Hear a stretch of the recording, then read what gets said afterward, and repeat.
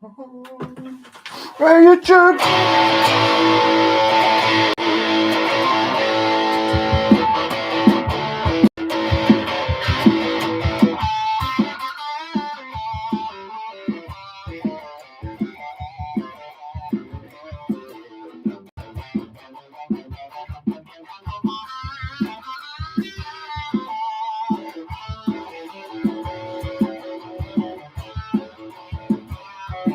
Hey, Daniel!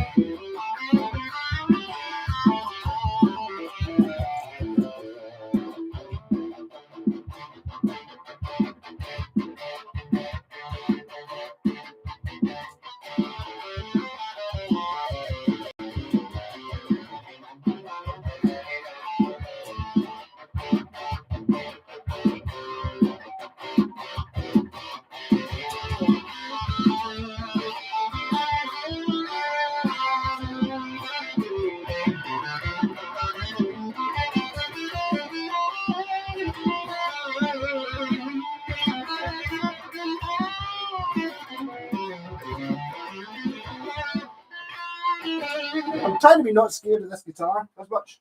Since I bought a second one. Hey, Jez, Dunkmac, how's it going? Hey, Pontiac. It's all good. It's Bucky Day. Oh, number of the bottle is 29. It's a high number, which might mean something. Cheers. Oh, a fruity one. Cheers, Jez. That's very much the colour of my t-shirt, the thing that's come up on my screen anyway. Have a good week then. I might want to talk to you about I want to totally cover the tartan base in some sort of lacquer, and I want the strongest and easiest to apply thing, you might know. Malco does have a semi-hollow rockabilly style guitar behind me. I do. It's an Ibanez. I think it's the Artcore range. It's a TF55 or something like that. Maybe play it before I get too drunk. Yeah, Alexander, how's it going? Not bought an Ibanez RG yet. Yeah, no, this one's still got a mystique about it. It's still annoying me because that black one I bought last week. It's basically the same guitar, apart from it doesn't have the F holes on it. And it's for some reason I'm not scared of it. I don't have it now, otherwise I'd be playing it. It's getting painted. But this one still, I think it might be something to do with these pickups. I think they're too expensive, and I might have to sell them. The other one, the new one, has an Invader in it, which I didn't think I would like, but I do. That's really the only difference between the two guitars.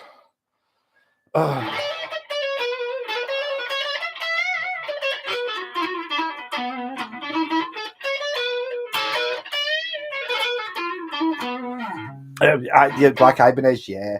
So I don't know what to do with the pickups. I kind of bought it because it had the pickups. Basically, if I sell the pickups, I end up getting the guitar for like 50 quid or something. And it's like, I'm not a big Seymour Dunkley person, but the thing is that if I was to sell them and then like buy Warmans or something, I'd maybe get a Warman for what, 30 quid, something like that. But I'd only get 60 quid and have to post it for the other one, and then you just go, well, do I just keep the 3 Seymour Duncans in it? I might nab the middle one. There's no point in having 3. I might put an Ibanez V7 in the middle, I think, and then steal that one for possibly this. Don't know yet. Just a bit, again, I find myself playing a bit too much twiddly on it that I can't really do, but I feel like it's wanting me to do that. It's going, come on!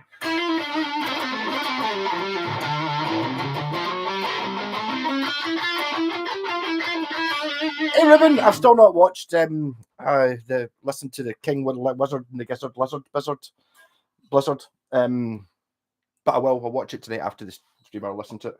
I did look up Aso. Me and my pal will listen to it earlier on. Because he's up here.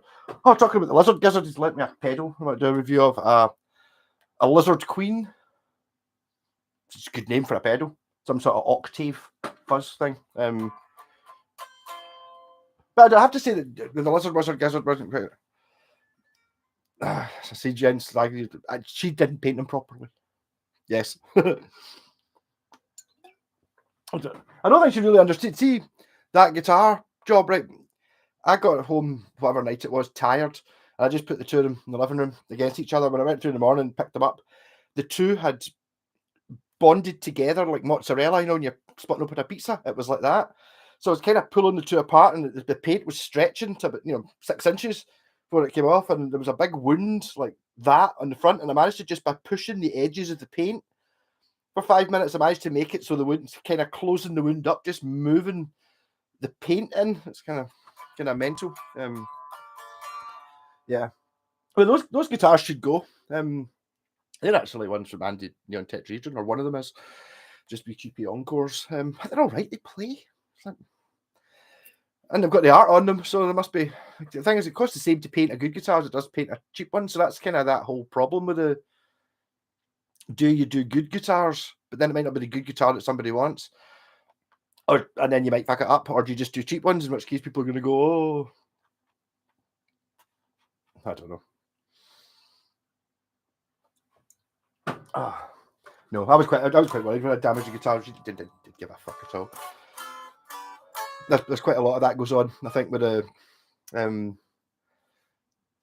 guitars, it's like that's one of the reasons why it's not so much fun doing it for someone else. Because if you're doing it for yourself, you can fuck it up and just go, I'll just paint over it, make it whatever. A95 for Chaos. I mentioned you again today. I was using your wire again. I was wiring up that art core thing using your wire. Quite the dead mother running the Hades. Yes, there is a photo on a picture. I can find it. There's a hilarious photo that Scott sent me. I don't know how long it'll take me to find it, but scrolling through all the photos that Scott sent. It was a while ago. I can't be bothered. Aye, no, a picture of Still Game, and it's three folk from Still Game in exactly the same pose as the photo we did with me, Scott and Jen, kind of scowling at the camera, and it's like totally exactly the same shot, apart from it's three folk from Still Game. Kind of bizarre. It is quite the cottage industry. Yeah, it's like I kind of got the hang of it now. Basically, you just do what you're told. Scott still keeps arguing. Just stop arguing, Scott. Just do it. No, just do it. It's quicker. If you just do it, it'll be done in 5 minutes. If you keep arguing about it, it'll go on for 45 minutes. No, it's good fun. Just wiring, just taking guitars to bits and talking shit. Actually, it's really all we're doing.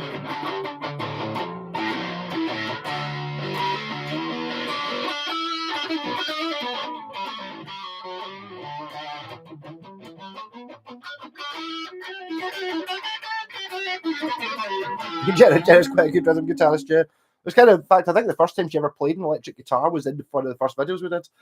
And then it was like about a couple of weeks ago, I was like, why don't you play the bass? He's like, bass is shit. Like, pure mean Scott, like, talking to two bass players. Bass is not shit. And then 10 minutes later, we were doing a video and she was playing bass. I love it. It's just, is it reckless abandon or no lack of fear is how a lot of things can get done really well. That's why doing the silly stuff. I've just seen the latest J-Packs. It's a Fender Starcaster, and it's got marbles recessed, or like brass balls recessed into the top, holes drilled it. It looks mental. I'm quite pleased she didn't drill holes in my RG though. But the experimenting shall continue.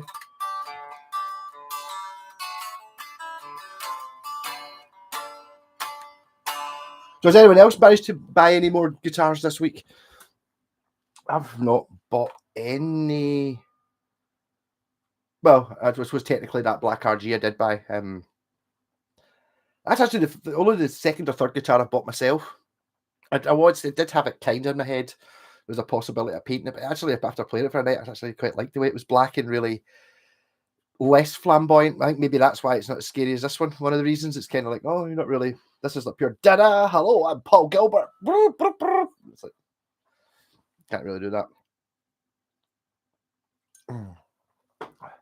But the guitars are still coming in. I'm actually going to give it a bass, a stag bass. I was looking at it, paid 20 quid for it. I need to put new tuners on it, which I've got, and then basically make it work. And I was thinking I'm going to get 60 quid for it. So why don't I just sell it to Jen for 20 quid and then she can paint it and get a couple other quid for it. But there's just that many guitars lying in piles kicking about. It's hard to know exactly which ones to use. I've still not done Neil's Stag. I did that instead. That was just sure not wanting to do it for a week. Just the whole idea of having to put pots in to like a hollow guitar wasn't nearly as bad as I thought. Almost bought a Yamaha SG 700. Decided to basically wait one for popped up in better condition. I'm not even sure which one the 700 is. There's a few of them I think are quite ugly. Not the 700 though. There's ones that have got like scratch plates on the front with like the cheap Gibsons where they made it cheaper by not routing from the back. They've just routed it from the front, put a scratch plate with the controls on it. A couple of them I think are pretty ugly. But the 700, I mean, the one I had was a 200. It was very good. 700 is probably a slightly better, but it'll have binding and might even have the carved top and all that. I don't know that much about Yamaha SGs.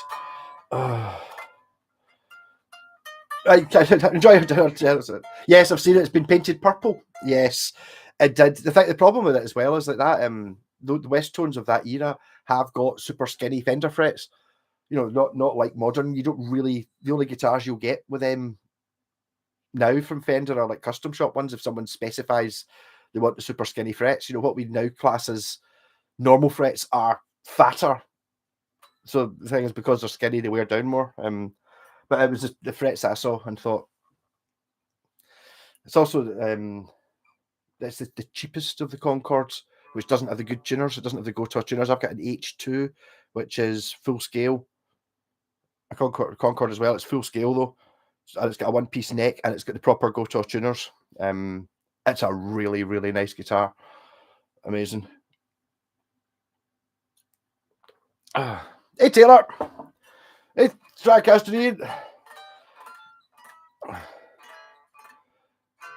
The Westtone Concord, the Westtone Concord might not be exactly the same model. It does look cool as fuck. It's 2 single coils. It's one of those ones that if it had just been really beat up instead of somebody having painted it. The thing is, again, it's like my Concord's one of those ones that I bought a Hondo SD curly bass for 80 quid off eBay that was turned out to be shite.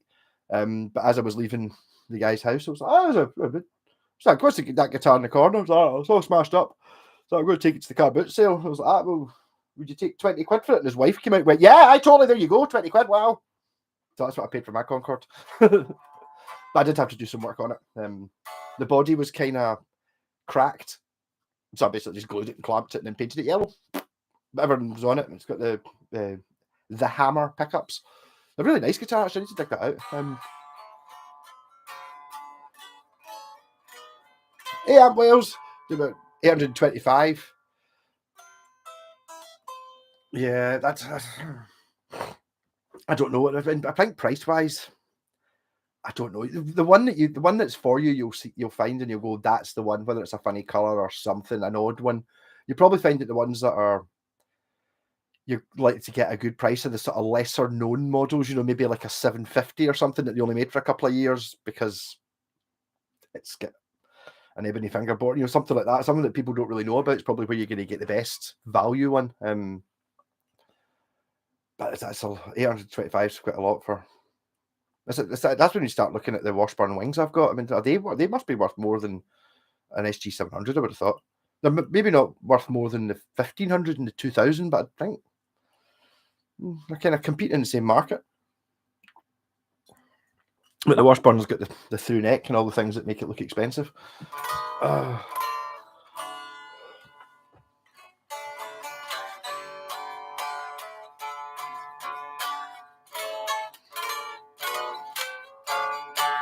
Yeah, the person to look at, I don't know if you said pounds. The guy in the Borders has got hundreds of. He's having chronic issues with rattly low E strings from the open string all the way up. Is this on one guitar or is this on all your guitars? The way you're saying rattly low E strings. Like, so it could be a broken string. I've had a broken bass string before. It was actually broken inside the windings. So suddenly when you got to the 5th fret, it just kind of you can actually hear the string inside rattling inside the core. But I'd managed to tune it. It was kind of like pure dun dun dun dun pa pa pa pa pa pa pa pa pa pa dun dun dun dun dun dun. It could be something like that. I don't know. It's so hard to tell with guitars. Is it too straight? Is the neck too straight?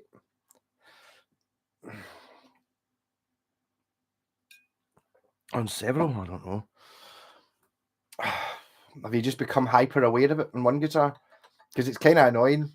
Guitars can make you go a bit mental sometimes, just because, especially see if you've got a guitar that's got a buzz, like say it buzzed on the 5th fret.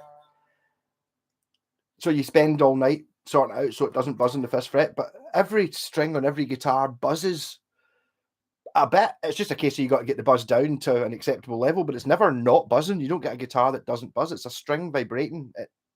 There is an element of buzz in it. So I often find that when I've done that, when I've tried to sort it, I just can't get rid of a buzz. You just forget the guitar for a couple of days, go back to it, and you can't remember where the buzz was. Hey, somebody went, hey, Kit Kats. You strings, we need to get used to a higher action. Well, possibly, yeah.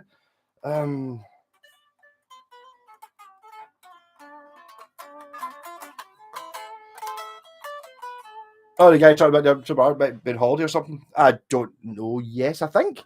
I'm sure Scott was meant to be doing a deal with him about a year ago, probably more than that. He was going to swap his 2 Hello Kitty guitars for a Yamaha SG, and the guy was pure up for it. He just kept agreeing to meet and do things, and then it was like a couple of days to go, oh, sorry, I don't have time to do that. Can we rearrange it? And he did that half a dozen times, and then never actually did the swap. Kind of like, so I don't know, maybe he's just not very good at that sort of thing. Neck relief from humidity change. I don't know if there's very much humidity change in the Shire. Possibly.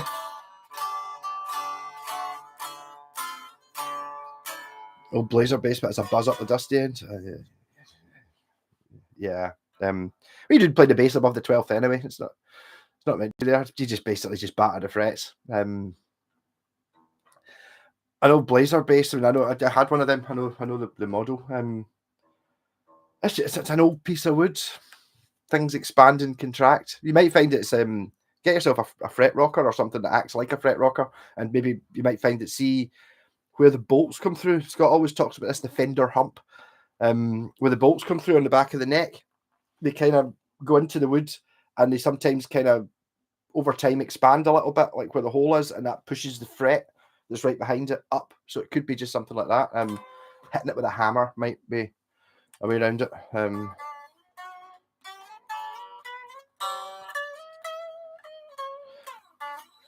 But it's buzzing all the way. I don't know. Oh. Well, a day, man, my old man popped round, bringing a gift. He grabbed an Ibanez Geo, a car boot for 20 quid. I bet you that's good. Jen's just done an Ibanez Geo. I was meant to go and pick it up, but I was too tired. I'm not awake enough. But I bet you it's good. It'll need be good for practicing fretwork. And you're talking about upgrading it. It's probably got decent tuners. It's probably got a decent bridge. You could maybe stick like warming pickups in it or something like that. But I mean, basically just setting it up, I bet you end up with a banger. 100 quid. Yes, quite right. No, yeah, and on cheers. Fender beers are terrible at the high end. Plugged in my thin line after a few months. Tone pot doing nothing. Going to have to replace. Yeah, it just could be a bad. I mean, obviously, go for the switch cleaner first. Make sure you might find that one of the wires is just twisted off or it's shorting out or something. These things happen. Anyway, keep going. Hey, Bjorn Biff, banjo playing madman who doesn't even play the guitar but comes here anyway. Yay! Welcome. Some of the Geos do look really cool. There's one, I don't even looking at the Ibanez, an awful lot of them are very cool looking. There's not really any like that one I had though. That the black one I bought, which is like the stripped down super basic one. All the Geos seem to be like they've all got like a fancy looking element to them, and that one Jen painted it like the mad blue maple veneer top on it. Looked really nice. Agnes's body, rosewood fingerboard. The bridge is a proper solid thing. Lovely saddles. I've ordered some Fluence. Well, yeah, could be interesting. Especially, I would expect the radius would be too flat. The radii are flat on them, although not likely as much as the RGs. They don't have the wizard neck on them. They're a bit more normally, but still going a bit in the Ibanez direction, like the Geo ones, or the one, especially whatever one that Jen just bought was. It was only 50 quid. So it's basically it's an RG shape, or is it an RX or something they call it, where it's basically an RG, but it's not quite as, it's a bit more rounded around the edges.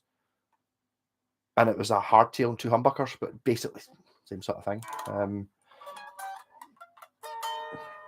Cork Factory 2002. Yeah. Radius is 15 3/4. Wow. I bet you it's thingy though. That'll be in millimeters. That's why 15 3/4 doesn't really ring a bell, but I bet you it's 400 millimeters or something like that. Millimeters. 15 inches, 500 mil, something like that. Can you play any bluegrass? Oh, no. I wish I could. I mean, if I could, I would. I don't even. It's like even to think about it. It's like maybe knock out a bit of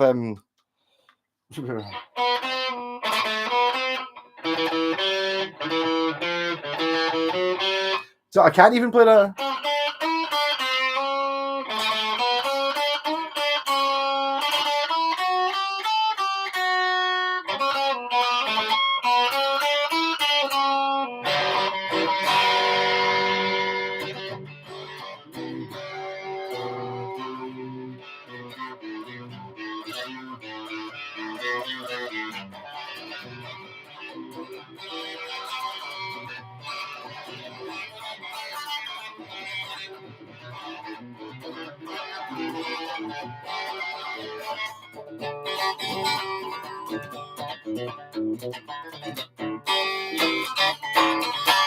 Yeah, I mean, the thing is, it's one of those things I'd love to get a wee shot in a bluegrass band, because it'd be great fun just learning how to do. Just not something I never do. Well, I knew it'd be 3 chords, but yeah, happy birthday.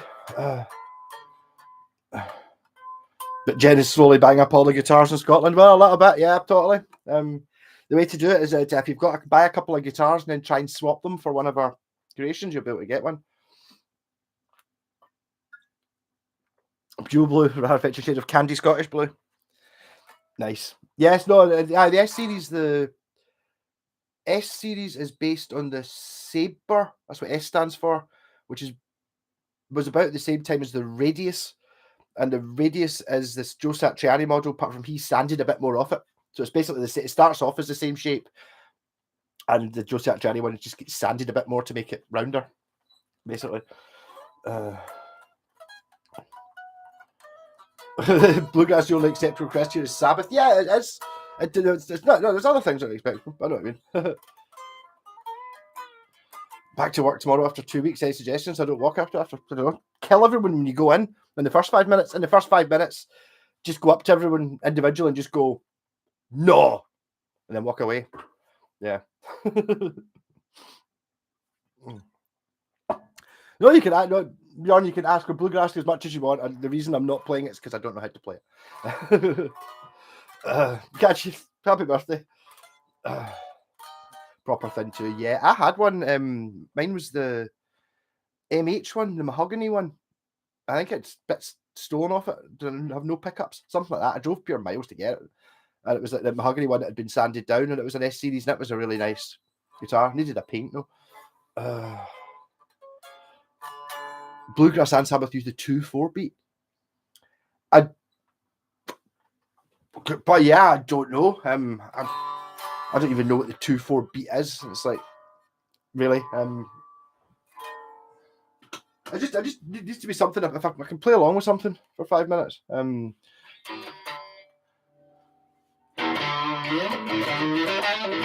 Well, the single coil really does sound like a single coil on this one.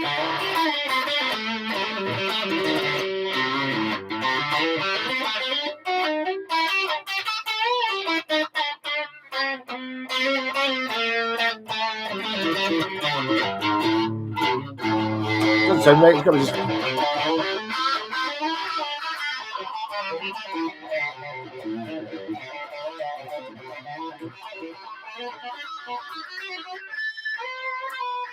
I just find myself just playing nonsense on this guitar for some reason. It's annoying. Oh. So where was it you were at? Stratocaster? You just recommend taking 2 weeks off work to anybody? Yeah. 1, 2, 1, 2. Ancient, essential to various forms and genres. I'm sure I'll know it. 1, 2, 1, 2. So the thing is, like, I've got the ability to go 1, 2, 1, 2, and then play at any speed, play any song, because I don't really. For some reason, I want to play 1, 2, 1, Leonard Skinner, but I think it might start 1, 2, 3, 4. No, so the other thing I'd like to be able to do is like the Irish pub music, or like just traditional Scottish, but folk sit about with bodrans and funny tuned acoustics with 8 strings, play reels. I'd love to be able to do that.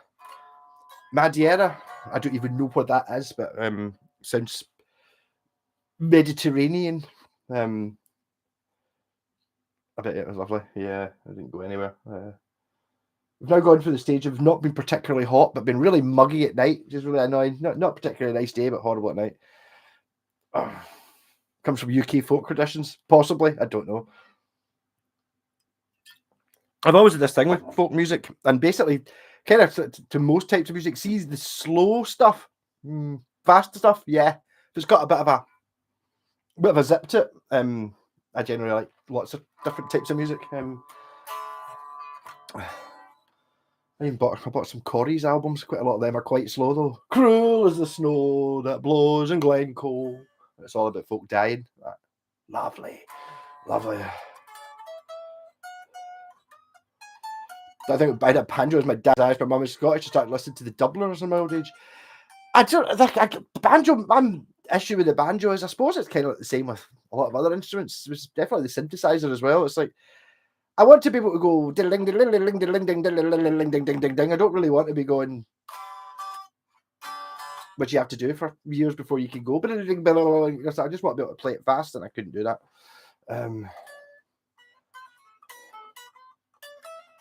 I do actually have a banjo. I've bought and just never bothered fixing because I just decided I hated it. Rock, metal, and punk all use 2/4 when they go for speed. Possibly, but they might not know it as 2/4. We used to play some crazy stuff when I was in the caravan band. It was all crazy different timings, and it was just a case of just doing it. It's like not actually really understanding what the fuck you're doing, but we're all doing it at the same time. It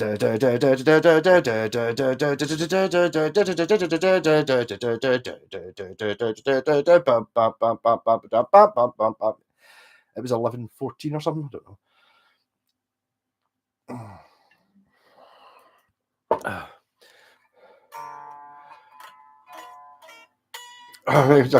know. Malcolm Wives came to this burger going hum, single, and rail. Gotta get creative. I don't know. The thing is, you can kind of get everything with the hum. I don't know. I mean, there's so many. You get so many options, it becomes ridiculous. If you've got the single, you probably don't have the Cortex switch, which you get on the 2 humbucker guitars. I've got this one, automatic coil splitting when you're in positions 2. So when you get the middle and half of the bridge pickup, and then in position 4, you get the middle and half of the neck pickup. That's really all I've done to this. Trying to keep it useful sounds rather than just having, I can do 27. It's like, what ones do you actually like using? 1, 3, and 9. And sometimes 14. You're like, that's a bit switchy. Try to keep it simple, but might as well go mental. Many different UK folk styles. The Northumberland style. I don't even know where Northumberland is. There's one word anyway, Northumberland. My granny grew up across the street from one of the Corries. I think Grandpa was about one of the first gigs. Fantastic. The Corries were fun. They're hilarious. An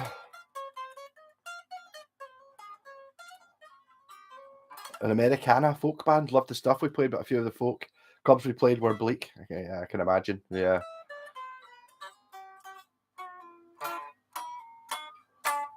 Thinking that's really fun. My pal in Denmark's actually just joined a band playing bass, and it's like they're playing traditional Danish folk music, and they're playing like old folks' homes and stuff like that, and everyone's singing along. I think there's about 15 of them in the band. They play for 3 hours. He says it's great fun, and I can see the fun in that. Play the bass in that. They can push, pull, coil split on the volume for neck and bridge. Then it's got 2 modes, HSS and HSS. That should do. That's pretty easy to do, yeah, totally. It's not what's that really getting you that the automatic coil splitting doesn't get you? I suppose you don't get in. Aye, okay, yeah. Is that the way I would do it? Yeah, you see that just gives you your 10 sounds straight up. Pretty good. Ayrshire folk clubs. Average age was 80 plus. The thing is, you think about that, it's like you just know none of those people are going to be playing. It's not a long term thing. Get band going for 10 years. Folk music does something no other music genre can do. Yeah, I would love to go to like a folk festival, because I bet you there's lots of different types, and I bet you there's some bands I would like and some that I wouldn't like. Kind of the same if you go to any type of music that you don't absolutely hate. Like I couldn't handle going to a rave tent. I don't think, like a take ecstasy and listen to techno weekend. That's different for me. Whereas if it's any sort of type of music, I'm sure I would end up liking some of it. Like the cracking Scandinavian band called Fintroll. Polka, I'm aware of their work. I can't remember it just now, but that's definitely been on a YouTube search at some point. The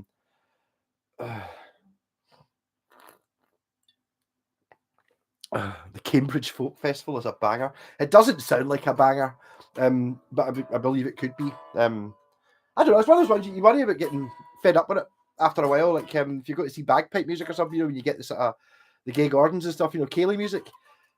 And it's like for the first couple of songs, this is fucking great. Wow, how come I never listen to Ceilidh music? And then you go on at the third songs, that's the same as the second song. And it's like, oh, they're all just that. Oh, there's not enough. But 1 or 2 is fucking great. Polka's 2/4, so goes with metal easy. 2/4 is just going to fit in. You need to point out. You need to give me an example of a song I know that's 2/4, and then I'll know what you mean. I do know that I will know what you mean if you explained it to me or you played me a piece of music, and I would go, all right, okay, yeah. I mean, I know it's one of those things you can know it and you can know it. So I know what it means in principle, but I don't know what it sounds like. Yeah, I'm sure I can do it.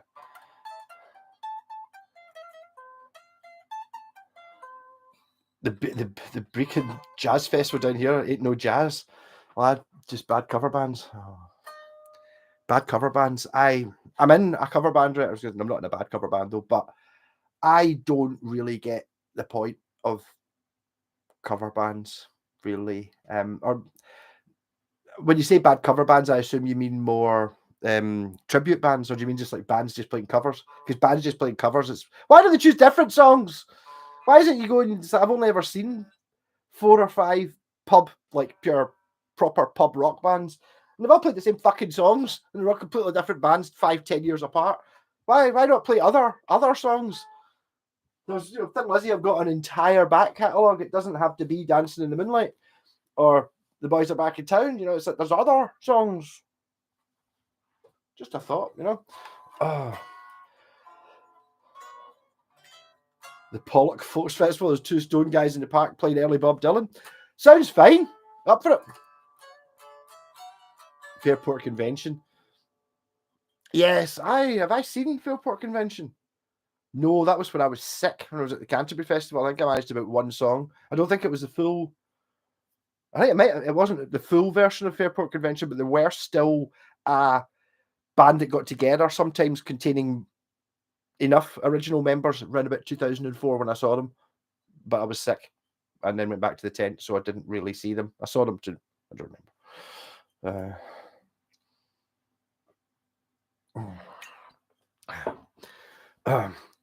I think Pollock's a little bit different from Poland, but yeah, I think you'd probably have more chance of having peace with someone from Poland than with from Pollock. Hey, Mr. Whitesnake, what island you on? Played bagpipes, anything but a march or so already prized. Strathspeys and reels are great crack though. Yeah. Bagpipes, that's kind of, yeah. I ended up watching the Scottish Pipe Band Championships. I think it was on TV, so it must have been years ago when I still watched TV. And watching the first song, going, oh my God, it's just like Thunderstruck, this is great. And then the next band came on and played Thunderstruck again. You're like, oh, they're all like that. But good. I know some older gents who play for nothing, purely to play. Everything sounds ropey and the lineup's never the same. They're stopping bands earning money. I know what you mean. Yeah, it's like, I don't know. I mean, I don't really go and see enough bands really to comment, but I know what you mean. Yeah. It's like just people are like, I don't know. It's like you get an element of that. I mean, I was saying this before when I was joining bands when you get a bit older, like I'm now. Anyone who's still playing the guitar at our age is good at it or has some sort of drive to do something. So you get, but then again, equally, you also get other people who learn everything they were going to learn after 6 months and then are just happy because I can play the bass. What can you play the bass? I can play everything. I can play our entire set list from 1989 or 1993 that's got some Britpop sets. I can play all those songs. Yeah, totally. It's like, right, we're going to do another one. Oh, learn some. Oh. And you get that sort of thing. You get the people who, the one guy in the family who plays the guitar. So every Christmas since 1976, they've played Blackbird on the acoustic. And that's it. And I don't know any other songs. Yeah.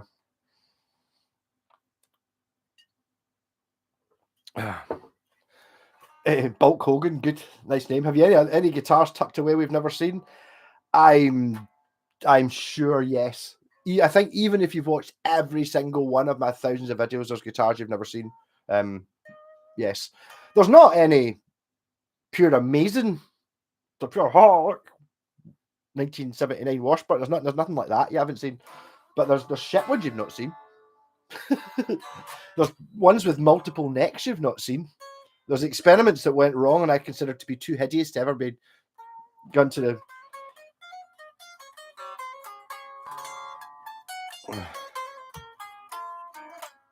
With a bunch of guys who play Sultans of Swing every gig and not very well. It's the thing I think I've got with the problem with the whole pub band thing is they're trying to play the song like the record. So you go and see it, you see these people with their is it a Helix or a Kemper with their amp profiles. So they're playing. I saw a band playing in the Ferry, and it was like they played Since You've Been Gone, and the guy was using one of these Kemper things, and this guitar sound was the sound of the record from Since You've Been Gone. And it was the same for some of the other songs. He just basically programmed in the exact sound of the record. So it didn't sound like you were standing in the Renfrew Ferry listening to a live band. It sounded like you were listening to a jukebox. And he'd learnt every note perfectly. And it's like that. I understand there's a point to that where it's pure close, but surely it should be something in the spirit of rather than. And that's the Sabbath stuff we play, but I don't think Craig doesn't really nail any of the solos. I don't play any of the bass lines right. But we sound more like Sabbath than a few of the other ones. There's another one they're playing just after us. Don't want to badmouth someone else on the internet. The big Black Sabbath band that are also playing at Ivory Blacks and watched their demo reel, and my God, we're better than them. They sound like a band who's learnt the songs, and it's like no, we're living at Sabbath. It's like we're playing what they would have done, winging it, every time, improvised bits and stuff, not learning something. Oh. I've seen old videos of yours, Malcolm, with guitars you've since sold and forgotten you had. Possibly. Not that many. Not the ones that mattered. I very rarely sell ones that mattered. There's some that came in. It's like, just I needed them for the money. Talking about that Ibanez S series earlier on, I paid 40 quid for it. Put pickups in it, needed the money, sold it for 150. So it's like, I still did all right out it, but it was a guitar I could have helped.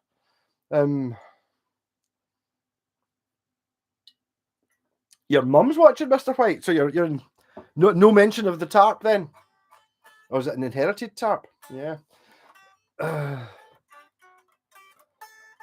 I know band sounds exactly like the record, not even the real ones have it. So you can make it sound exactly like the record, but the whole point about going to see a band live is to hear a drum kit. I remember playing years ago. The band that was supporting us in the 13th Note had probably one of the earlier Roland's drum kit things. Thousands of pounds. The guy took long ages to set it up, and the thing is, it sounded really good, but it wasn't the same as having a drum kit in the room, because a drum kit there's pressure waves that aren't necessarily picked up by microphones and stuff that are just there in the room, and there's frequencies above that they don't bother.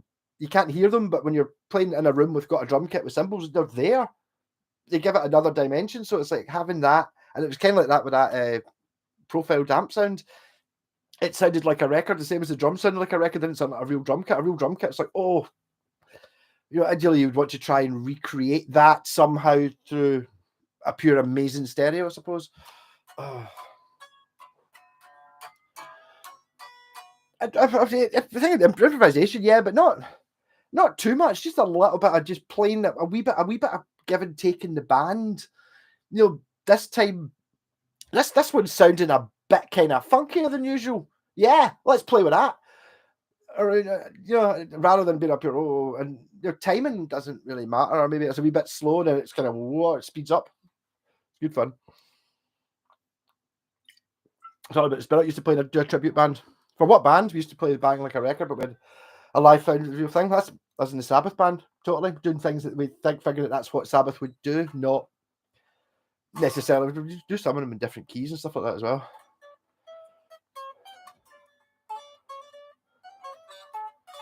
It's funny when you see the video, we guys like 10 ripping and shredding in the comments, or they'll just go far music. They don't end up.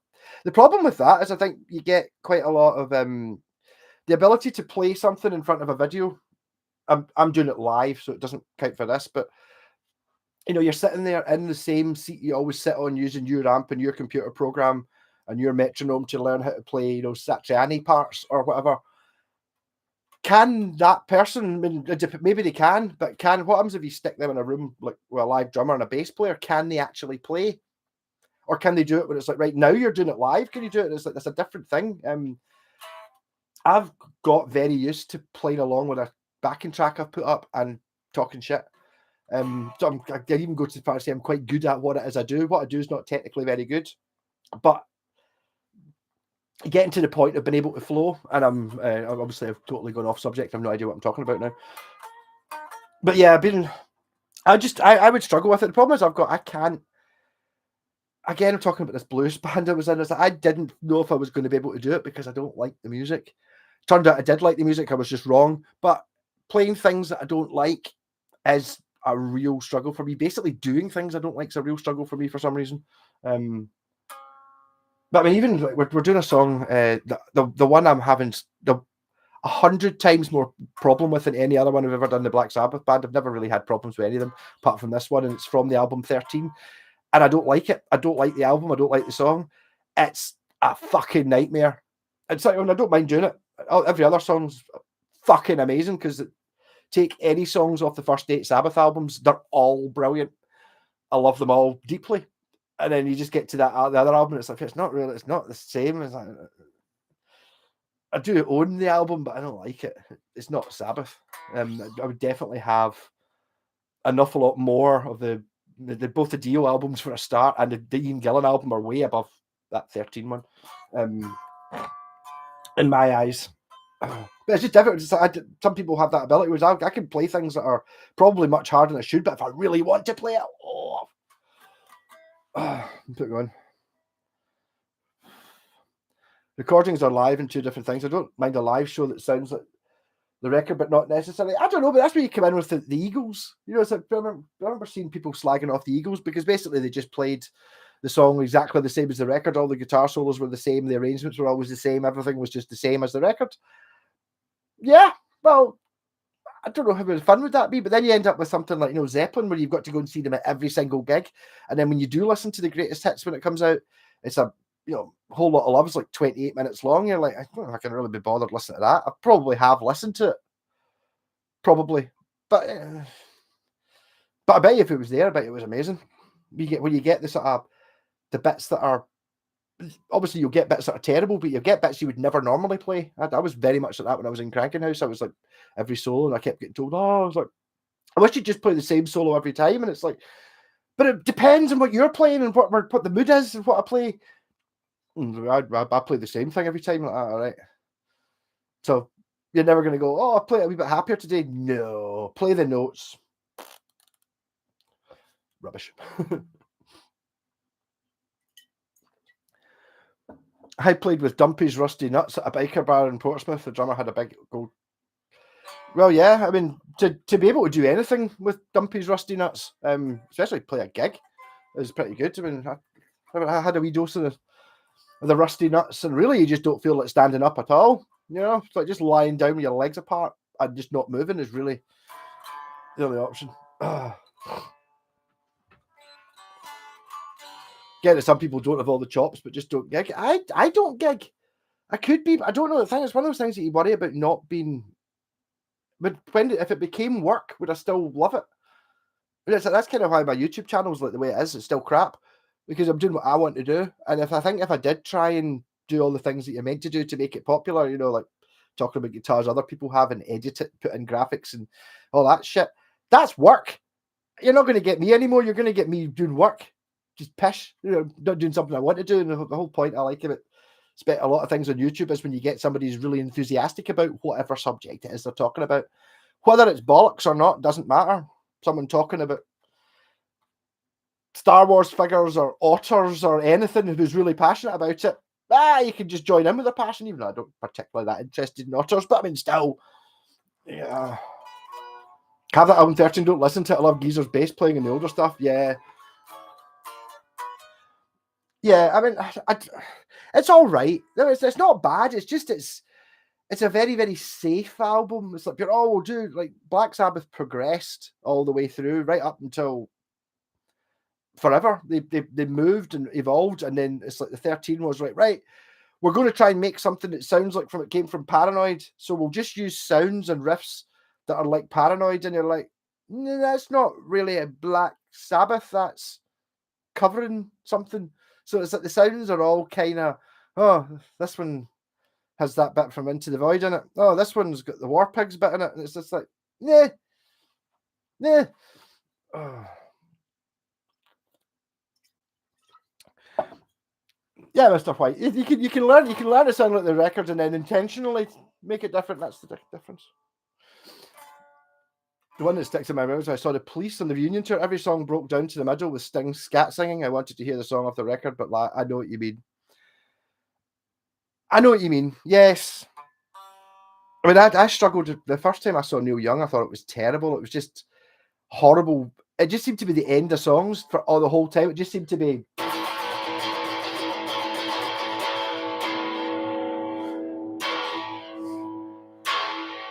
For most of the gig, and I thought it was shit. And then eventually it got to the point where the third time I went to see them, and they did that, and I got it. I wanted to hear the jam, and I could see that they were evolving and it was moving, and it was like, it was mental, but it's difficult. Yeah, but the thing is, Wales, you're talking about any song, no matter how much you love a song or anything, if there's a bit in the middle where it breaks down and Sting scat sings in it, it's ruined. It doesn't really matter which song it is. You know, take Symptom of the Universe. It's the best song ever written. It's fucking amazing. Have you heard the one with the mid-8 sung by Sting scat singing? It's like, no, well, good. And don't ever listen to it because that's fucking awful. Yeah. Ugh. Feel like you played live enough? I haven't. I've not done the hundreds of gigs that I should have done. I've always played like I've been ready for gigs, but every band I've ever been in has never lasted long enough. There's always been arseholes in it, or, well, I was in it. But, you know, it was difficult. Sting, I don't know. See, Sting's got some things going for him. I do obviously love the hits. He is great in June, and he was on the Vic and Bob thing, where they asked him if it was like when he was just about to go up on stage and he had a really, really, really itchy bottom. Did he let out a little Tommy squeaker or just pick at it with your fingers? And you could see him that he can't deal with that. He went on Vic and Bob. He was expecting that, and he's just like, no. You can see him kind of looking at the cameramen trying to get him to stop, and they're just like, fucking agreed to be on Vic and Bob, expect punishment. Prefer a beaver to an otter? Really? Beavers, they're kind of big bitey things. Aye. 13 was a bit generic. Yeah, I mean, it was all right. I don't know. I mean, I was fortunate enough when I first heard of Ozzy, No More Tears was out. So there was a video. Might have even seen some of it on MTV at a friend's house. The video for No More Tears, the bit where it's got the snare drum, and it's like tears dropping in a puddle. Fucking, I was pure amazed by that. And then I thought, as far as I was aware, Ozzy, it was the No More Tears. It was gone. There was a video, and then this next album, I never even knew it came out. And then I remember seeing it in a pound bin. The new Ozzy Osbourne album, it was like £1 for the record. I only bought one for the Osmosis one, and some of it's fucking brilliant, but half of it isn't. And then I saw them in that tour. They never played anything from that album at all. They played the only Ozzy songs they played were No More Tears and I can't remember, but Geezer Butler was on bass, so it was just all Sabbath songs. I was absolutely shat myself. Ugh. And I call you Sting, Mr. Sting? Yes. I need Sting's autobiography. All I remember is that he kept saying how tall he was. Really? You tall? You're doing it right then, Kit Kats. You chucked at every band. I don't know if I've been chucked at every band. Maybe I just know polite people too much, where they've just gone, I would rather just not be in a band anymore. It's like, I don't want to tell you, fuck off. Zenyatta Mandata for the production, some catchy pop as well. The thing that really got me was relatively recently. It might have been when I moved up here, I was watching on YouTube, and it was Synchronicity. The video is fucking brilliant. The moment it says pure old digital and synths, and it was amazing. Very Mad Maxy type video. I really like that. I have this Sabbath 71 Paris gig. Yes, that's not Paris, the way. It's I can't remember where it is. Is it Belgium? Something like that. But I know the one you mean, yes. With the unbelievably slow version of Black Sabbath. Because when I was in the After the End band, obviously I watched that again. Because it's now available on YouTube. I did have bits of it. I used to have a DVD bootleg of it, and it was in the Black Sabbath video cassette I had. But yeah, I mean, why is there just not more? I mean, it can't cost that much to film that. And it sounds fucking great. So really, fuck's sake, Sabbath, I mean, excuses for just not doing that. That was in 1971. No, it was 1970, the Paris one, because there's nothing from, if it was from 71, it would have Master of Reality on it, wouldn't it? Is it? No, well, Master of Reality, I know this because we just played, but Glastonbury was 50, so it's in June. So, okay, it could have been early 71 before June, but it was after June it would have had Children of the Grave and shit on it. But imagine seeing that. Imagine Sabbath at their prime, basically shot exactly the same way as that Paris gig, or the Brussels, or whatever it is. Just that, but one of them every year. Yes, please, thank you. My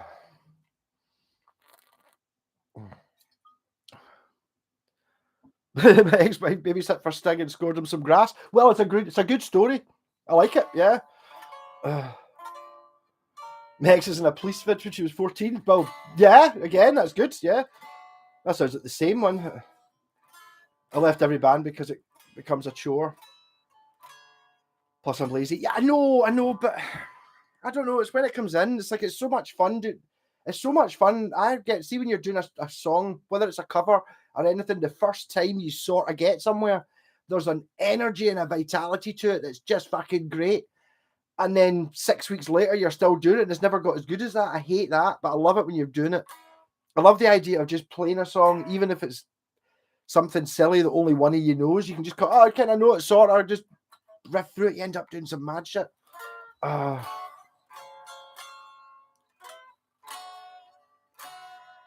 Billboard. I know Billboard's always a bit. Well, it's a real shame that there's really only that video. There is the Don Kirshner's rock concert from the Technical Ecstasy tour, and then there's the Hammersmith Odeon, the Never Say Die tour one, which is weak. The Never Say Die one's really annoying. That's the only proper concert video they ever did. Imagine they'd done one when they weren't all fucked, basically. Obviously they were touring it, but I mean, it's not. It's like the problem, but even when you get Sabbath bootlegs and stuff, they were a bit shackled by their previous stuff. So, to be honest, when I'm looking at a Sabbath bootleg and you go, "Oh, it's from 1975," I want to see Megalomania, Sabotage, things off Sabbath, Bloody Sabbath on it. I don't really want to hear Sabbath in 75 doing Iron Man and Black Sabbath again, which I get, you've got to do it because it's only 5 years ago you did it. It's your greatest hits. You've got to play at the end of the gig. But it's really annoying. I used to always find that with any Stones live stuff you ever saw, even bad stuff from the 80s and stuff. See, when they were doing the songs that were from that tour, they were amazing. Like the Still Life one, the songs that are from Tattoo You are fucking brilliant. It's only when you get to the ones from the 60s that are pure awful because they're fed up playing them. It's difficult. The realization of being fired for a one-band band. Yeah, musical differences. Yeah, between your right hand and your left hand. I've been there. I fired myself from a one-band band. I played before Lewis Capaldi played the Purple Orange Art Venue solo.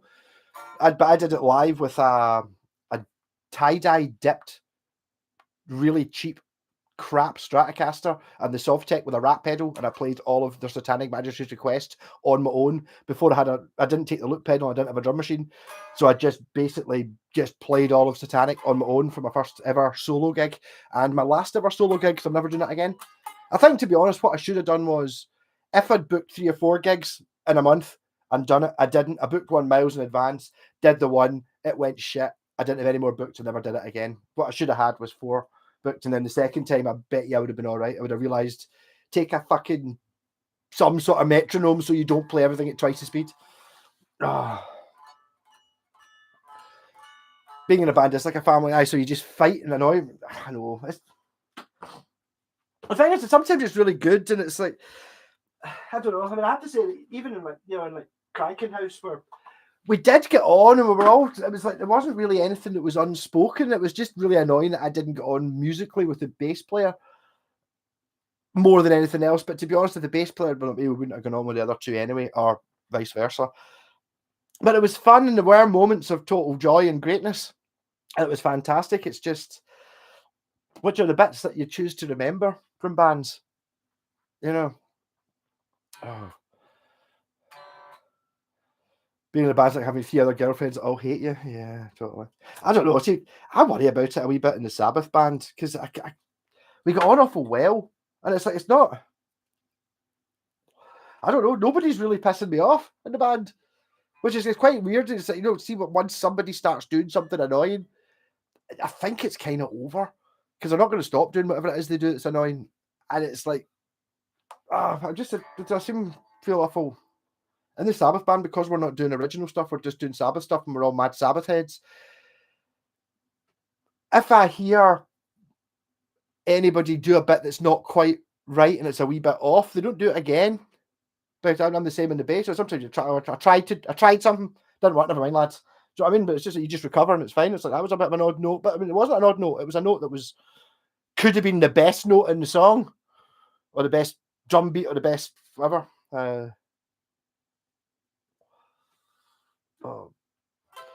The last gigs from Birmingham, Bill Ward's drumming is very low key. Is it? I don't know.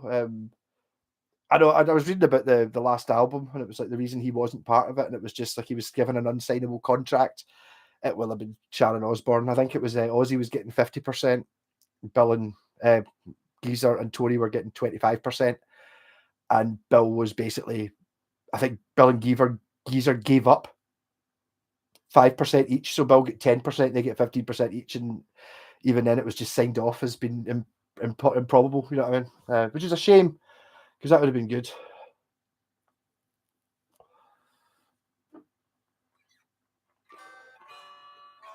Bands cost money. They do, yes. Unless you've got somebody lucky enough to have some sort of studio set up, a barn or something, and then they don't cost money. But I mean, I think there used to be a time where it was, if you're a good band, you could actually make money.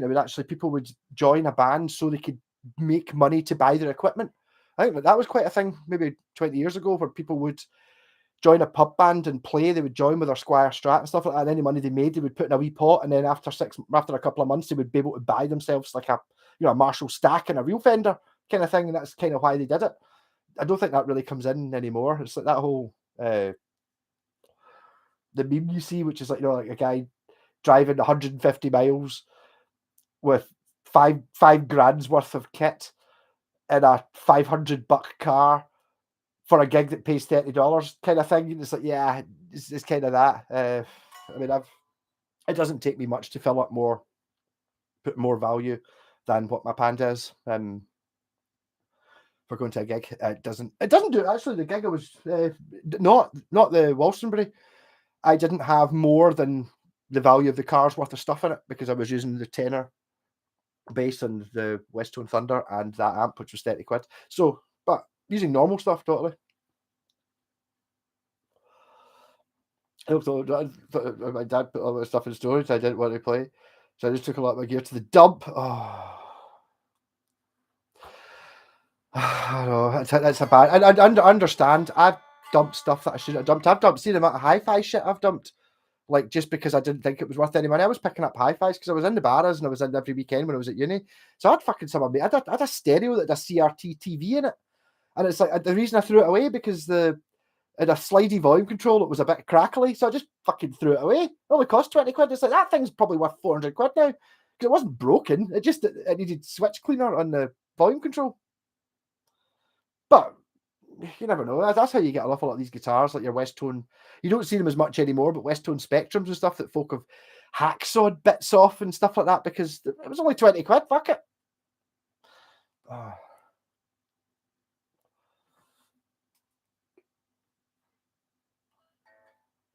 Nailing a gig is the best fun you can have. What have you do with your clothes off?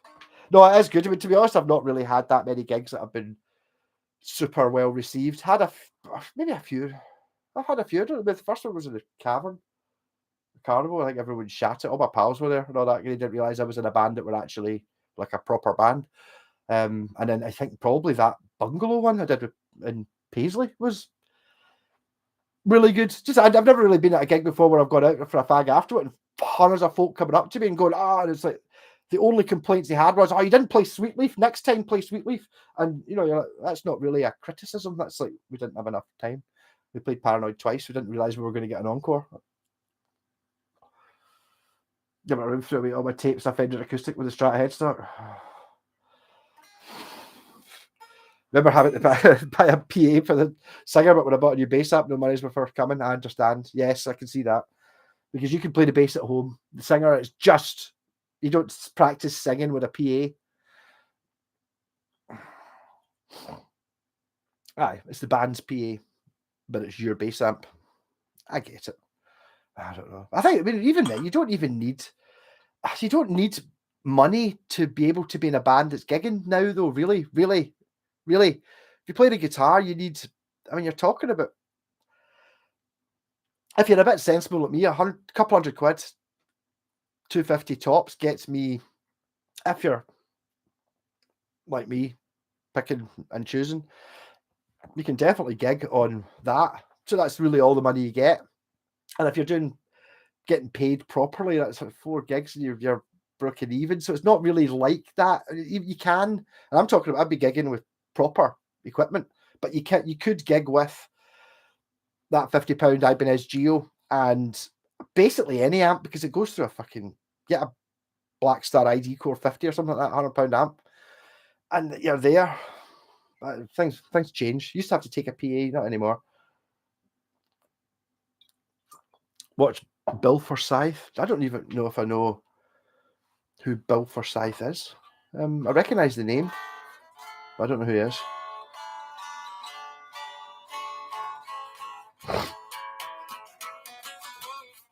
You got to remember as well, you're talking about playing a Black Les Paul copy.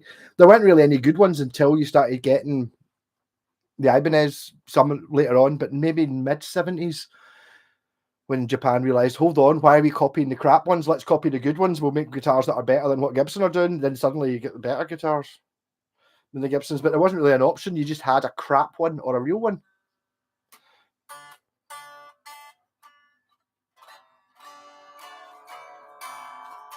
Playing a few gigs at the beach this week. You're doing some hotel living room sessions. Yeah, do it, Mr. White. Living the dream. But I mean, try busking. It's fucking terrifying.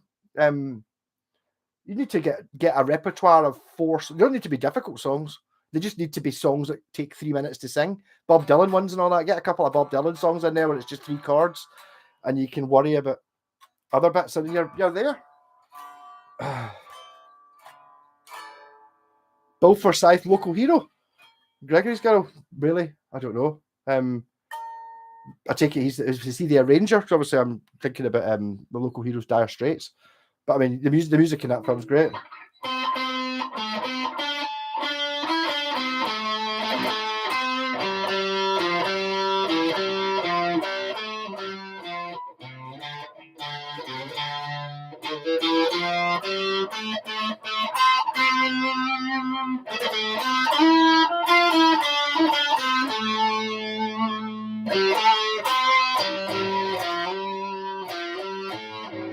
The problem with that song is there's no definitive version, because when it's in the film, it's fucking amazing.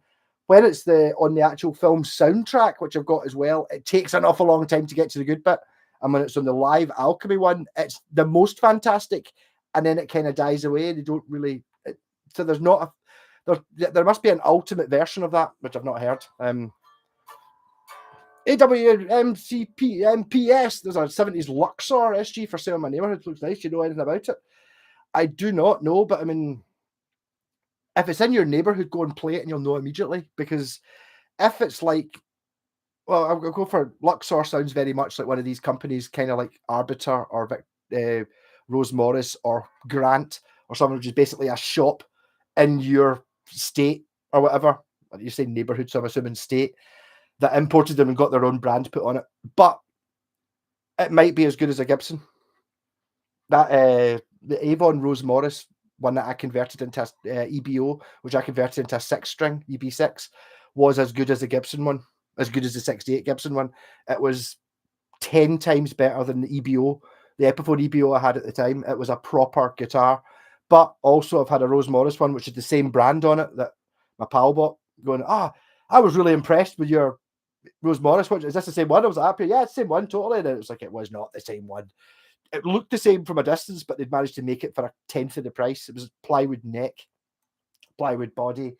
Like if the tuners looked the same, like I went to unscrew the tuners, it's like it only had 2 screws instead of 4. The other 2 were fake screws. You know, what the fuck? And it was, instead of being metal, it was plastic. You're like, what the fuck? Terrible.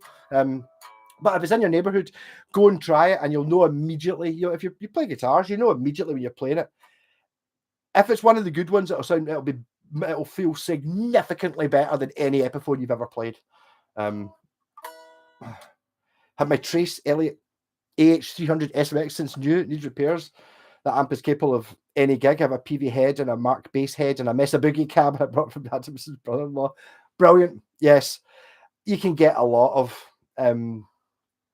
big amp. I've actually got a Marshall 200-watt bass amp that belonged to Gun, because it's got the elastoplast, like a Band-Aid sticking plaster on the back with Gun written on it and marker pen. So nobody's going to have done that unless they were from Gun. I don't even know what to do. What do you use a 200-watt solid state amp for? And it's like, not a lot. I could use it in the Sabbath band, but I mean, the thing was fucking cost 30 quid for that.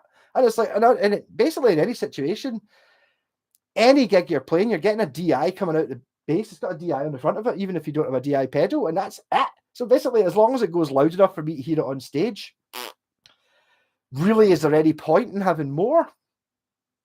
Really? I mean, even if I used the big massive Marshall, the 400-watt one, it does have a DI on it, but you're not going to DI it because I'll be louder than Concord taking off. You'll basically just be turning up everyone else you've got to try and make them match the bass, which is kind of why I don't use it. Brown Eyed Girl. Oh god, Brown Eyed Girl. It's an effect that I wouldn't. There's songs I wouldn't play. I never really used to hate it that much, but I grew to hate it, not through having heard it so many times, more just what it represents. I don't know. That's one of those songs that it would be on my oh god no, as if I was in a band. Let's do a cover. Oh cool. I totally let's cover, like Screaming for Vengeance. You know what I mean? Oh yeah, totally. Something to the Universe. Oh, Brown Eyed Girl. No. Black Magic Woman. No. I don't want to play that.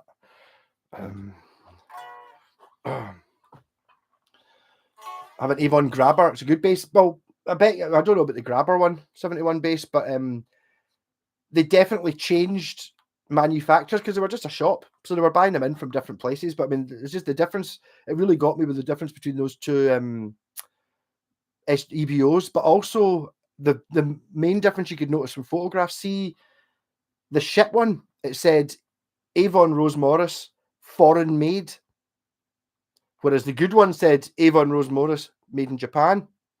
Didn't say foreign made. I think the foreign made ones are shite. As in Japan went, well, we did it because you asked, but don't put our name on it. I'm not saying it. We'll deny it. We built you. You said we want you to build a bass guitar for a quarter of the price of the one we're doing. We can't. We said we can't do it, and you said we'll do it anyway, even if it's shit. So we've done it, right? But don't put Japan on it. Even though I think they are Japanese. So I'd imagine your Grabber will have the. It's a strange one to copy though, the Grabber though, because it's an ugly fucking bass, man. I don't find them attractive at all.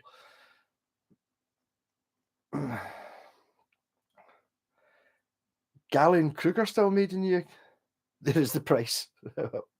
I don't know who Galleon Kruger. That kind of reminds me. What's the Hughes and Kettner? I'm getting it mixed up with. I don't even know who Galleon Kruger are. It's just it comes down to what you're doing. It's like obviously you get like the Marshalls that are made in Milton Keynes and stuff like that. Make them better? It really doesn't, because obviously they're still at a premium price, but they're having to really, really fucking cut corners and stuff to actually pay British people to build them. It's just it's a shame. We're just, you just look at who actually runs the country. It's not, we're not geared up for doing industry and stuff like that. We don't want to do that. They don't make enough money from it, so they just want it to be a service industry where whatever you do, just anything you earn, you get your basic minimum wage, and anything you earn goes straight into the pockets of the richest people in the world who own the company that you're working for. No time of that. Talking of police, they're chasing a Subaru around Pollock just now, and the helicopter's joined in. Oh, that'll be fun. Oh.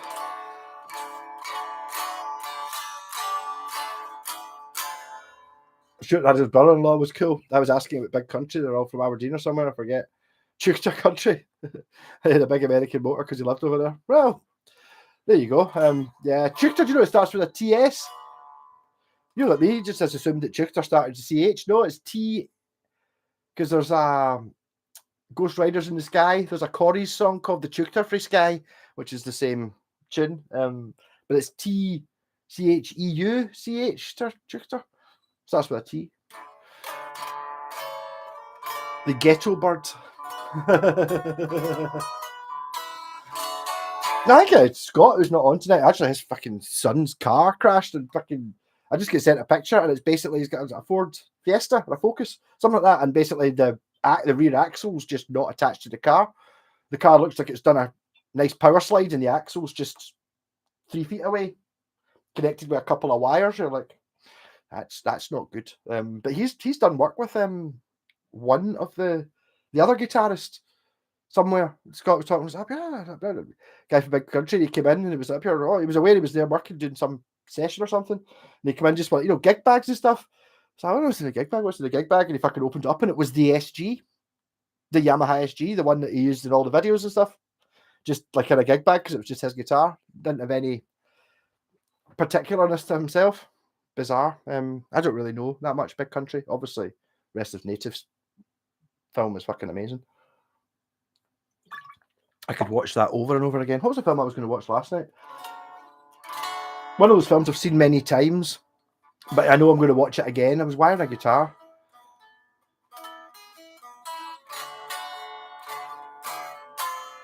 Oh, the Rest of Natives film. It's amazing.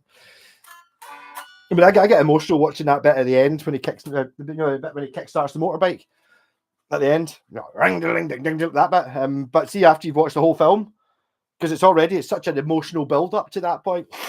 When it comes to that bit with the really quiet Igbo stuff, it's like pure na na na na na na. And it showed you like dawn over fucking Glasgow. It's like pure. You see the Adidas Samba kickstart that motorbike. Fucking yes. SGs. I just don't think they're pretty. The Yamaha SG. It's a shame. I just think it's not as practical. But see the way it's kind of flatter here.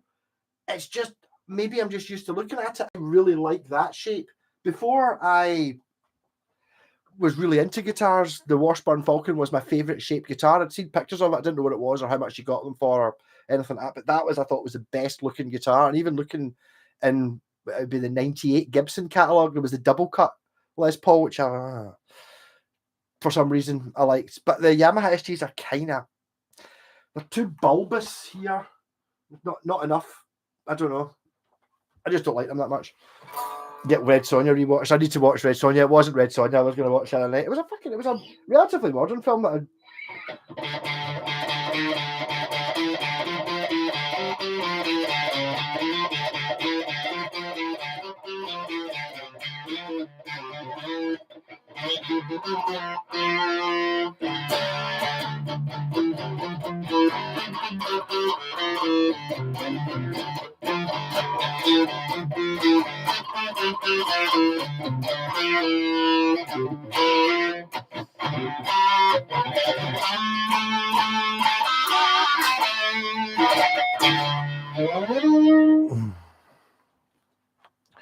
there's a 2000 for sale marketplace for 1500. There's a Yamaha MSG. I played an MSG. Yeah, it's kind of a funny one. It's basically an MSG is a Rev Star.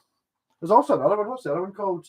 The Super Flighter, which is very similar to the MSG. And it's a Rev Star. Let's be honest, it's a Rev Star. Maybe not 100%. It's just a Rev Star. Both of them are what became the Rev Star, and now it's a big thing.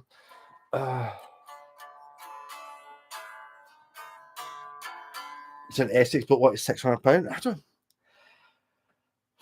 I don't know, but it's another one of those ones. It's quite, that's a lot of money to pay for something it's not a super interesting guitar, the MSG. It's just kind of somewhere between a double cut Les Paul and a Les Paul. It's not like a pure striking shape or something super interesting, but I mean, they're good. I like Susie and the Banshees. I don't really know much Susie and the Banshees. Everyone played that. Look, Gordon, going to not come on to my live stream and then advertise the British Broadcasting Propaganda Service on my screen. Hey, going to know. YSG kind of PRS looking sound a bit bland. I am now realising that a YSG is the guitar I'm talking about, I think. I don't know. Again, I just wasn't there for Susie and the Banshees. I don't know any songs. I wonder, see if I'd been 15 years younger when I was like, or 20 years younger. So when I was like sort of, 15, 16, 17, 18, 19, 20, that kind of thing. If I had the option to just look shit up on YouTube and find anything I wanted, I wonder what kind of music I would like. I wonder how much of it would be the same. You know what I mean? I don't know. I would never have bought a Susie and the Banshees record because they looked 80s. I could have bought them. I'm sure I must have seen hundreds of them for 50 pence and a pound, but never bought them because I didn't really know what they were. I didn't like that kind of music at the time, but I mean, who's to know? You do have a Yamaha BB1000 S bass, that's a good bass. Again, it suffers a wee bit from the same as what the Yamaha SG has, and a little bit what this suffered from, and what an Ibanez GRG bass is. If anyone's wanting one of them, one of my pals is selling one. It's just ugly. It's like, I'm sorry, yes, technically fantastic. The BB1000 is amazing. It's a bit bulbous or something. It's not a pretty shape, I don't think. I mean, for me, it doesn't have to be an exact P-bass shape to look right. As I said, I was talking about the Telecaster earlier, it's not really a Tele, it's a little bit different, but I like it. Whereas it could be bulbous and melty looking, which kind of the BB bass kind of does. I'm sorry, I know they're amazing basses. And that is a good bass. Sorry, it wasn't a question. No, of course it's not. No. A BB bass are all going to be awesome. 1,000 is going to be, it's 1,000, so it'll be 1,000 awesome. Yeah. A little bit in love with Susie. So I just got a girl at uni who was into Susie and the Banshees, and she was like, up here. Yeah, obviously, look at me. I was like, I don't know who she is. And she's like, so she must have opened a magazine and showed me a picture. And went, oh, I totally, you do look at her. with the black and the black lipstick and all that. Don't know any of the music though. A Scot and a great player wearing a Lewis Leathers jacket. It doesn't get much cooler.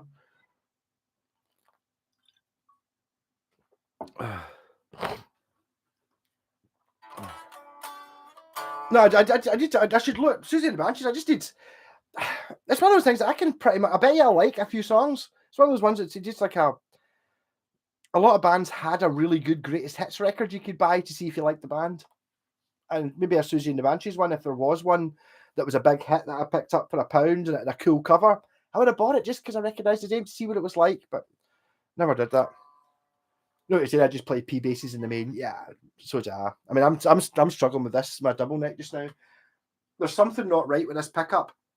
It's not loud. I think it might be out of phase.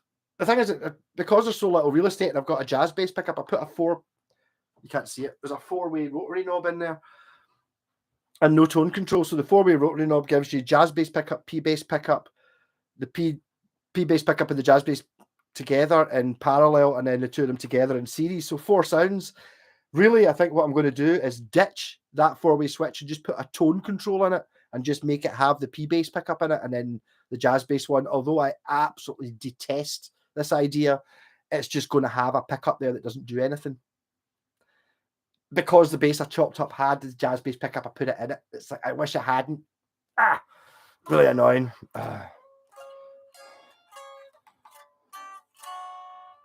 I don't know, 71 Bass SG. I've got a funny feeling that mentioning that country is the sort of thing that gets me demonetized because it's absolute bastard things we're doing over there. But yeah, so but I will look it up.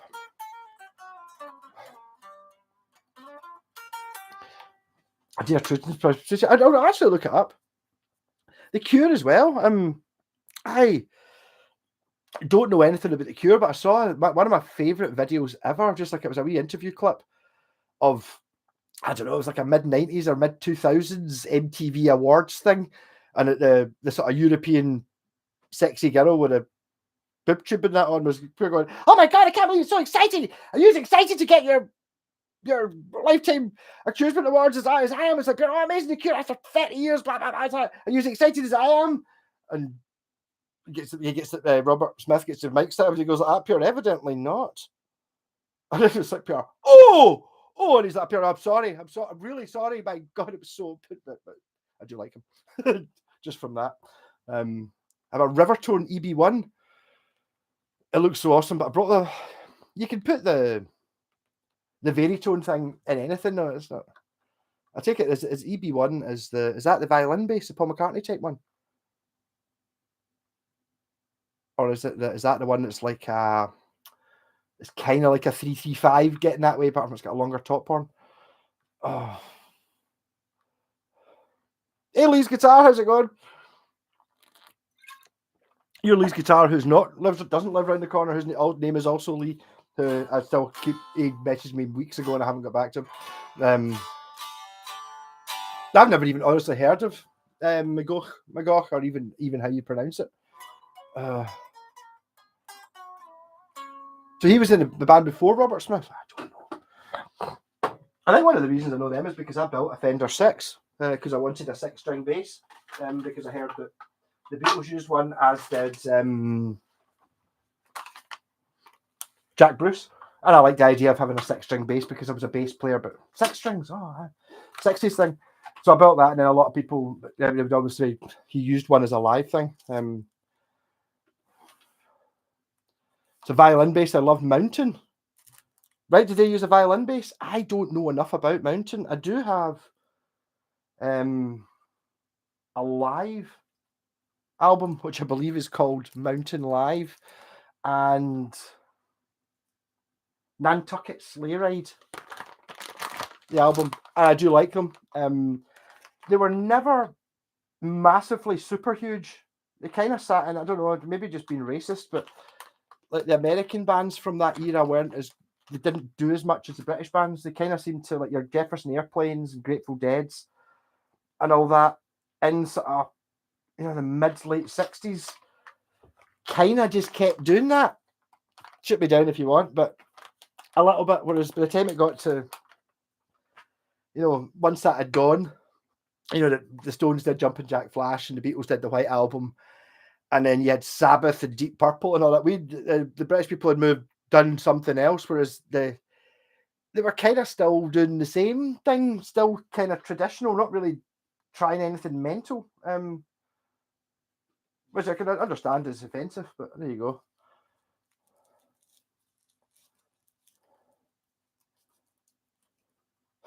Annie Lennox and Dave Stewart in a band called The Tourists. She's lost. I knew Annie Lennox was Scottish. I do remember Sweet Dreams Are Made of These being on Top of the Pops when I used to watch it, whenever that was. So that must be 86, 87, something like that. I remember that being a hit.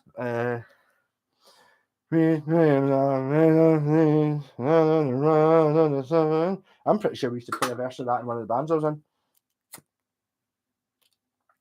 And I played bass, because although I played bass and we didn't have a synthesizer player, I was drawn to the synth line quite heavily. Yeah. Felix Paparaldi was a producer for Cream and played bass for Mountain. Some of his bass playing sounds immense. Big Sun bass amps. Yes, I read something or saw something about Felix Paparaldi the other day.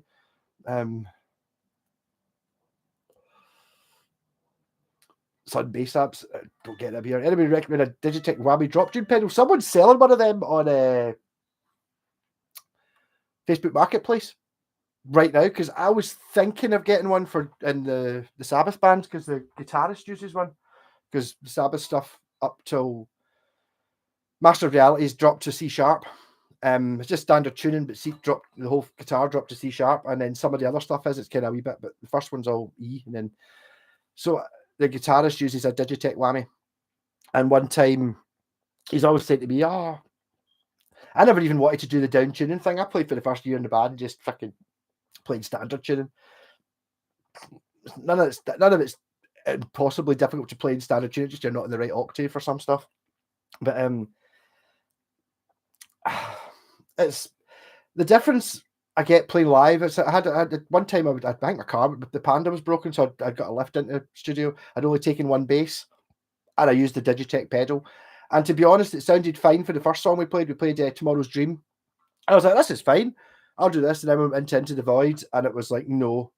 Because for me, when you hit a big, massive open C sharp, you've got a massive amp behind you blasting that bass.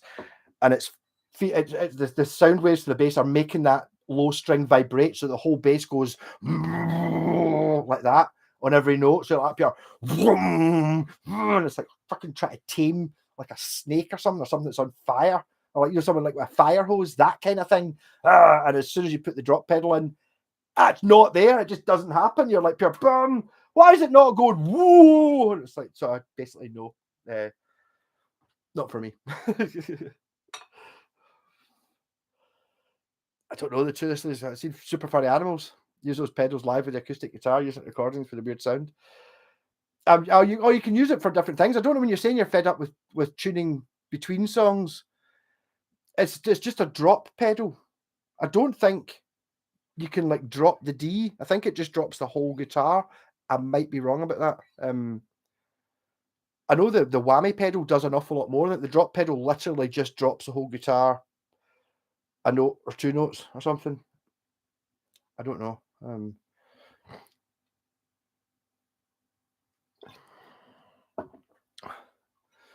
Remember I lived in Glasgow, going home from school, my BMX.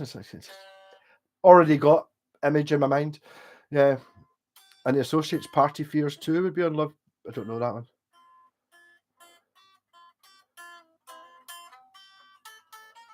I think I have 15 cab fits in the back here. Oh, it fitted your Sirocco. Right. I actually saw Sirocco about 2 years ago in Kirky, and it was even the correct grey colour, and it was really dirty, and I drew a flux capacitor on the back triangular window bit in the dirt with my finger because it totally looks like a DeLorean. Oh. I would rather have a 15-inch than if you only had one speaker, it'd be a 15-inch, but ideally, because I've got the big 400-watt thing, you get I've got a 15-inch cab and a 4x10 cab. I used to use the 15-inch because it weighs half as much as a 4x10 because it's only got one magnet instead of four. But I think the ideal cabinet is a 15-inch and 2 10s would just be, because then you get all the woomph and the punch. But I do struggle a little bit doing the Sabbath stuff with 10s, even on the big, the big Ampeg 8x10 cabinets. The 10s are a little bit punchy, whereas the 15 is just a little bit woolly. But I'd rather have woolly than punchy for Sabbath.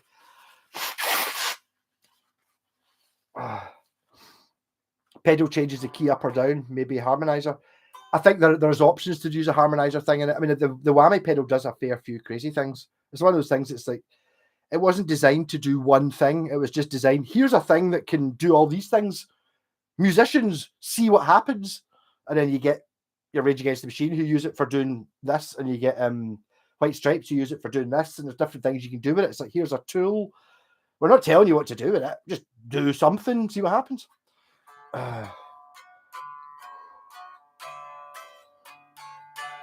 15-inch for bass is ideal. I think if you're going to have one, pick it up. I watched Concert for George last night on Sky Arts. Watched it for 2.5 hours, waiting for Prince to come on. He wasn't at the Art of Horror gig. Oh, sorry. I've definitely seen the one, but I mean, never liked 4x10 cabs for bass. Well, yes, I like a 4x10, but it sits on top of the 1x15 and it sounds fucking wonderful. Actually, Mission of Burma used Ampeg. I need a 15, but I love that. Yeah. I mean, I'm happy with a 15, to be honest. Maybe it depends on what you're doing. I want that woomph where you feel your trousers flapping, which I think you get more from the 15-inch than you do from like a 4x10. What happened to the wee boys going out on Christmas Day with a new BMX and new Ranger Celtic top? I never had. Like, I remember having the Mikuan's Lager Rangers one, whenever that was. But as I always get the option, I was like, all the other kids at school have got like a football top. Can I get a football top? And my mum would just be like, purely practical, and go, well, yeah, totally, you can get that as your Christmas present if you want. It's like, I don't fucking want fucking clothes for Christmas. Fuck off, I want a bike. So that's why I never really had those things, because I wasn't really that into football, but I'm not got a Christmas present when I could be getting Star Wars stuff instead. Fuck. But I don't fucking want a football thing.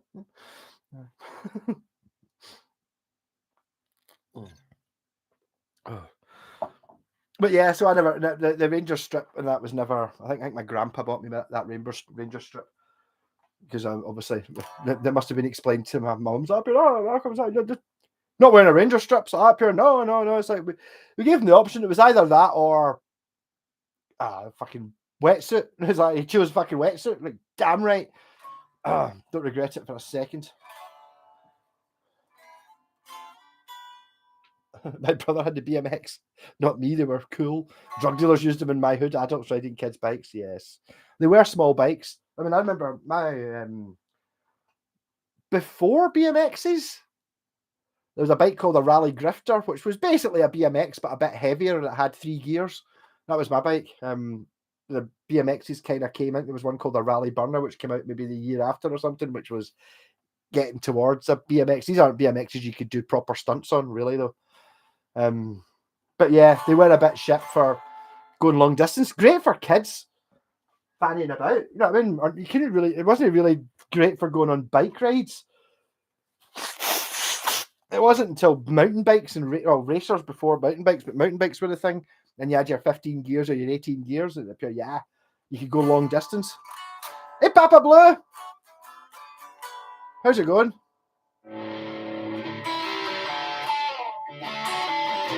I did go through a BMX stage where I used to work in the co-op. He had a chopper. Oh, lucky bastard. Alexander, I never had a chopper.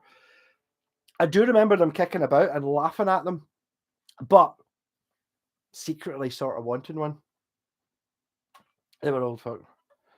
Hey, but did you create this Electric channel? I didn't know. I did videos and they're all ready to go up. And I actually created the channel. There's just nothing on it. But the thing is, I've really found out about this Electrics was, see the guitar concept, as in, here's me showing you a guitar and I can stand here and demonstrate the guitar all in the shot and it all kind of works. Electrics doesn't really do that. Electrics is like kind of, you can't really have a shot that sees the whole track. And even when you do see the whole track, it's not really that exciting to watch. So it's kind of, I don't know what's happening there. I've got a massive 4-lane set up next door with matching fucking everything. 4 different controllers from different sets, all butchered together with extended wires like red, black, blue, and yellow. And I've got 4 cars, Porsche 962s, all the same model of car, black, blue, red, and yellow, with fucking different coloured LED headlights in it, black, blue, red, yellow. So it's like a pure proper team, but it's more fun building it than it is actually playing it. Oh. I think I'm just slightly too young for the chopper, although I'm pretty sure the grifter I had wasn't new when I got it. I had a sort of 70s grifter when I had it in 1981 or something. Covered my big chopper up with a tarp a few years back. Chopper and BMX tried to jump oil bars and broke the frame. Well, yeah, I can see that.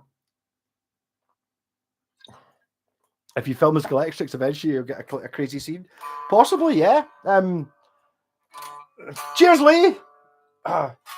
It does actually cost £2 for a bottle of Iron Brew these days. I might just be a wee bit sneaky and put that in to buy a can of Monster, though. But I mean, yes, thanks very much. Celebrate the first super chat. You! Cheers, Lee! I'd rally choppers in the 70s and cutting off the forks of a racer to extend the forks. Oh, yeah, I can imagine it. I did actually make, out of old BMXs, I got my dad had an Atco, I'm sure it was lawnmower, which had basically arms. So I'd this is when I must have been 14 or 15. I'd seen Easy Rider and I built a BMX that had lawnmower handlebars, which were like this high. So basically you'd sit just every normal BMX, apart from the bit where it clamped onto the normal handlebars, it clamped onto these fucking bits that were meant to come out from the ground. So you could drive like that. And the only brake I had, because the brake cables weren't long enough, I had the brake on the frame, just a rear brake. Yeah. And I remember pushing that all the way up the Forestry Commission Road at the back at the chalet, which you could probably go up probably 2 miles. You could push up. So on the way down, you didn't have to pedal. And I was driving this fucking thing like that. Because you couldn't pedal it, because as soon as you tried to pedal, the handlebars would flip you over backwards. It was ridiculous. I liked his long footage of the track and then a change of angle for a while relaxing. You might get a sensational crash. You get lots of sensational crashes. I think the only way really to do a electric thing is to have like 4 GoPros. They don't need to be quality GoPros set up around about the track and record them all for 5 minutes and then have some way on the screen on the computer having the 4 camera angles and then choosing them live when you're editing it. I want to be able to do that. There must be a way of doing that. It can't be that difficult. And then I can maybe get something. I remember getting the Evil Scott's got the Evil Knievel. It's the boxes sitting. It was one of the. It was used as a bit for holding up one of the bits of Scalextrics at one point. We were met. Scott was over last night. Was it last night? I didn't do a video, and we were playing with the Scalextrics. And the plan was we were going to do a video, like just talking about whatever guitars I had lying about, so you could see that Scott isn't dead and I'm still hanging about with him. It's just we're now doing the Jen thing, painting the guitars, which we're not allowed to video. It's like Jen's fine videoing herself, that's fine. Oh, it's for my channel, that's fine. It's like pure, oh, you're not filming this, are you? Like that, to be fair, I've not really tried again recently. But the Evil thing looks cool. Found a series of Billy Connolly riding Route 66. Everyone loves the man. He's so chill with the folks. That one where he's on a big yellow, this coloured trike. The gear stick, the chopper, I was like a lever on the frame, wasn't it? I sort of remember that. I remember. It was a funny one. I was just too young. I think maybe if I'd been 2 years older, I would have seen choppers. I sort of remember them, but not properly. See, I didn't know who Evil Knievel was when I was a kid.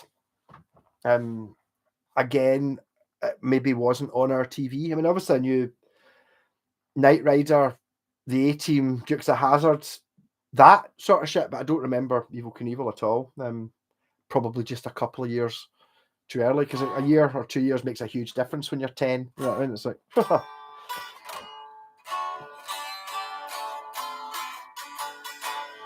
what I'm going to do is I am tanning this bucket at an alarming rate. Is there even any point? What time is it? It's not even. It's only 9:30, right? So I'm going to go and get a can of Strongbow, because that'll stop me drinking that. Plus, it might have some. So just Billy Connolly was a welder in the shipyards of Glasgow. I believe he was. Yes. I think everyone was a welder in the shipyards of Glasgow before Thatcher. Oh.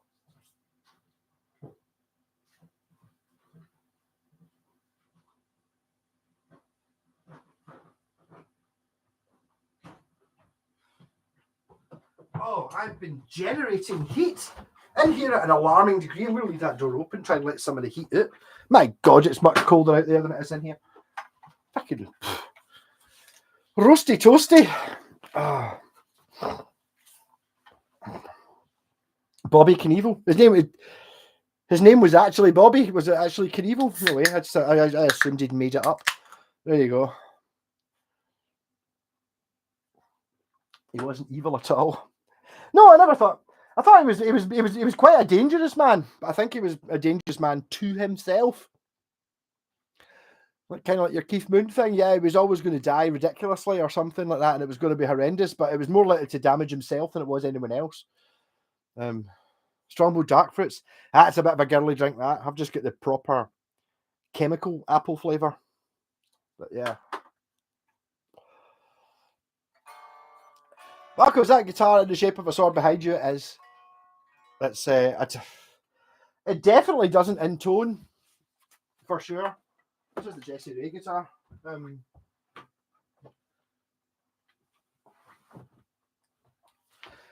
So yeah, it's a Yamaha Pacifica. Actually, it's meant to look like a Claymore, but it kind of looks a bit more like the Thundercats. I have the power. I can't remember what it was. He said kind of like the Thundercats swords, the Eye of Thundera, I believe it might be called. Yeah. Got a warming pickup in it. It's definitely not in tone looking at this. I didn't know what I was doing about this. Built it for a laugh. But this has performed many a gig with the great Jesse Ray, who had an actual Claymore. So he had his actual Claymore like stuck in a wooden stump on the stage with his mic attached to it. I played the bass that was this shape, which I've since given to Jesse, and then Peg played this. And at the end of the song Desire, which was an E, kind of went ding ding ding ding ding ding ding ding ding ding ding ding ding ding ding ding E, and we would hold the strings and then batter the two sword guitars off each other, so it would be like ringing the open E, and we kind of it was really silly. Yeah, so this isn't actually mine. I need to give it back to Peg. I gave it to him, and then I borrowed it back the night we were going to see Wilco Johnson, because he played the executioner who killed Sean Bean in Game of Thrones. Spoiler warning. It was him that played Dingley, so I took that sword along to the gig and got him to sign it on my Facebook profile page as him cutting my head off with a guitar. Yeah.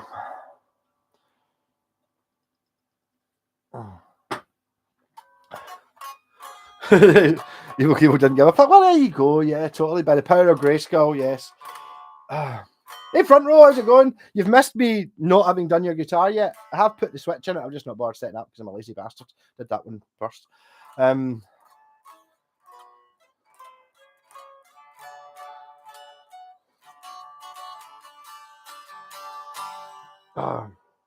Yeah, we're just going into. We're talking about Evil Knievel, who I'm too young to remember. I do. Again, it's looking at how weird a kid I was. When He-Man came out, I used to watch the cartoon, but I never wanted any fucking He-Man figures. I never owned one. At that time, everyone was getting the He-Man figures, and I didn't like them, so I was like, I still want Star Wars. So basically, whatever Christmas it was Star Wars was just going out of fashion. So it was all reduced. And one Christmas, I got a fuck ton of Star Wars stuff. The AT-AT, all the big things, because the shop in Kirky was selling them all off cheap. I even remember my mum. I can't remember. I remember doing something really dodgy going on, because we'd obviously go into the shop, and then it was like mum was like, we're looking through the Star Wars toys, and it was like, oh, and she'd seen like, the AT-AT was down from 30 quid to a fiver and all these things, so she'd kind of somehow reserved all of them without me knowing about it, and I got them 6 months later at Christmas. Fair enough. Had the Star Wars figures when I was 11. Well, I don't think I would have been. Well, I was 78, so when the things came out, I must have been like, I remember when, I don't remember Star Wars, remember when Empire Strikes Back figures came out? That must have been 1980. I must have been like 3 or 4. That's fucking ridiculous, isn't it? But there you go.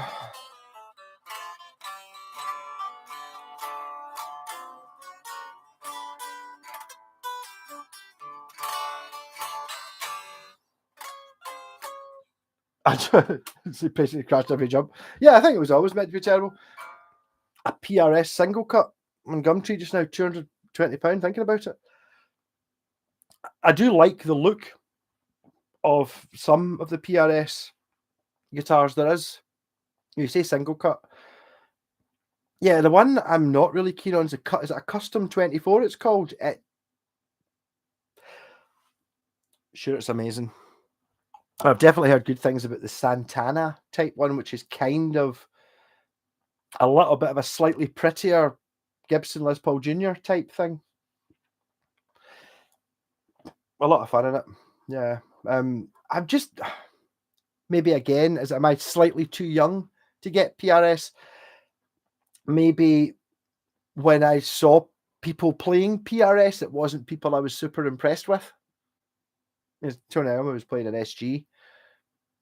You know, I mean, so maybe that was a bit more impressive to me. But I will be honest, I've never owned.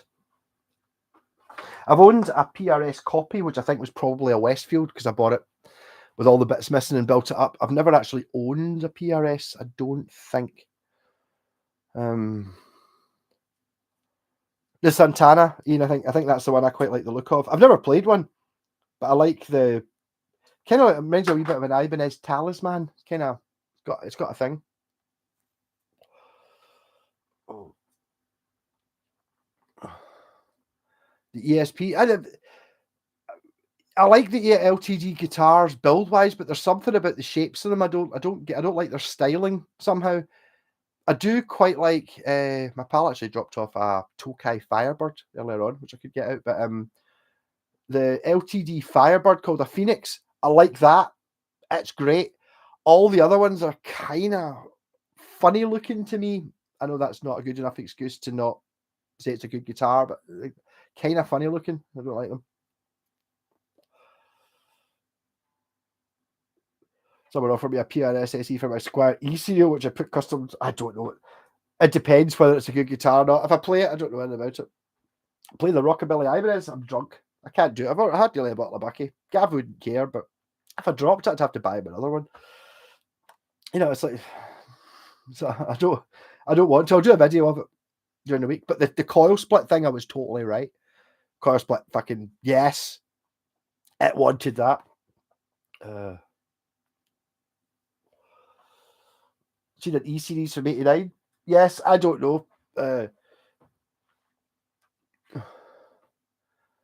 Lee, what do you think is the most overrated guitar / brand? That's got, well, I mean, the most highly rated guitar has got to be a 58 Gibson Les Paul. So there you go. Hey, Thomas, Harley Benton. You're not allowed to mention Harley Benton on this page. You know, it's all right though. You were saying what's bad. Yes, I mean, it's the thing is you look at ones that are rated. That's the thing. It's like, I wouldn't say Ibanez are overrated. I wouldn't say Yamaha are overrated. I would say Squire and Epiphone and Gibson and Fender are all overrated.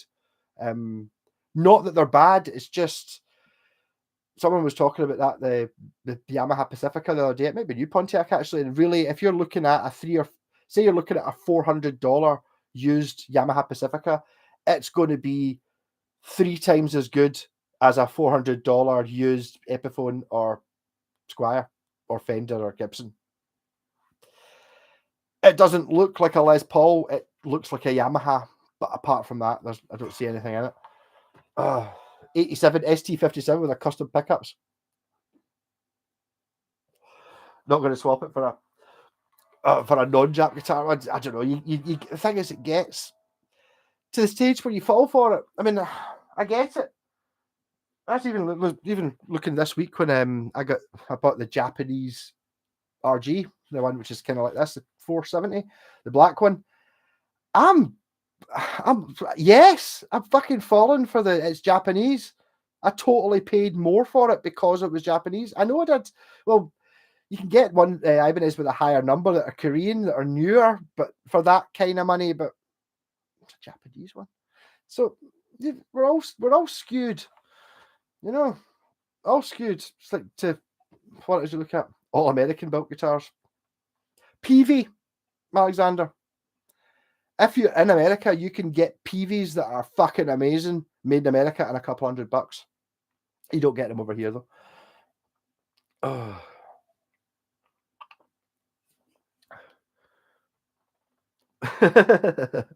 Got a cheap Epphone acoustic for the Grovers, put them on my Squire acoustic. Those Grovers are good. They're not real Grovers, the ones you get there. They're decent pickups. So I mean, I'm of the viewpoint, once you get to a certain point in tuners, they work. You can get better ones that feel a bit smoother, but I mean, if they work, fuck them. It doesn't really matter to me really that much as long as they don't go out of tune and they're immediately responsive. I'm not that bothered about it. So I mean, Epphone Grovers, I would still take them and use them. Definitely, they're definitely of a quality I'm entirely happy with. But if you compare them to real Grovers, they're not the same thing at all. Fit and finish of Japanese stuff, it is. I mean, that's not really an opinion. It's a fact. Really? Hey, Boss Hog, how's it going? 250 for a PV Millennium 5-string. You do get, my pal's got a Strat, a PV Falcon Strat, which has an unfortunate headstock shape. But apart from that, it's a fucking American Strat. So I only paid like 250 or 300 quid for it, for an American Strat. And it's like, yeah, but the headstock's it's a bit spiky. So it's not just that, you know. PV made in the USA, cheap here in the USA. Well, I don't know. I mean, it's possible maybe people have caught on. I mean, people learn these things. Been off the sauce for the summer holidays. So we skipped the last game, found out to drink along. But you don't need to drink. I'm not drinking real booze anyway. It's only Strongbow. It doesn't have alcohol in it. It's fine. Are they Grovers if they say Grovers on them? Well, yes, they are. What I'm just saying is that I know this from experience. The Grovers, when you buy, you do this before. I can't remember which guitar it was I bought. It was a Shine, like it was kind of like a PRS, and it had Grover tuners on it. And I was looking up, and you go, Grover tuners. I'm sure the guitar's only 40 quid. I'm sure the Grover tuners, and they're 60, 70 quid for a set. I can't not buy this guitar. But those tuners that were on that, which are now on my Westone spec Clipper, are not the same ones that are on my Washburn Falcon, the ones that cost 60 or 70 quid. It's like they must weigh twice as much to start with. But I mean, they're still decent. They're just not. Yeah, I liked it as well. Scott Grove drove them up them. I didn't find Scott Grove until after we doing this channel for a couple of years, but he kind of helped me along a little bit by going, yes, that's what I want to do. Just fucking hit record and talk shite. None of this fucking editing crap. But yes, he was also not 100% right with a lot of stuff, but he liked the Washburn Force series and stuff like that, and kind of was able, some of his stuff, I mean, he's committed to it, but he's not right with everything. But I mean,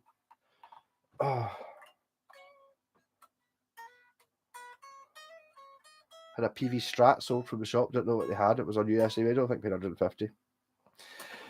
Ridiculous, isn't it?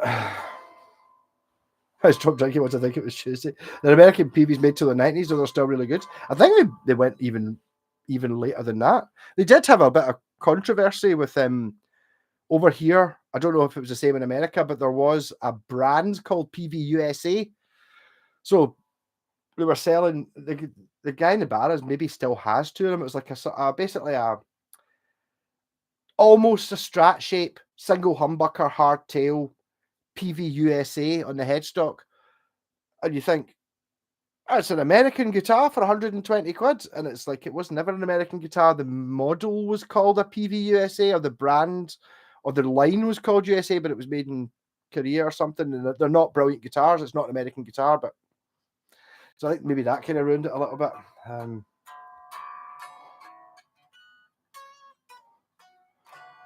PV pickups from 78 to 81, and I want us to know. That one I've got, the Super Ferrite.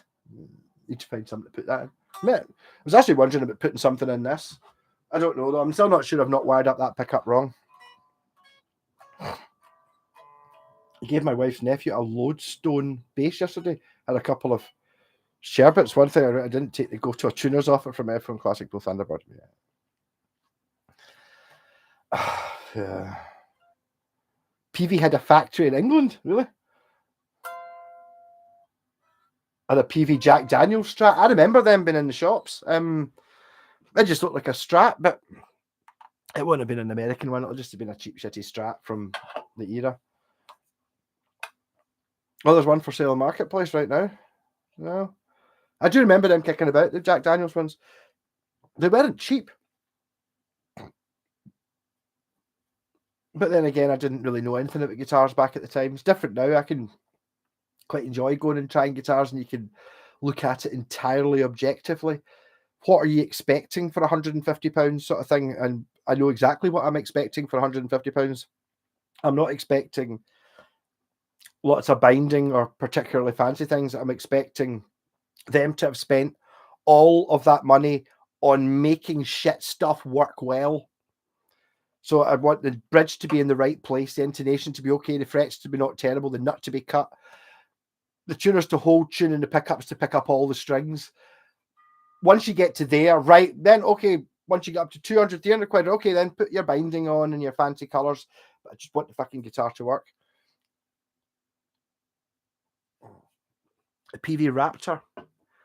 No, the Raptor, is it? The Raptor's just, no, it's a Predator I'm thinking of. It's a really fucking ugly guitar. We started a band earlier this year, playing a wee gig in the village in a wee while. Everyone else is a very competent musician. Sounds great. Hey Scott, how's it going? Had you managed to get that car home yet? What exactly happened? I was talking, I mentioned earlier on, when the axle appears to have fallen off your kid's car. Like, that's one of the, I've got like quite a strict list of things when looking at a car. You know, it's got to, you know, like have 4 doors. It's the wheels have to not fall off. It has to start. You know, all these things. You know, there's a few things, but that's definitely one of them.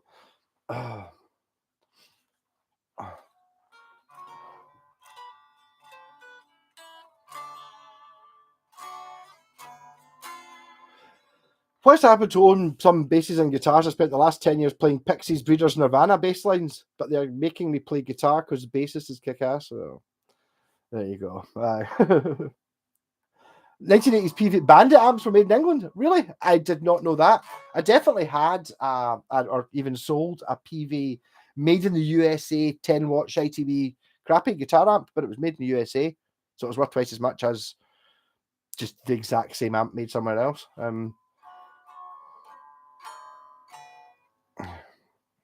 Is this the only case of the worst musician being given a guitar to play? Well, that's the thing. The back wheels fell off. Yes, that was pretty bad. Yeah, that's the thing that's really annoying about the bass. So many people play the bass because they're not good enough to play the guitar. That's not the person you want playing the bass. The person who plays the bass should be the one who's better than all the other guitarists. The best guitarist should be the one playing the bass. But the thing is as well, but I noticed when I started playing the bass was when I played the bass, it was possible for the band to play songs. Not saying they were great, but we got through the songs. When anybody else played the bass, they just fell to bits and died. Like, why did it die? Fuck. So that's why I'm a bass player. I put Roswell pickups from a Harley Benton copy into my Yami ERG121. I'm not just saying this, but it sounds absolutely magic. Coil split switch 2 and the fake single coil sound is nice too. No, it's a real single coil sound. Yeah, totally. Yeah, but the thing is, the Roswell pickups themselves aren't badly. It's they weren't in the right place probably in the Harley Benton. Whereas in the Yamaha, the pickups would have been put in the right place. That pickup's in the right place. So you put the Harley Benton one. It's in the right place. It's not the same as having it in a position like it was on the original guitar. But you end up with different pickups for different types of guitars work better for different types of guitars. Blah, blah, blah. I've just taken the pickups out of that Ibanez Artcore, and the pickups that are in it were fucking good, but good for like a Les Paul, something like a metal guitar, something like that. High output ceramic, driving Seymour Dunkley type things. That's not what that jazzy thing wants. It doesn't want them. It wants vintagey voiced PAF types, which has now got in it. So it's just a.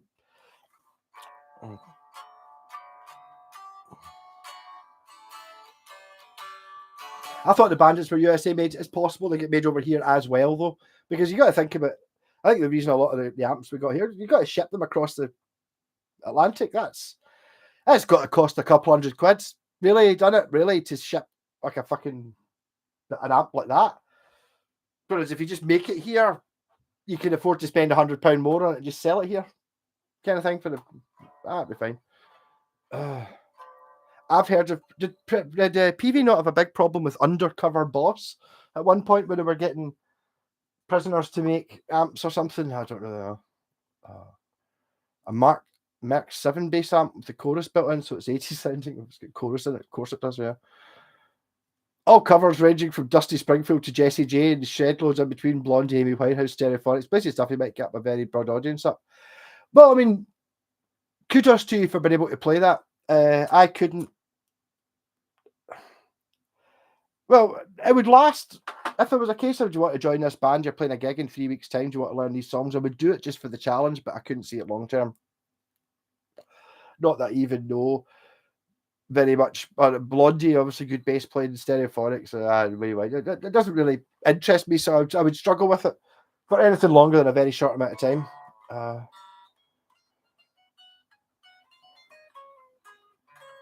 found some Duncan design pickups in my tractor. Apparently, they're rated. Who knew? There's not an awful lot in a pickup, but I don't know. Stacking overdrives. I'm sorry, Boss Hog. I'm not the one to stack overdrives. I'll use one. But do you remember some of their bass cab? But that makes sense to make a bass cab in England if it's going to be for the European market, because the fucking bass cab, most of its weight. So the shipping thing, you just send the speaker on its own and use English plywood to build it. So that makes sense to me. Hey, Kevin. Man, the run from the hot sun, everyone, Kevin. Well, hey, Kevin, how's it going? Not really get particularly hot sun here, but it is fucking roasting just now. You can see by the sweat stains that run down, that door is still open. So I'm actually letting some heat out into the rest of the house. Oh. What's a good first bass? There's a specific bass, which I've actually got through, was it next door? Which I think is your best first bass if you're looking for something just for playing about on. Hold on, 2 secs. It needs modification, but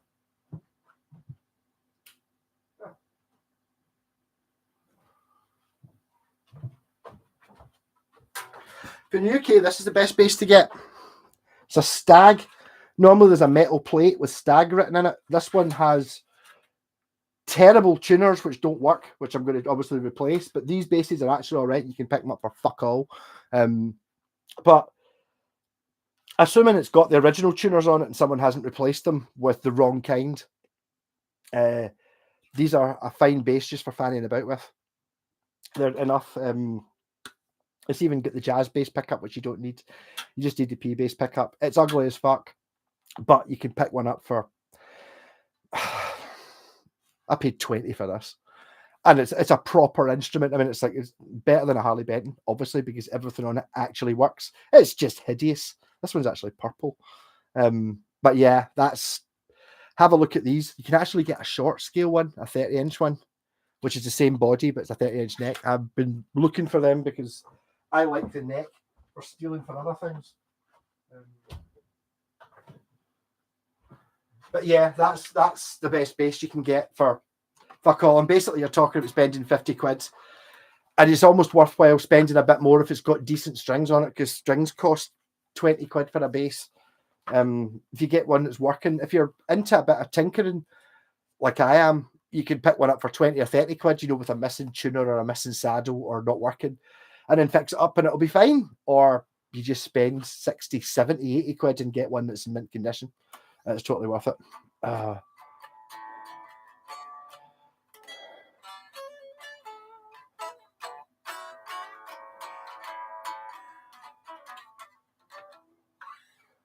told my missus I could play Miley Cyrus Flowers, and she tried to get me to play it yesterday with guests. I was drunk, I couldn't remember it. I've been there. I know, but it's got to be something that you actually want to play. And it's like the difference about being the reason I've been trying to play this guitar is if you've been drinking, if you start playing the guitar and I've played it for half an hour, then you start drinking and you continue to play the guitar, you can keep going. You can't drink half a bottle of Bucky and pick up a guitar and expect to play anything. It doesn't happen. Most guitars nowadays are pretty put together. Well, they're there, but you still get the ones that it's the same as any other company. Once all these companies start out, all your Harley Bentons and Squires and all that start out making the best thing they can to get a foothold in the market. They're producing a guitar for 200 quid that's as good as everyone else's 300 quid guitar. So for a couple of years, that guitar's banging good. And then after a couple of years, they go, actually, we noticed that the reason we are £100 cheaper than everyone else is because we're not taking £100 profit. So what we'll do is we'll make the guitar much cheaper and still sell it so we get a bigger profit. And then you end up with what happens. It seems to happen to everyone, apart from when it's properly owned. It's never happened to Yamaha, never happened to Ibanez. Best first bass, a Jim Deacon P bass. Yeah, front row, yeah, totally. The Jim Deacon P bass. Yeah, go for it, man. 100 quid, fuck it. Paid £100 for a classic vibe jazz. Yeah, I mean, I for £100, if a classic vibe jazz cost 150 quid new and second hand was £100, would be a good buy. They don't though. You've got a total steal at £100 there. They're 300 and something pound used, so £250 second hand. They're not worth it. 40 degrees Celsius. We've not had 40 degrees Celsius in Scotland. A Bolt bass. Bolt are funny. I know. I've never actually owned one, but I think they're a kind of just another one of these English companies. I think that have just imported them. They had lightning bolts as fret markers. I've never actually owned one. It could have been made of plastic. Was it a Stag? Aye, that bass I was just playing was a Stag. Yeah, they're good.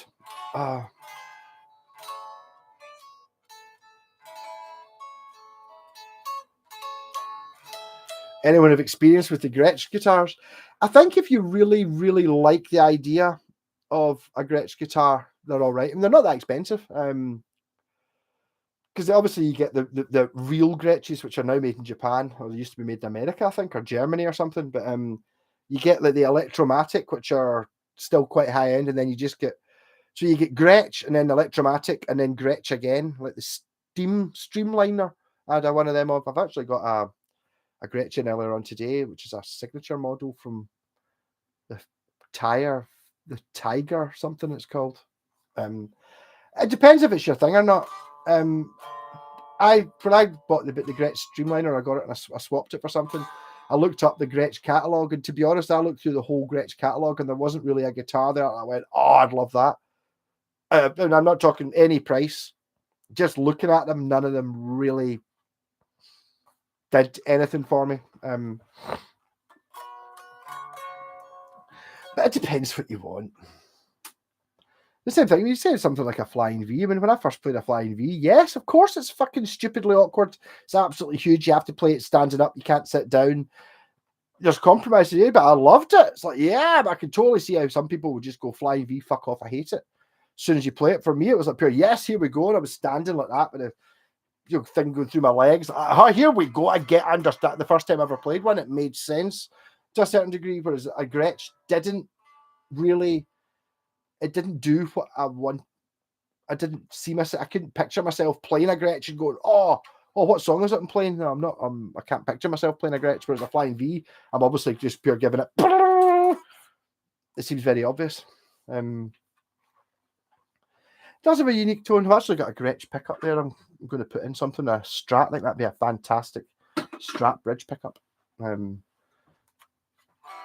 I think the only problem I would have with the tone of a Gretsch is the pickups are sort of unique sounding, but also 3/4 the volume of any other pickup. So if you're switching between guitars, one's like an SG or a Strat or something, and then the other one's a Gretsch, you'd really need to have like a secondary channel set up on your amp or something to boost it to make it the same volume. Because if you just plug into the same amp, it's just quiet. You're like, oh.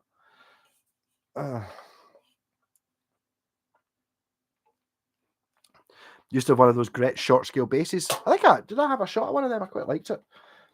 I quite like I can kind of empathize with the short scale bass. I don't know why. I kind of like them. They're different. Obviously, a long scale bass is better, but there's something about the short scale I do like though.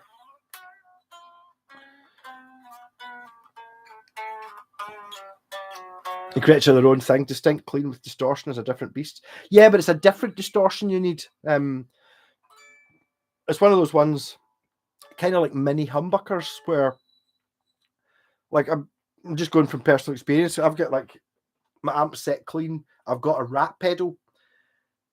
The rat pedal's great for a lot of guitars to get them from a clean sound into a sort of fuzz, overdrive, Sabbathy sound. It does that for a lot of guitars. For a Gretsch, if you use like a tube screamer, which is like half the gain of the rat pedal, it pure kicks ass and it starts to drive and it makes sense. Once you go into the rat, it's too much and it becomes mushy. So there's a point. I think that's the same thing like where people are into their super high output pickups. The rat, you can get much more distortion in the rat, but the general guitars I play don't go any more than the rat. Once you start putting them up louder than that, they just turn to mush. It's just like that whole, what do you actually want a pickup to do? What is it you're trying to do?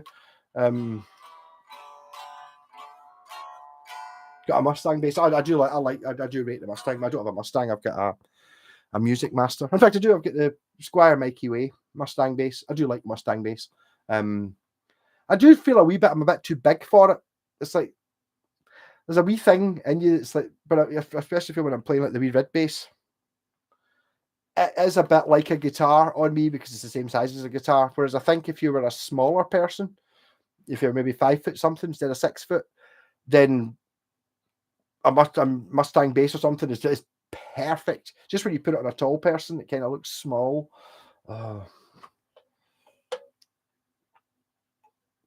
Tube Screamer into the fuzz. See, I don't know. Someone was talking about stacking gain pedals. I don't. I've actually got my order is, which I'll try and swap it round. I've got the rat pedal. I've got the tuner, the rat pedal, the Tube Screamer, and then a couple of fuzzes, and then a reverb and a delay at the end. So maybe if I put it in going into the rat pedal, it might do something.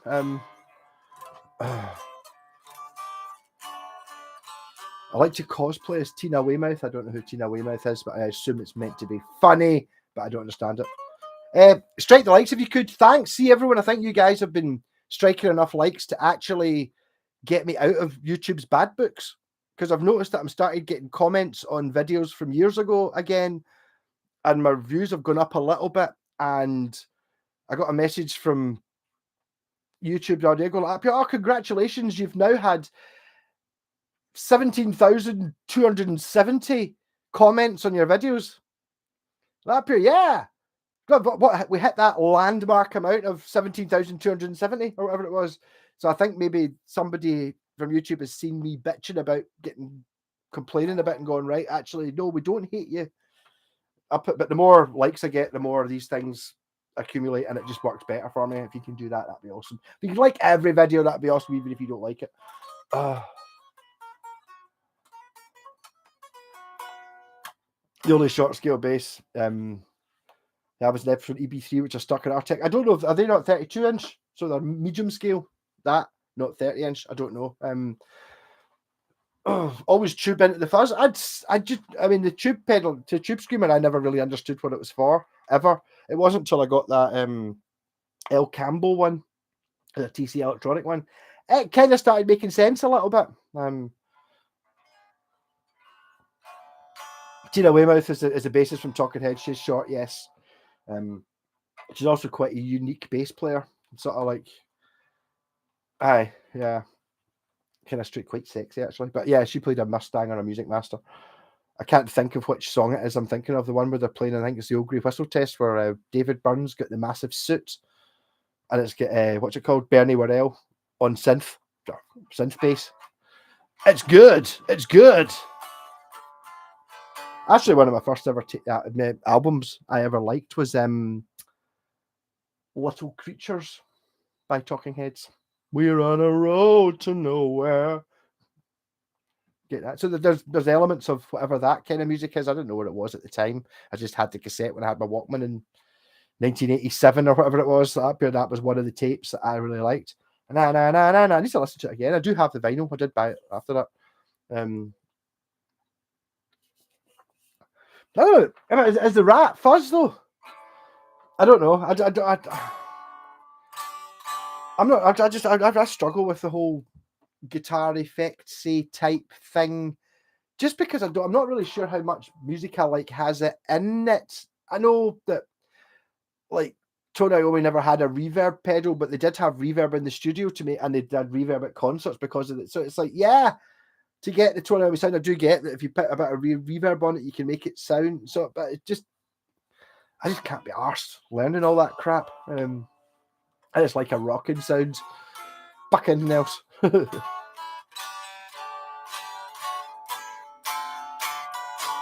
I do think the EVs look amazing.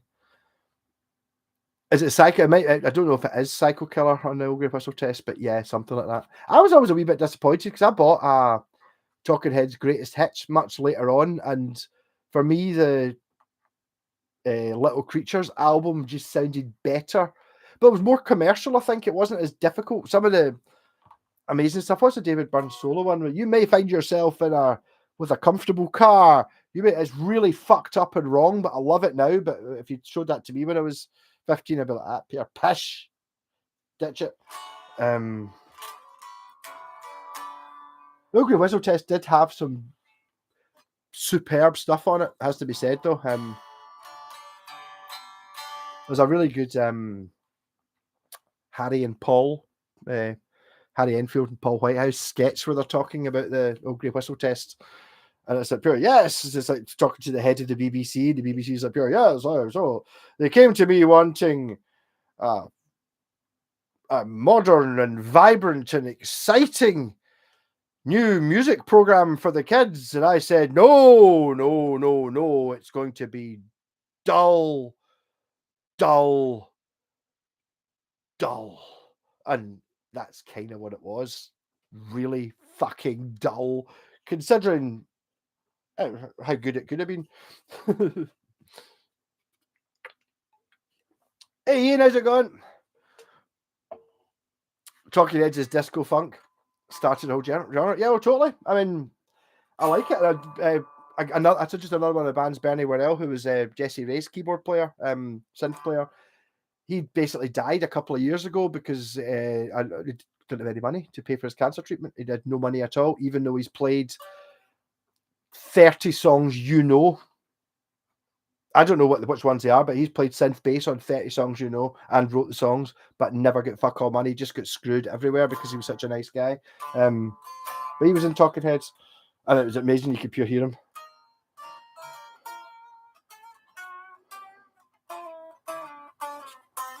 Morning, my God, it's not morning here yet. I've had about 5 attempts to smoke this fag. It's going to be. I've drank too quickly. I've nearly finished my bucket. It's going to have to be a short one. Give me something interesting to talk about rather than just rabbiting on pish. I've obviously got too into it tonight and drank too quickly. Dull can be fun. Sometimes dull is the thing. David Byrne couch surfed and played the Subways for years before Talking Heads. I don't really know that much about them. Is David Byrne not Scottish? Did I make that up? Oh. Is that your Thor sound behind you? It is, yes. Still sitting there. I didn't get a truss rod cover, no. One day I'll get it.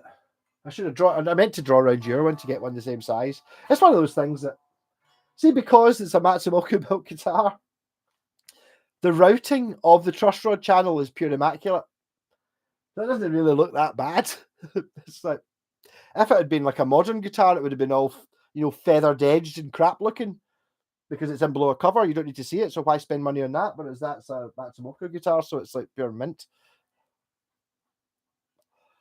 Oh, Tom Frello, I think. Did you know Elton John's guitars for the last 100 years? The Scottish guy. You're talking about Davy Johnson, and I've actually got two of Davy Johnson's picks because I saw Elton John at Falkirk, and Falkirk is roughly where he's from. We were playing at Falkirk Stadium, which was Elton John was doing a tour probably about 10 years ago of shit stadiums, like cricket grounds and ones you'd never, didn't play the big stadiums you've heard of, played crap stadiums, and one of them was Falkirk High, or Falkirk Stadium, I think. And I can remember when we were watching, he was up here, yeah, Davey, you're from round about here, whereabouts? He's up here, yeah, kind of that over there, from over there, it's like, yay.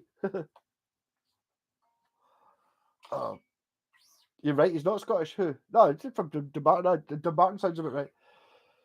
Nice guys, finished first on the tarp. Haha, I got to go. Is that your tarp? Is the tarp calling, Mr. White? I don't really know that, but I don't know. Got a couple of Alvin Lee plex, very good. Actually, Scott's daughter did well in her exams the other day or last week, and he's a big My Chemical Romance fan. And Scott bought a My Chemical Romance pick from the guitarist. Someone worked with his road crew. I think he paid something 30 quid for it or something like that. And in it, the guy's like, blah, blah, blah, blah, and gave him a Geezer Butler pick. And he's like, I was doing the guy was doing the sound for the end tour. Is that to went up to Geezer? Is that you got a pick? And he went, aye. So there is an actual Geezer pick. Scott's like, what do you want to swap for it? And it's like, I do totally want it. I don't want to give any money for it. I want it as a present. My birthday's at the end of January. But yeah, it's cool as fuck. But yeah, I mean, Alvin Lee, I'm actually quite a big Alvin Lee fan. I know quite a lot of. I've got quite a few 10 years after albums. Alvin Lee Pump Iron's a good album as well.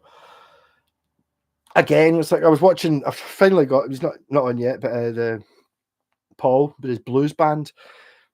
I was deleting videos from my hard drive, and I found the video when I'm playing that, so I've edited it out, and I'll put it out during the system.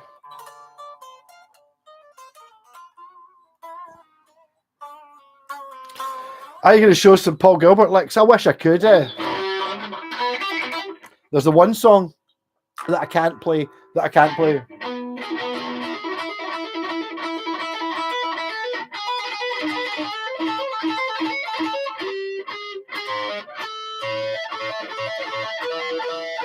Because I can't remember how to play.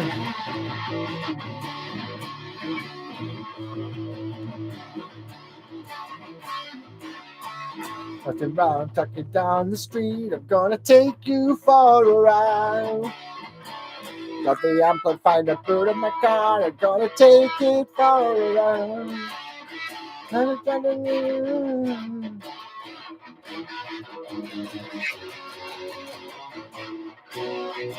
But spaceship wanders.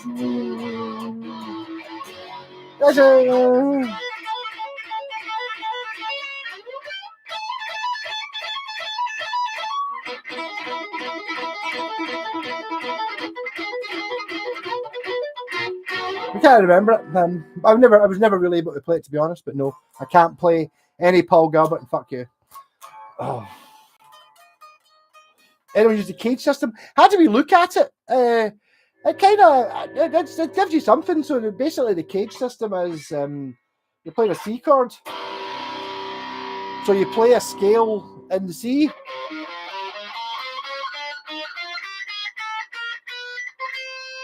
And then you play it in the A shape.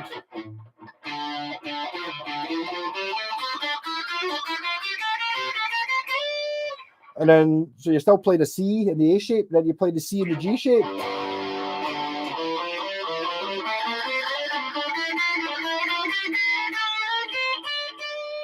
And then E, so we play the E shape.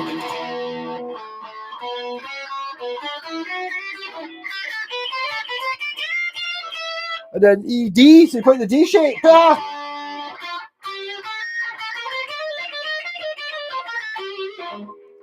And then back to C again.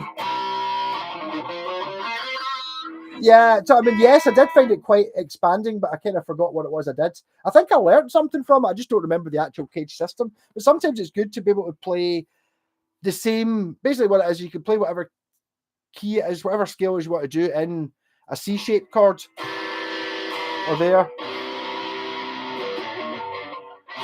And then do it in the A shape. And then do it in the G shape. And then do it in the E shape. And then do it in the D shape. And then back to the C shape. It's quite difficult. It could be done. Doing a video at the same time, local this week with the Breaking Bad van. You got JJ Burnell's Pick At a Strangler's gig, still have it somewhere. Fantastic. Sorry, I missed out in chat, not good at multitasking. I'm drinking and reading chat, so don't really worry about that.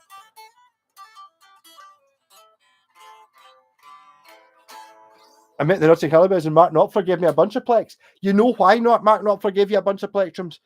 Because I play with my fingers. I've just got so many plectrums. People keep giving them here. Fucking, I don't want them with his pure, because he's got that sort of, that strummy finger picky thing going on. That cool. It's better than bulk working too. I do like EA&R car system. I use the beer system. These are all things. No, the cage system is interesting. It makes you think about things a little bit differently.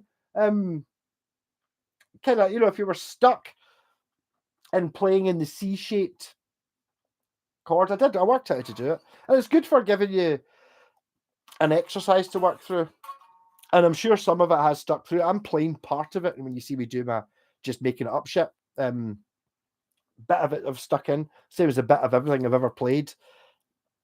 Anything I've ever played ever has kind of fallen into that, whatever that key is, whatever, if it's a minor fucking DeLorean scale or whatever it is, I will know something that is in the minor DeLorean scale. It will be, is it Supernaut by Black Sabbath and Jumpin' Jack Flash, and but I know those notes. So when you're playing the DeLorean scale, I can go, oh, here we go. I know that's Screaming for Vengeance. There we go. But a different key, but it's not. I'm not good at it. Hey Kenneth, we changed our mixing desk at a folky venue for the duration of the Edinburgh Fest. 7 days and 14 to go. Wow. In fact, my pal Wayne's going to Edinburgh. I need to actually message him. I should drive over and see him. Sounds like a crap thing to not go to. Get 4 mics and 4 DIs. Must be fun. Some of those are your wrap around your finger plicker. I actually bought a set of them, the thumb pick things, like metal Freddy Krueger extensions, because I tried to do a song on my double neck, which was a bass, a 6-string bass, like not a Fender 6, like a proper full-scale 6-string bass with a low B and the high F and a Telecaster. And I tried to play in the Land of Grey and Pink, which is a Caravan song, which is...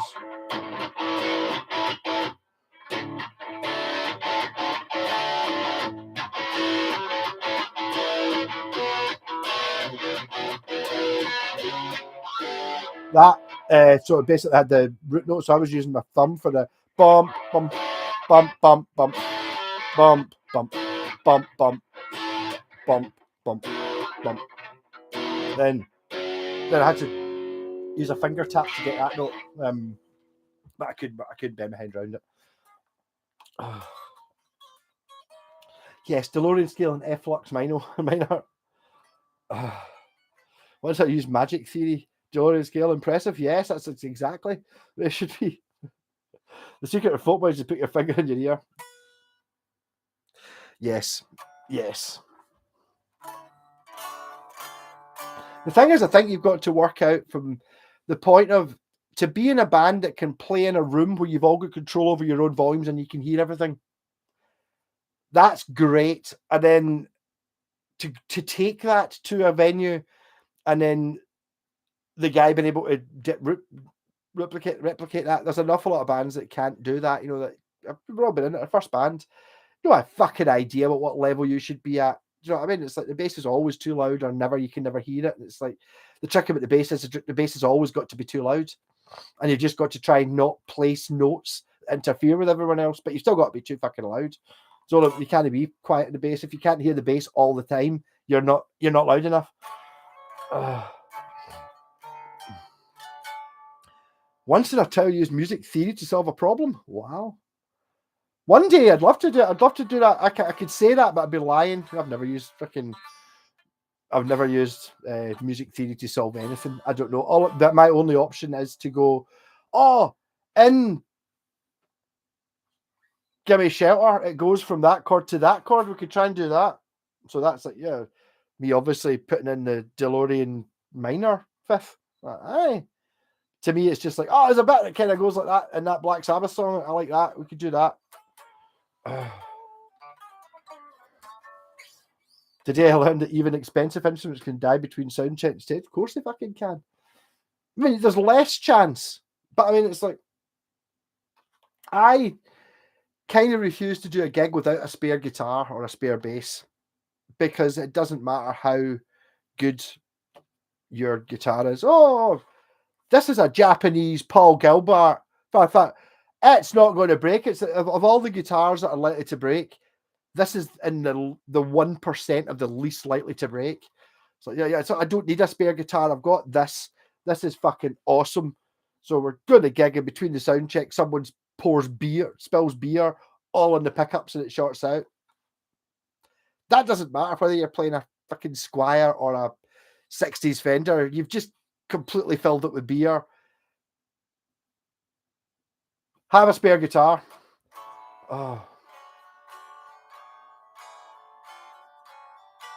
This hotel's a joke. The rain shower. It's tough, Mr. White.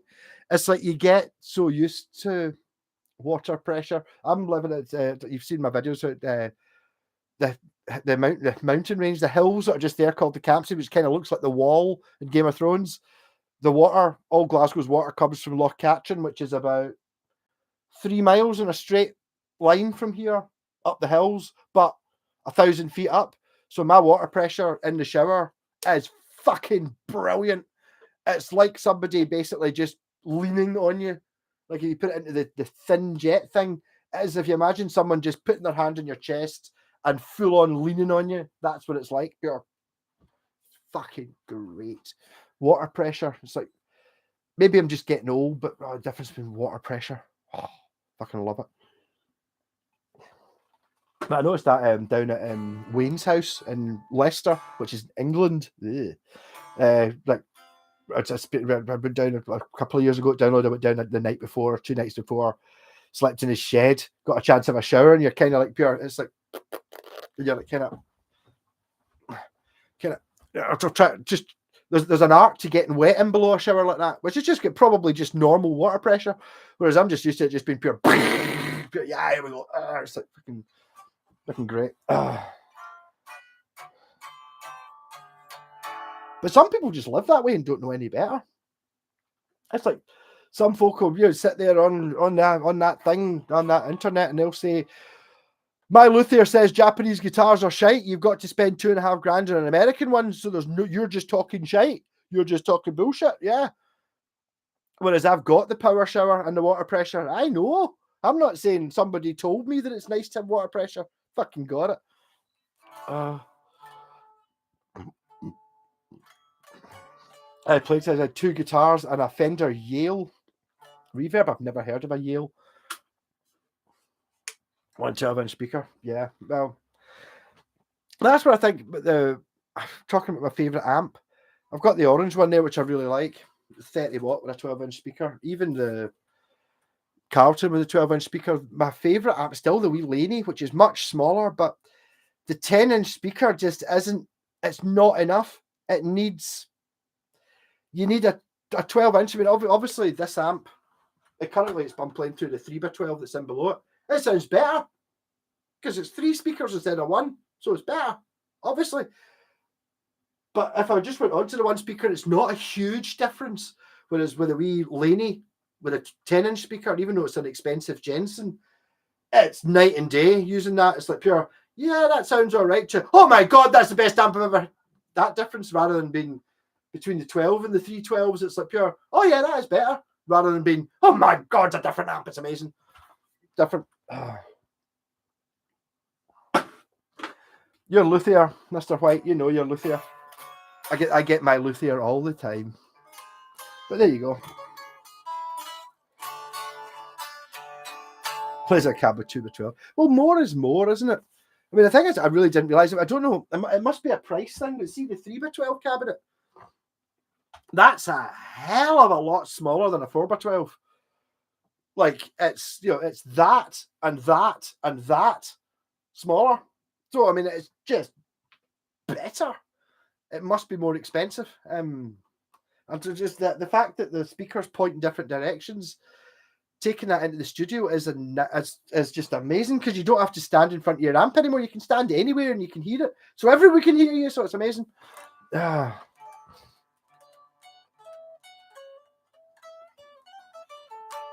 Ian, looks like you got a 40-ton crane to play with. That'll be fun. That'll be all right.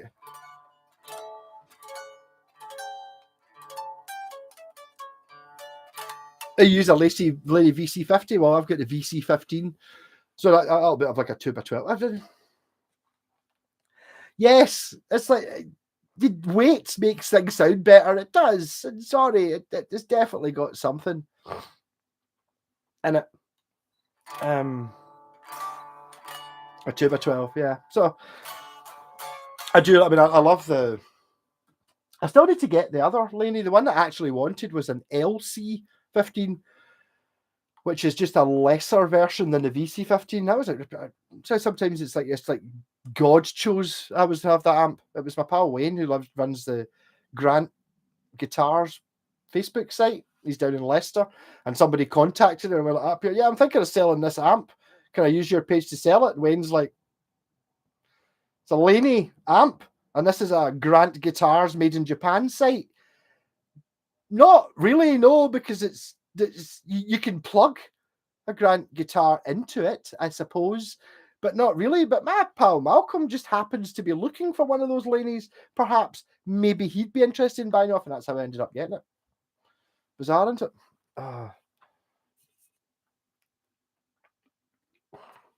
But the one I thought I was getting was the LC, which is a cheaper one, and then I think they swapped it for a bass, a Land Rover bass. Okay, it was a Stag fretless bass that I put a Land Rover badge in the hole off my Land Rover. And I think I was looking at it and it was like, yeah, okay, I'll do a straight swap if that's fine. And the guy's like, oh, this amp's worth an awful lot more. You know, so you look it up, it's a VC15. It's like number 250, so it'll be the guitar and some money. Let's say 50 quid. I was like, LC15, VC15, what's the difference? And it's like, it's got an awful lot more things on it and a leather handle and all that crap. So I did just give him, I paid 50 quid for it. Vox Marshall Selmer, old orange Laney. Well, I suppose I don't have a Vox. Well, I had a PV Royal 8, it was called, which is meant to be a Vox circuit, but it's one of those small wattage 5-watt amps. But it's like the principle sounds great, but they don't really work. Marshall, yeah, I got a couple of Marshalls. Selmer, don't have one. Orange, I'm running through the orange VC15. And Laney are great.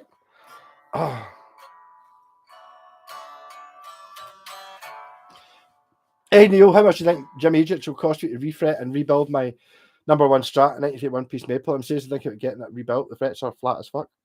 I'm not sure, but I think Jimmy Egypt you can manipulate him to a certain amount. My pal Ronnie gets work done from him. If you make it just be a wee bit.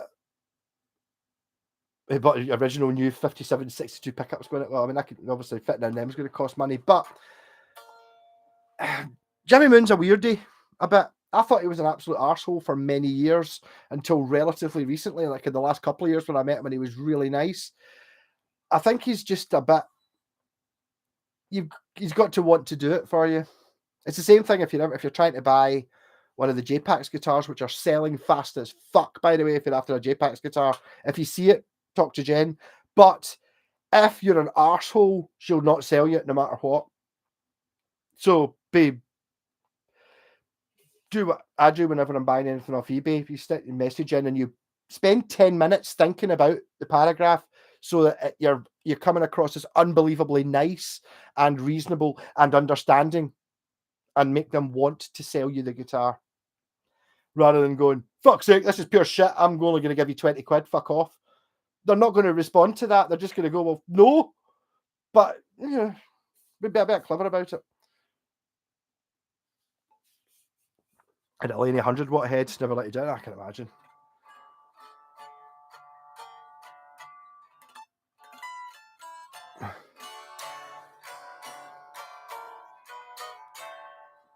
Prefer combos? I don't know. The thing is, the thing I'm looking at, like the combo, especially if you look at the example of this amp here, right?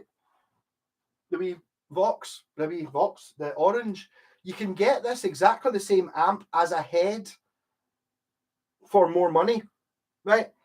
But it's exactly the same amp. The difference is that, see, like where the valves hang down, like the valves and the transformer and shit hang down to about there, right? And the head version of the amp's upside down. So instead of the valves hanging down behind the speaker, they go up the way, like it is on this amp. So there's your control panel. But instead of the valves and stuff hanging down, like they would in a combo, they have to go up the way. So you end up with something that's that size, right? Which is okay. You can run that through a cabinet, fine. But you've got this one, which is only that much bigger than that one, right? It's only 6 inches bigger, but it's got a speaker in it. If you don't want to use that speaker, you can set that on top of your 4x12 cabinet. It's just the same. It's that much you're paying for, and that extra size, which doesn't really add that much weight to it, gives you the option for not having a speaker cabinet. Because I mean, I would gig with that no problem with a 1x12 inch speaker. That's totally fine. If there's a 4x12 there, I'll use it. That's fine, because all the outputs are the same on the back of the amp. But that whole, and how much you actually save, there is no point in buying a head, really, for looks. I mean, okay, I've got a head there, but if you're looking at like a Marshall JCM 800, why buy the 50 watt head when you could buy the 50 watt combo, which will be exactly the same, apart from that, more this size than that size, and you can still do everything with it, but you've also got that, I don't need a speaker cabinet. Kind of interesting.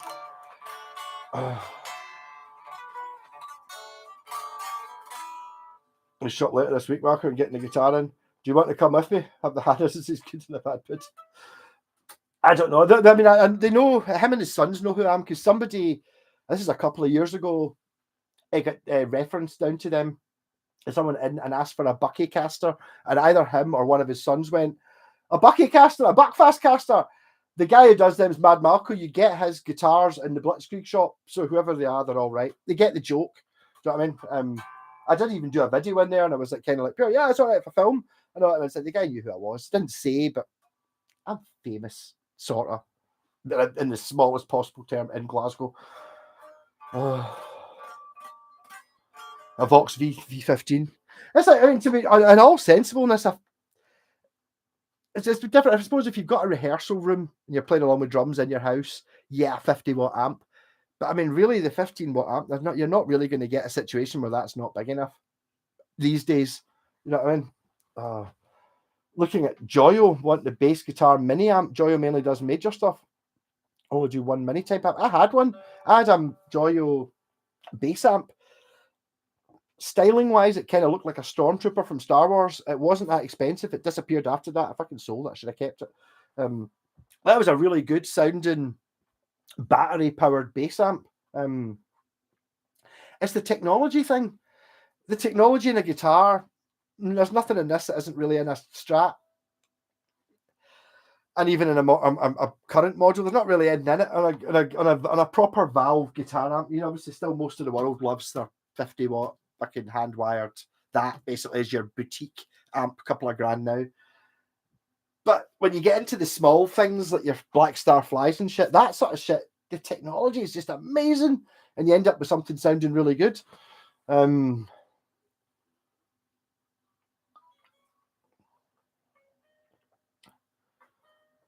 Vox 50 is amazing, Philip. Of course it is. The thing is that even I was talking about the Valve Junior, the Epiphone Valve Junior and the PV Royal 5 or Royal 8 and all that. Yeah, But they're kind of I love the idea of a valve amp. Oh, I'll get a wee valve amp. Oh, it cuts down to 1 watt. That'll be great for in the house. But the thing is, it needs to be cranked up to sound good. So, I mean, the thing is, like, see the 5 watt wee PV or whatever it was, I played that in the studio with Cranking House using it through the 4x12 cabinet. It sounded fucking brilliant. But that 5 watt, and it's like in the house, you've got the volume at 1, and it just sounds shit. If you're going to be playing in the house, what you actually want is some sort of modeling shit. Like, see the wee Black Star Fly amp I use in the JPAX videos?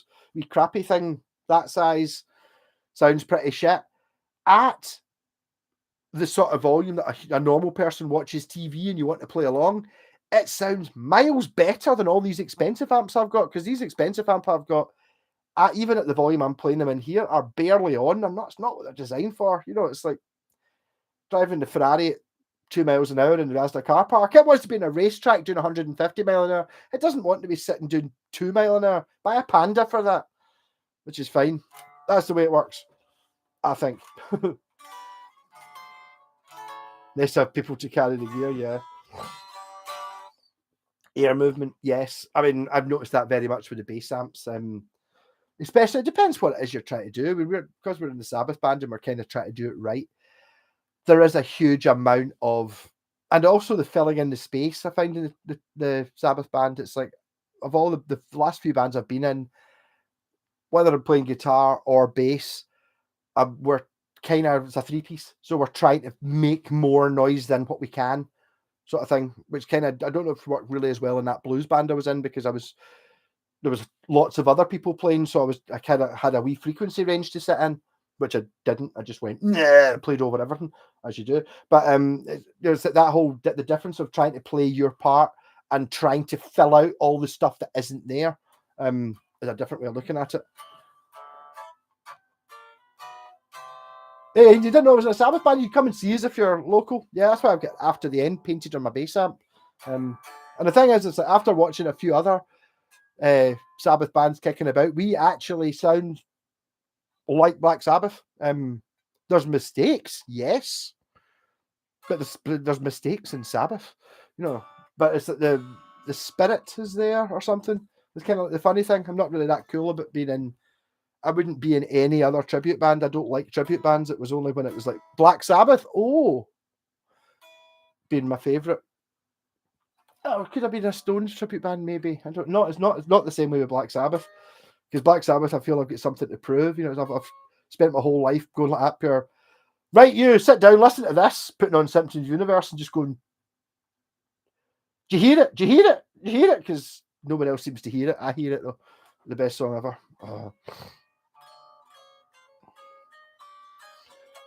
Mid-80s, a bunch of American indie bands used Vox and SGs with P90s in it. Does that sound?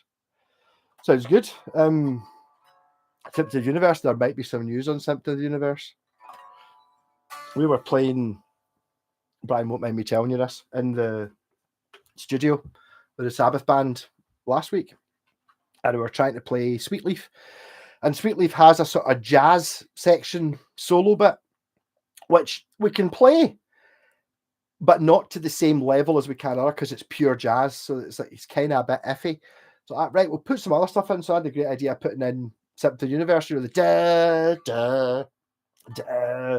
So it goes from like is it in G?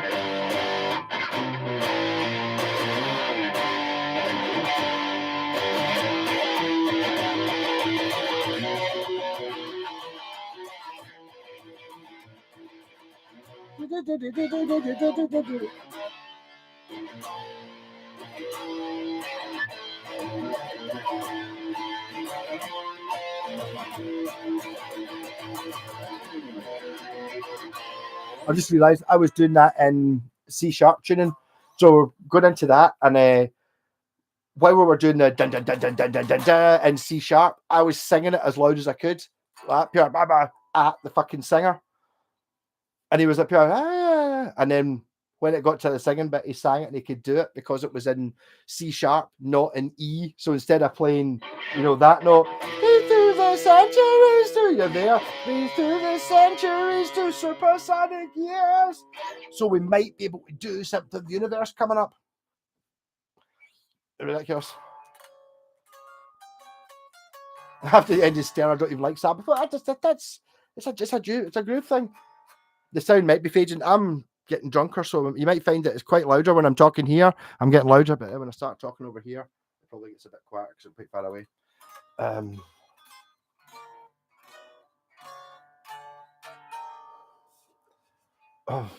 Happy with J Turner SG modified by P90 in the bridge. Good combo. J Turner's one of them I don't know.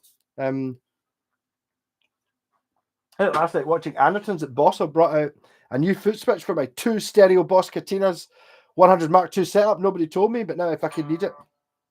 If it's just a foot switch, I might be able to build it for you, Neil. I've done several foot switches for several guitars. I managed to make a foot switch using a MIDI lead for this Carlton amp. It's got 4 switches on it. And I just fucking made it. It does 4 things. So I might be able to make you one. If it's something relatively simple, if it's actually a physical switch, I can make you one.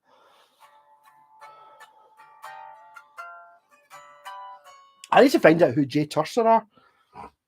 It reminds me of something. I don't know what's the company that's a bit like Jay Turser that doesn't make guitars. There's definitely something. Hey Barnside, how's it going? Oh, a few nicotine cream. Well, the worst one for me was that the Fernandez bass, which I mean this has gone. This is 20 years old, so it's not white anymore. It's gone that chewing gummy white. But that bass there went the most hideous shade of beige. It was ridiculous. I'm so glad that I've got it now. But I totally couldn't live with it. I was so pleased I got it. I got it J-Paxed. Still feeling a bit guilty about it, but I don't know. It's like kind of, in some ways, it's quite good, Jen, doing some of my guitars because ultimately she knows I don't give a fuck. So she can't destroy my guitars. Therefore, I'm getting the most adventurous ones. The first ones don't count, but if you look at this one, this is the only one that looks like this. There's none of the other J-Paxes look like that one. But that's because it was for me, and there's no rush to it. If nobody if you don't, if I can, I'll just paint it again. It doesn't matter. But I mean, look at it. Fuck's sake. Next week, I'm definitely in the studio. I'm taking that in, and we're going to do a promo video of us playing Paranoid using that guitar and that bass.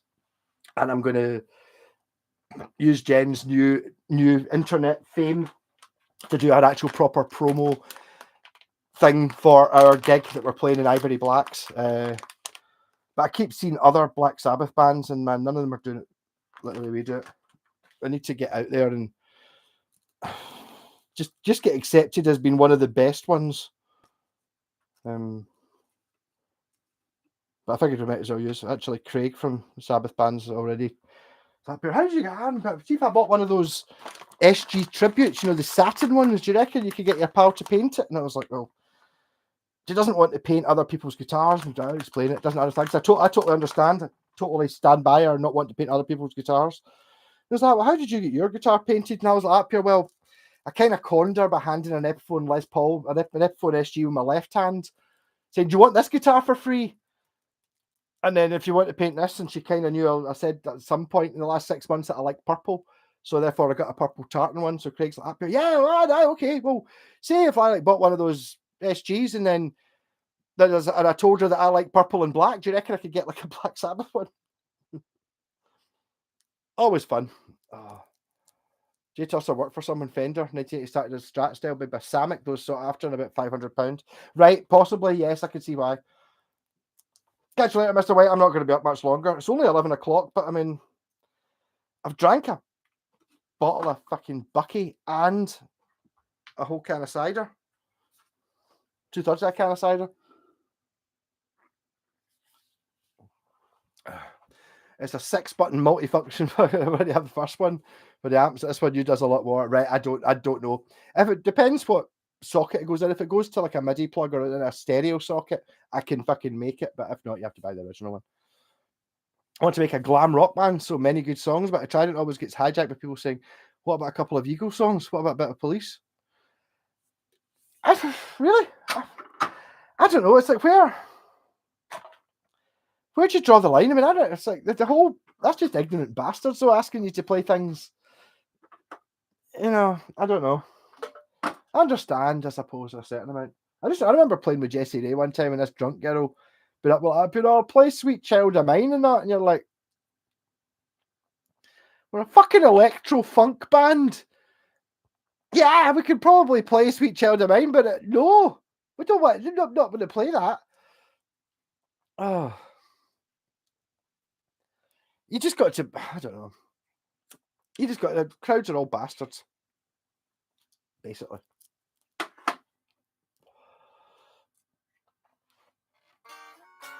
Hey, bad side, you were down at the Rebellion Festival in Blackpool last week. Considerable amount of tonics consumed. Copper the whole section. Don't even see that in Scotland, no, because you just assume everyone was going to turn up with their bottle of bucky in pocket. They're not going to sell it. Yeah, totally. Rebellion Festival. There's a festival my pal is in the Anthrax. The Anthrax band plays in the last couple of years, like a big tribute festival thing. I think I should be fucking playing that. It's usually behind the counter here. I remember going up to, I don't know how out of date this is, but maybe about 10 years ago, used to go up to the chalet up Lochfine in Inverary way, Sucker, and on the way up, you would be driving up, and it was like Arica was the last place you could get bucky. There was a wee corner shop, and I've been in it a few times, and you go in it and go, up here, yeah, I'm looking for 2 bottles of Buckfast. And the guy's like that, pure. Jim, yeah. To the back, it's that pure. These guys asked for Buckfast. Jim's like that. Where are you going, lads? It's like, we're going up to Sucker. Going camping. And the guy's like, right, fine. And then he got his bottles of bucky out from below the counter. So they're possible, but you've got to not be staying in Arica if you're getting a bottle of bucky.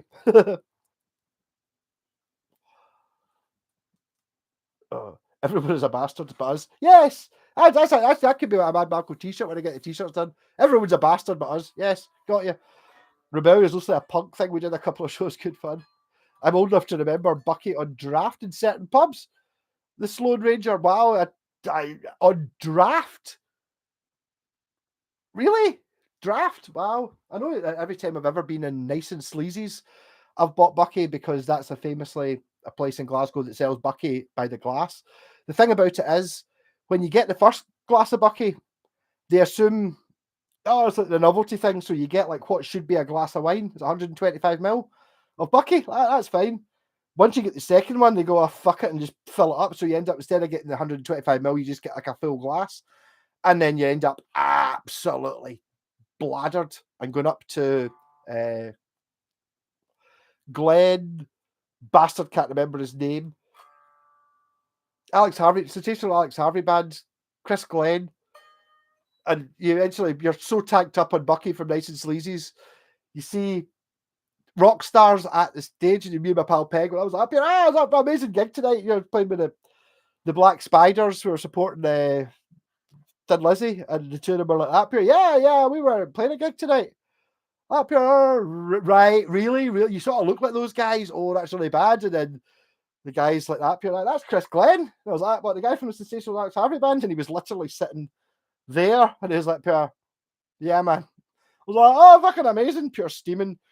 Basically 20 seconds of, you're fucking amazing, this is amazing, and then just pure creep away because I didn't know who he was, which was shocking. But that's what happens when you drink bucky and Nice and Sleazy's. Lovely guy. Chris Glenn's in a few things. He's in the Michael Schenker group, and he's one of those bass sluts. Amazing. I'm hammered. I'm hammered as well. I'm going to be giving up this malarkey shortly. You've not missed much. Thanks for all the likes. See what I said? Spike likes earlier on. It was more likes than there were people. That's how you beat the bastards. I'm one of you guys, not one of the corporate greed. Later on, I'll become one of the corporate greed. Once I've made it big, and it's like I won't talk to fucking well. Inverclyde's had an optic. Paisley pubs hide it under the bar, but there were places with the front of the bar. Yeah, I've seen it in optics. Have I? I've seen it in optics at that Wolstonbury festival where they had Bucky in optics because that was what I requested. And even though I'm not in the band with the guy whose festival it was anymore, he still got me. He couldn't get full bottles, so there was half bottles of Bucky behind the bar. You've seen the Wolstonbury video. That was fucking an amazing thing. The only thing that lets it down a bit is the fact that the rest of my band were like, oh, I'm not staying in a tent. That's the whole point. It's a camping thing. So it would have been lovely to get absolutely smashed with those guys. They all went home, but it was all right. Next year, I'll maybe put out some more tickets to folk. I don't. There's no tickets as such because it's just in someone's garden. But I'm assuming we'll probably get invited back to play next time, hopefully, in something. And I'll invite a few you lots. I took a couple of folk, Ian and his brother-in-law, and it was just nice having other folk there to make the numbers up a little bit, I suppose. I think basically because it was raining all day, a lot of people didn't bother turning up, and it's like because it's not a ticketed thing, it's a sort of party thing that you can kind of get invited to, but you've got to camp, and it's a bit. But next time there'll be maybe even be a Mad Malco performance. There we go, get like fucking just people there. I'll just get more people. It's normally done as a sort of charity thing for cancer.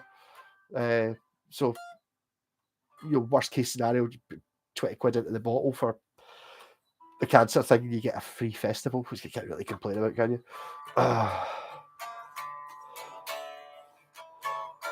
The pubs, I think, must be. Bucky's just so designed for before drinking and after drinking. Like having. There was a point when they did Bucky and Red Bull cans. Remember me and my pal G drinking them, going in to see Saxon and Europe and all these things. You just get a couple of cans of that, and you're just drinking what looks like a can of Red Bull. Designed for that, so you just get pure tanked before you go to a gig, and then in the venue you get a pint or two.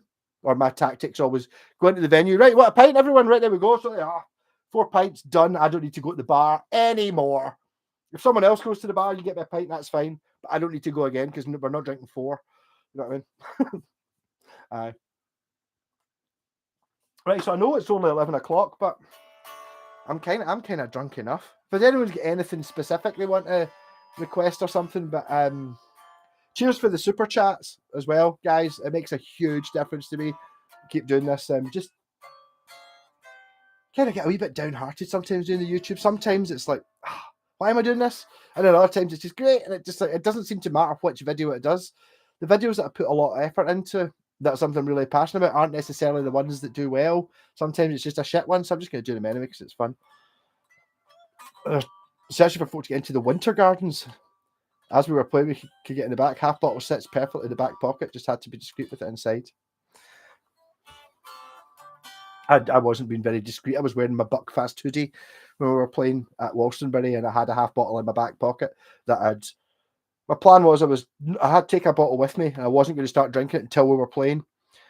And I was going to have like a couple of cans of lager at the free bar before it. So basically turned up, got off giving a can of lager. That's great. Cheers. Went into the bar. Oh, you to get one of these bottles of Bucky before I go and had a bottle of Bucky and ended up pure slamming before we started playing. It was great fun. A pocket rocket, no problem, Lee. I love doing it, man. It's fucking amazing, and it's like even not getting tens of thousands of views, but that's not the point. If anyone loves it, that's fucking worth doing. I got that very early at the start when I had like 20 and 30 subs. There was a couple of folks like, up here, you've got me through some tough times by just talking shit. So you're worth it then.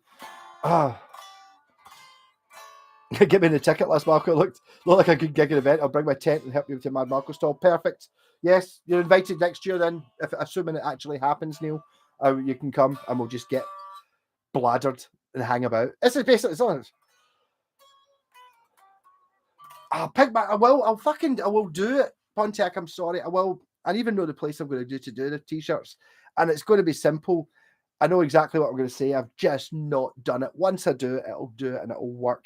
And it's not going to be a crap t-shirt. It'll be a good one. There will be good ones. Where is the Wolstonbury Fest? I'm sorry, Lee. I'm going to have to give you. It's in Wolstonbury. No, it's a place called Wolston. It's It's basically my pal Ali's house. He's got like what used to be a small holding next to a farm in the middle of nowhere, and in the other garden of the rest of the field that he bought to build his house, he built like a wooden holiday chalet thing that he rents out for 50 weeks of the year, apart from the week 51 weeks apart from the week that the does the Wolstonbury thing, and he uses the garden for that, for putting tents in, and we're basically just in his back garden just drinking and having a laugh, and everyone is lovely.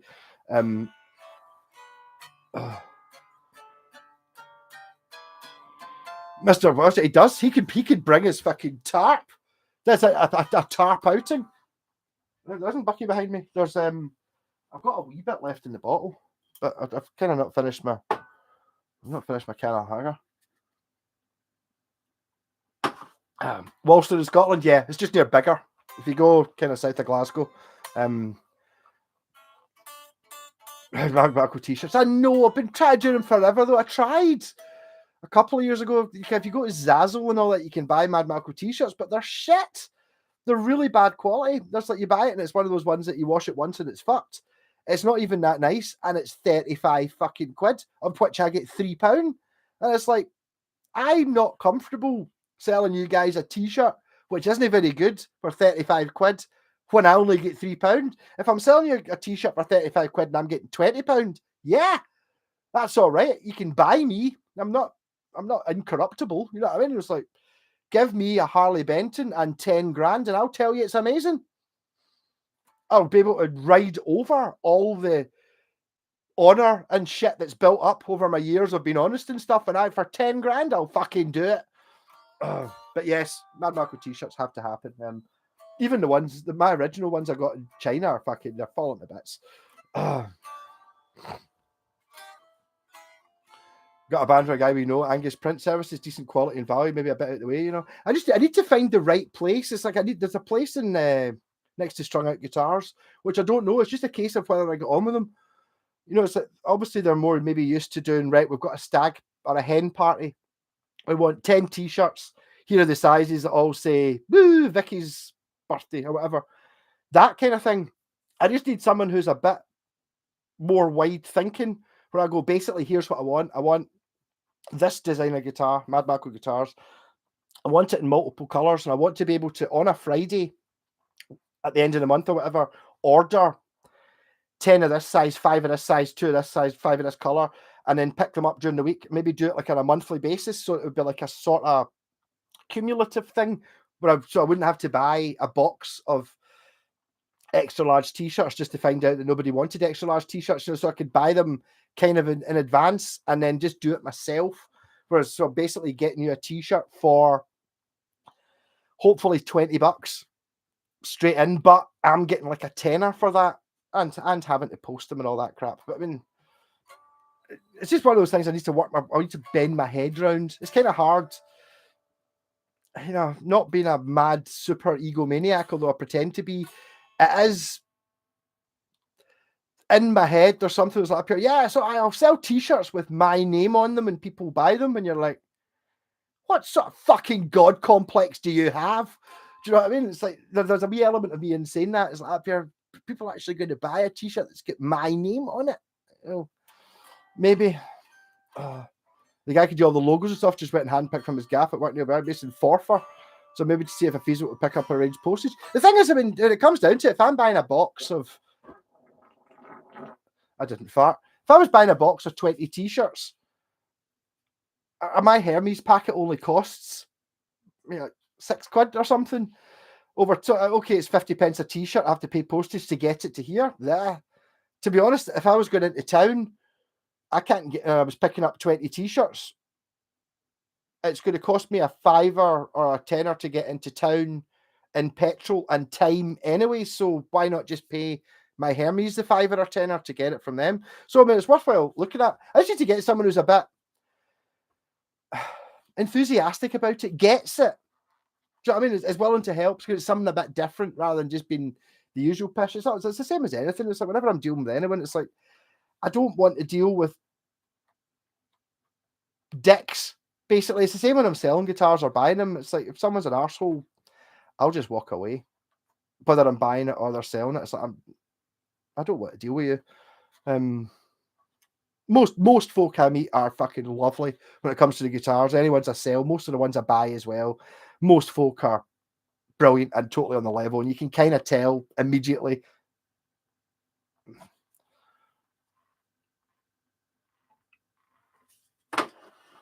I've been in this planet 31 years ago and just realised Ibanez have the tuners on the wrong sides. Only on this one, yeah, the upside down headstock, which I recently found out, which makes sense. It's for tuning of the thin strings. So if you think about it, because normally the thin string's got this big long bit, when you bend the note, right, it pulls, not on this guitar because it's got a locking, doesn't make fucking any difference in this guitar, right? But if we didn't have the locking clamp, when you bend one of the high strings, instead of pulling the string through the slot, pulling through this amount of string, you're only pulling through this amount of string. So it'll stay in tune better on an upside down headstock. Because these are the strings you bend, you know, the three thin strings. So that's better. Like I said, this has got a thing with headstock. So they're clamped there. So it makes fuck all difference what you do there. I've seen guitars before. I've had guitars before where it's been clamped up and someone's obviously bashed this. So the string is actually broken here. You know, there's no string going to the tuner, but it's already clamped. And when it was clamped, it was in tune. So you can still tune it using the fine tuner. You can buy my t-shirts in Blitzkrieg, but they didn't really work.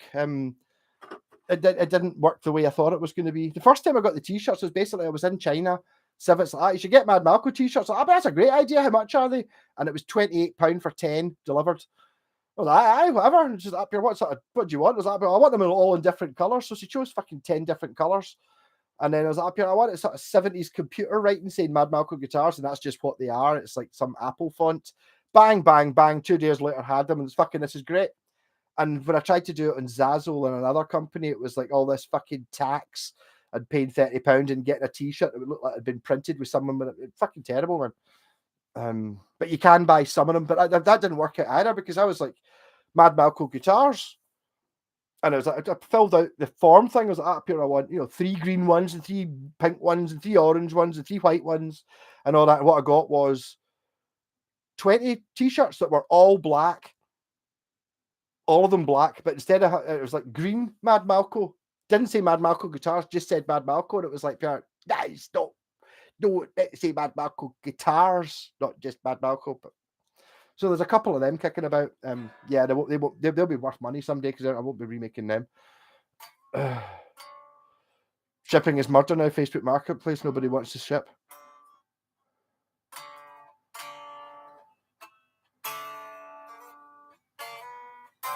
Yeah, I don't know. People, the thing about shipping is, I'm a bit of a bastard when it comes to the thing. When it comes to the Gumtree and the shipping, by spending 10 minutes on writing my message and just being utterly nice and super, super reasonable, beyond to the point putting in silly jokes, so that the person on the other end wants to sell it to me. They don't want it to sell it to the person that goes, aye, 50 quid. Or just 50 as a, they don't want to sell it to that person who just can't be bothered saying, hi, I'm interested in the guitar, would you take 50 for it? They can't be bothered with that, they just put 50. They're not, it's like, even, it's not just me that feels that way. So I mean, that the last electric set I got, the Pursuit one with the 3 cars in it and the police car, I phoned about it. I was like, I don't suppose there's any chance that you've got like fucking you work in Edinburgh or Glasgow, you're quite far away, it's a 2-hour drive. I could send a courier, but I do understand that might be a bit of a hassle, blah blah. Just rabbiting on shite, making stupid jokes. And I got a message from the girl back the following day going, I'm sorry, it's like your message is fucking awesome, but someone's meant to be coming to get it tomorrow. If they don't turn up, there's 6 other people in front of in the queue. And basically because I'd had a really stupid and made her laugh in the question, I was obviously second in the queue. When the first guy didn't turn up, it was mine. So I ended up getting it for ridiculous. Oh. Got to fix my guitar, not interested in that tickiness. This is a shot in the dark, but I once had a Strat guitar copy, the white body, black pickguard, white headstock in the front, What TV back? I remember the badge. Oh, there's too many of them. Lee, I'm sorry. You've got to. So you're just suffering from the same problem that, well, the same super advantage that you had when I was a kid. When I was 16, 17, you didn't have digital photos. So there's very few photos of me doing stupid stuff when I was 17. Which if it had been Facebook time, you would see me in the bin, up a tree. There'd be lots of photos like that doing really stupid stuff.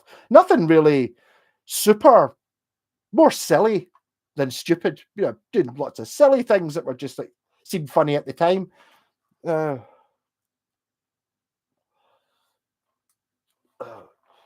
want to see it. Don't believe in shipping. There's nothing worse than messages made up of grunts. I won't sell to anyone that cannot string a sentence together, as chances are they'll mess ship out. I get that. I understand. The Lone Ranger. It's like, that's it. It's like dealing with someone. I mean, that's like from Jen, the JPAX was talking about. It's like people just want to message me. I don't actually put anything up for sale. They've got to ask me. I totally understand all that. As part of the thing is the thing. You know, it's like not interested in selling to someone who's not worthy of it. I've sent people home without the guitar because I didn't like them, even though kind of need the money. It's £100 in it, and it's like pure. You know, wee things. There's levels of etiquette. So if you're right, I'll take the guitar. Can I come pick it up at 6 o'clock tonight? Yeah, that's fine. Cool. You've taken the guitar 6 o'clock tonight. And then they come up and it's like, pure, yeah, it's up here. All right. Oh, it's like £100, you say? It's like, pure, would you take 70? And it's like, are you finding, you've already said you were taking it, right? What's wrong with it? And they're like, pure, no, there's not really in. You're like, £100 or get it. You know, it's fair enough if you go up here. Oh, it's like, oh, you want £100 for it. You say, oh, you never really mentioned that this tuner was bent, and it's like, it's not really. But that doesn't really happen. It doesn't really work with me because I don't sell things for more than what they're worth.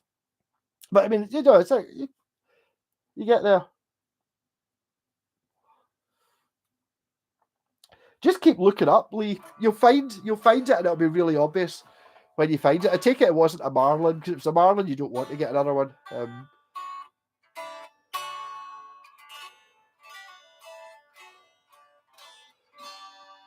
White body, black pickguard, white headstock. Coloured headstocks are a bad thing, but I mean, if you're looking at, you bought it around 2007.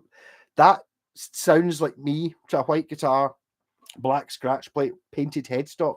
Sounds like a late 80s Korean guitar.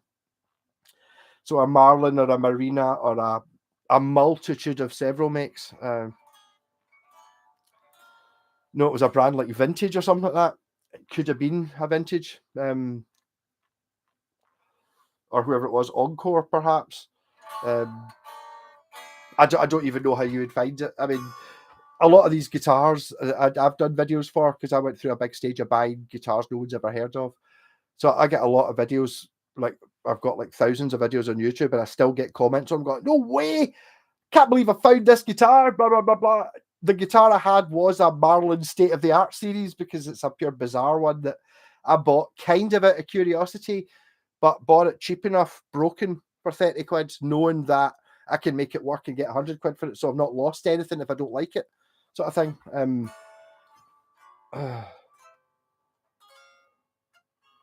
Why can't I click on the Malco commentators and go to the pages so I can subscribe to them? I think you can. You know, just when someone puts a comment up, can you not just click on it and it tells you, and it says how many videos you've got and whether you've actually got enough videos to actually subscribe to? I don't know. But I don't really understand how YouTube and all that shit works. I've got a message from YouTube earlier on today. I saw on my phone. I haven't actually looked at it yet. I don't know what it'll be. But I think they're trying to get me back on side with their pure, oh, well done. Ooh. Whatever. It's fine. And I'll front row, Neil, I will have your guitar done. It's sitting right there. I need to oil the fingerboards. I'm going to shim the neck. But fucking, I had a pure great name for it. The switch, the cascading mega bucker switch, is working great. It's giving you two sounds that you can't do that with a Strat. It's like, yes, you can. Here we go, fucking Pantera. Blah, you know what I mean?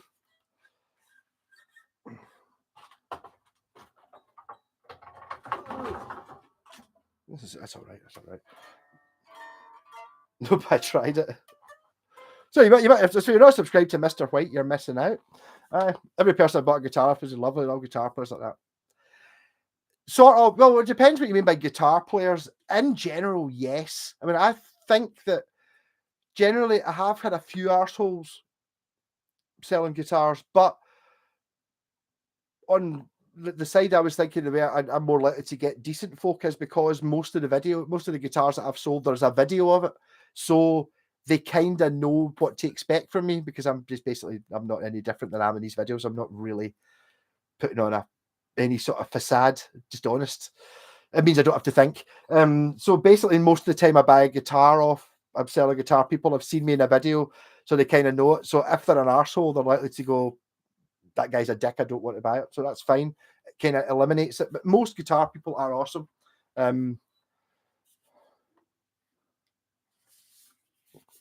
No, Cascading Mega Bucker. Not just Cascading Bucker. I'm going to start putting them in the J-Pax guitars as well. It's a simple thing. You know, it doesn't use any bits. It uses a £2 switch and 10 minutes of wiring it. That's fucking nothing. And it's like, two extra sounds that you can just, by not turning the switch on, you can completely ignore. Win-win. It's got extra things on it, but I just don't turn them on because I don't like them. Well, that's the same as not having them, or is it just having something else? People are nice when you're giving them money, and it's sort of, yes, I don't know. Yeah. But I mean, you've got to be honest as well. It's like the whole thing about not trying to bullshit anyone. Because the problem is if you try and bullshit someone, there's a fair chance that they're going to see through your bullshit immediately and know you're an arsehole. That happened with a martial artist stamp. A guy came round to buy it, drove away down from fucking Aberdeen or something to get the martial artist. He's up here, take it to bits, take it to bits. Up here, fucking this is bursting. You're looking at the guy up here, whoa. He's doing a job. He's doing a number on me. So I was immediately on the defensive. Up here. It's not, you're not getting more than 100 quid for it. Yeah, then 100 quid, that's it. It's like, what, £600? No, I'll just keep it for that. You're not getting more than 100 quid for it. Fucking, I drove all the way down from Aberdeen. You're up here. Yeah, you drove all the way down from Aberdeen, so you know it's fucking worth the £600 I'm asking for it, but you're trying to screw me. Get it? Fuck off. Is how that went. But that's the way it comes down to. Even when I went to buy the RG I bought last week, the 3 pickup one, the 3 humbucker one, and I said to the actor, right, here we go, and it's like the thing was fucking mint condition. Do you want to try? Did you bring your wee amp with you? And I did. So I plugged out the wee amp, and fucking everything works and like that. I'll just PayPal, or I'll just set up the PayPal, I'll just give you the money. Fuck it. I was going to try and haggle. I can't. There's nothing wrong with it. If it turned up and one of the tuners was missing, there was a big chunk out at something that hadn't been mentioned in the advert, I would be able to go, look, you for 250 quid, that's fine, but not with a tuner missing, you know, it's 20 quid for a blah, blah, blah, blah, blah, you know. But no, I couldn't find anything wrong with it. It wasn't even dirty. Fuck it, just give him the money.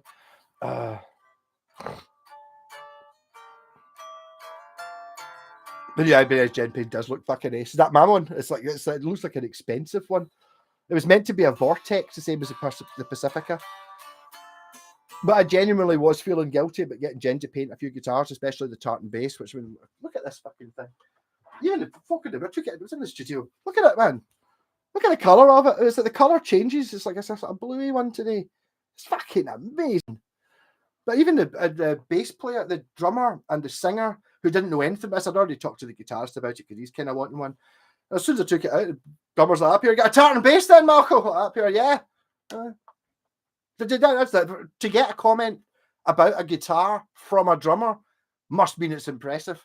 You know, and it's fucking great. Absolutely love that thing.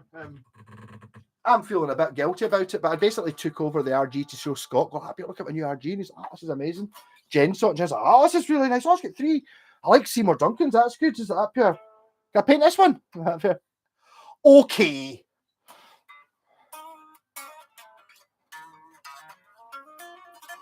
Life of private haggle, yeah. I'd like a J-Pax, but it's £120 from Jump Street. I don't know what that means. You get one. You can. They're art. It's not a guitar. It's where do you run yourself in with a guitar thing. So if you make it on £1,000 guitar, you've got to spend £1,500 on the guitar, and it might not be exactly what you want. And it's like that whole bizarre thing. Actually, what I think Jen's doing just now, she's bought a pile of Strats. I think she's talking about selling the bodies just as they are painted. Here's your painted body, bang, couple £100, and that leaves all the other parts to go on other things and make shit. We're also looking at, me and Scott were talking about the shed that we built out the back. There's a few joists left over, which are basically what I made the shocking bird out of. So we're thinking if Jen paints up bodies and scratch plates and sells them individually, because I can see it. People want to buy, they want that. Obviously, it doesn't work with a Washburn Raven, but it works with a Strat body. Oh, I could use, because it doesn't, as long as it's decent wood, it doesn't really make any difference whether it's premium ash or mahogany or anything like that. Really, come on, fuck, it doesn't. It does make it look different if you're going to paint it a crazy color. It doesn't fucking matter. The way I see it.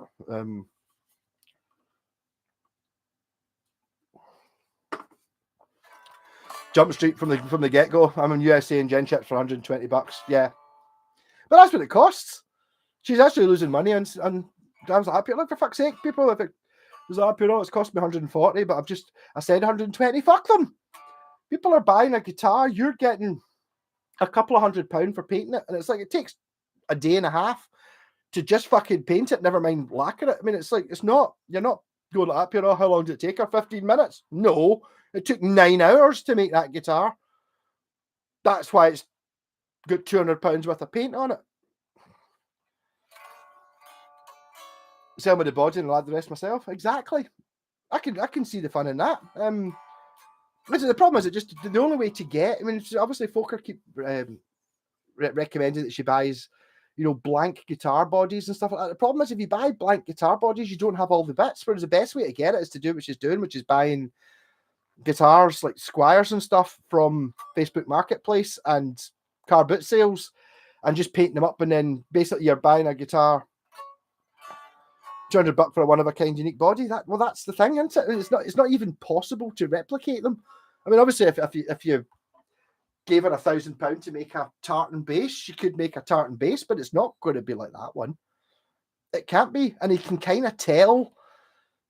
It's a funny thing, art. You can sort of see when it's real and see when it's not. My pal was up earlier on talking about, have you tried using AI? I was like, no, I've heard about it though. So he's making, like, if you tip into his IA, I was like, think of something mad. I was like, you're right.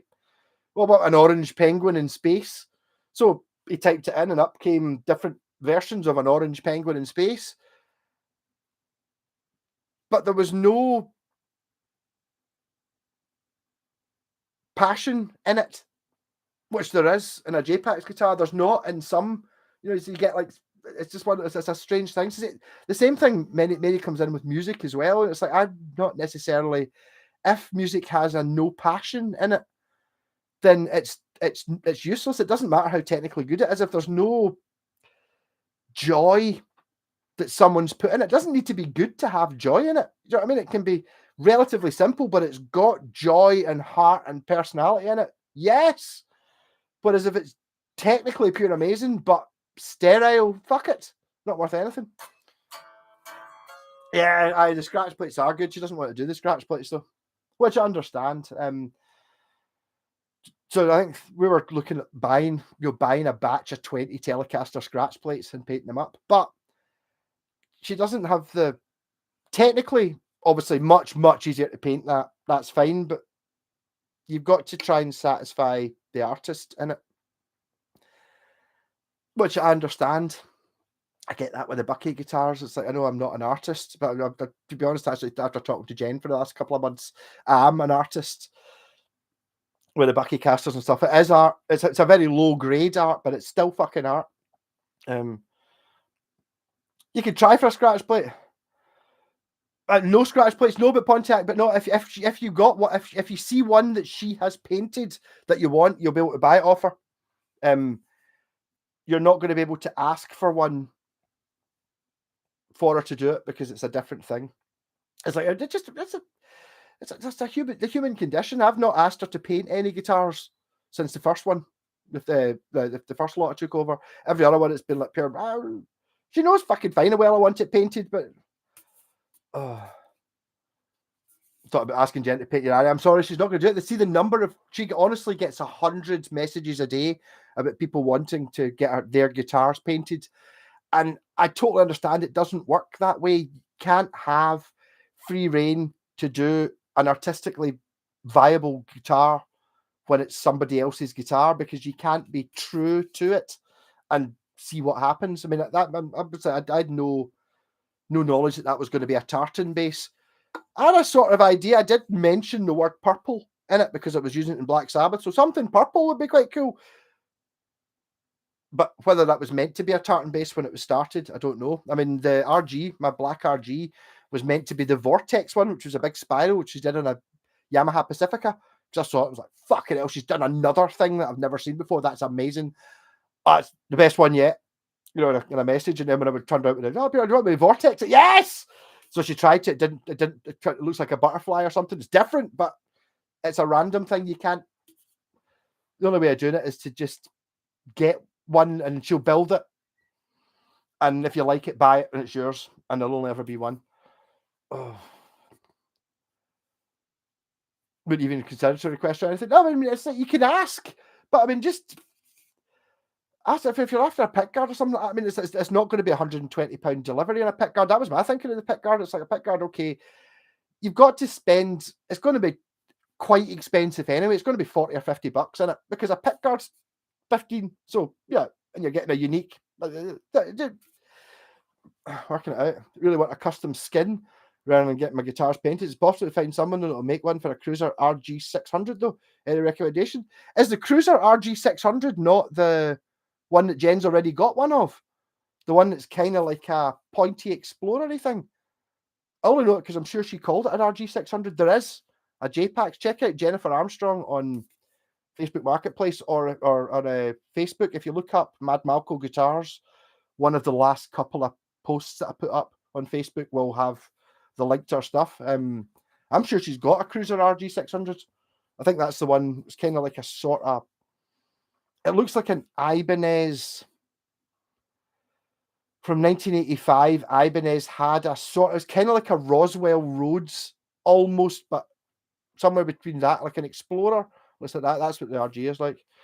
Oh. I was able to produce a 3-part video at the beginning of my covers duo, spelled D-O-U, from back in 1988. It was a copyright strike years ago when I was over. It's been lifted for educational purposes. Well, there you go. You got to try it. Yeah, but I don't know where it comes in with it. But it shouldn't be. The copyright strike's different from a copyright claim. I've never had a strike. A strike is we are pulling your video. You can't use the music. Whereas every time, obviously, whenever I'm in with the Black Sabbath band, I take the GoPro and sit it down. When we come back, I do a rough edit, put the songs on so the rest of the band can look at them and improve for next week, sort of thing. And I get copyright. It's not a strike. A copyright thing for every one of them saying you can't monetize this. There might be adverts on it put on by the publisher that's nothing to do with you. But it's only just for fun between us anyway. They still let you do it.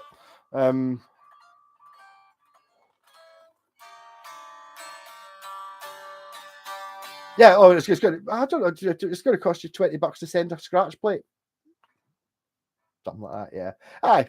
But I mean, it gets you the scratch plate, and it's like when we were sitting there. It was me and Scott that made her do it. Actually, there's a photo she's got like of sitting the scratch plates on a couple of guitars. One of them's Scott's Joe Satriani, and the other one's my RG. So they're not even scratch. They don't even fit. But as soon as you put it on a plain white guitar, you put one of the mad things on. It's like, whoa! It's super interesting. And the thing is, you can put that mad-looking Telecaster scratch plate onto your £2,000 Fender, and it looks fucking amazing. And then you don't detract them because you can take it off and put the original one back on again. So there's something in there, you know what I mean? Jen cannot get into painting people's guitars, shipping back and forth, not inspiring. An element of that as well, yes. I mean, I've for this customer, probably got more JPAX guitars than anyone else, but I'm just greedy. I'm not. She must know that I'm not. I'm not thinking about it. It's like she shows me a new guitar. It's like I fucking want that. It's like, I can't help. That's a total honest reaction. Whenever I see it, oh, that one. Like that Yamaha Pacifica, as soon as I saw it, it was like the Vortex one, like that. Fucking, I want that. I want that. It's like, no, look, just calm down. I've got fucking hundreds of the bastards. Don't need any more, but oh, there's one. See, I don't know. I mean, I think we were talking there, Slow Ninja. I think Jen should be selling almost the rights to some of the guitars because they're all totally different. There's no two that are. There's a few that are kind of similar. You can tell they're all done by the same, but they're all completely different. But the only way you could really reproduce them is to like take a 3D digital photo and make it onto a skin and put it on. So you wonder. Out of 5 covers, only got one mention of a nose strike. I mean, I play covers quite a lot in all my videos. I never get struck for anything. The things I always get, see, when I play an acoustic, I get copyright strikes. Or when I play blues, I have like a couple of times done a piss take blues jam and got hit with fucking copyright strikes for songs I've never heard before because I'm just going, but it's, oh, that's a Kinks song, is it? Look up the Kinks song. I've never fucking heard that before. But I get hit with acoustic ones. I think it's maybe too much. Maybe it's just because I play intentionally really badly all the songs, so I don't get copyright strikes for them.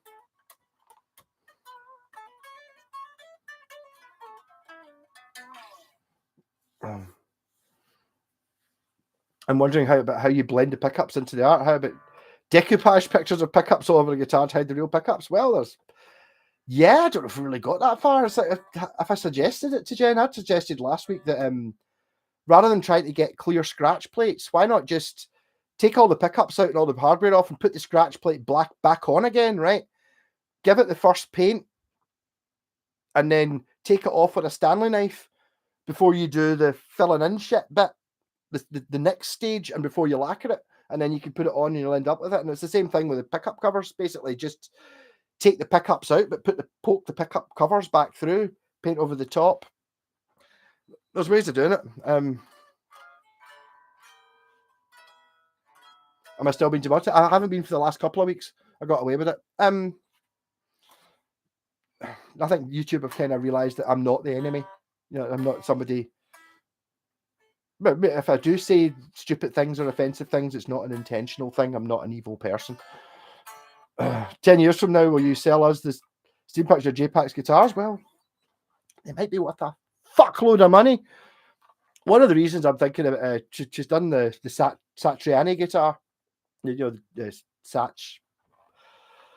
I can't remember what it is. It's a Korean one. It's not the expensive one, the JS, whatever it is. And I was thinking, but as soon as I heard it, Scott's like, Jen saw it, wants to paint it.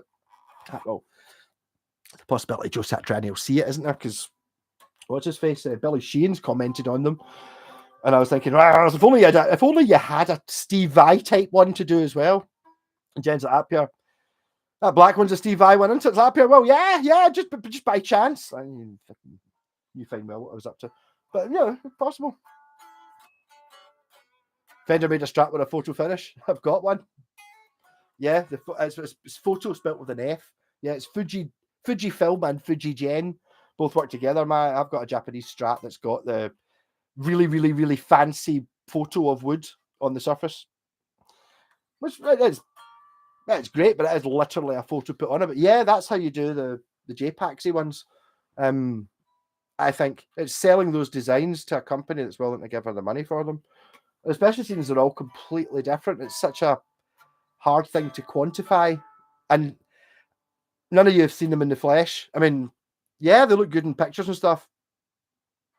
Not compared to when you actually see them. You actually see them, it's just like, fucking hell. When you go into Jen's shed, she's got like 10 of them hanging up. It's like, fucking...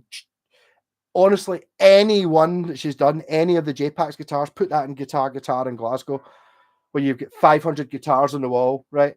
Put one up anywhere on the wall, and everyone's going to walk in and go, oh, yeah, that's a weird look at it. What's that? That's how quickly it's going to be, because they just stick out like fuck. Anyhow, I need to go to bed. It's now 20 to 12. I've run out of... Oh, I'm not actually run out of booze. I'm just a slut, aren't I, really?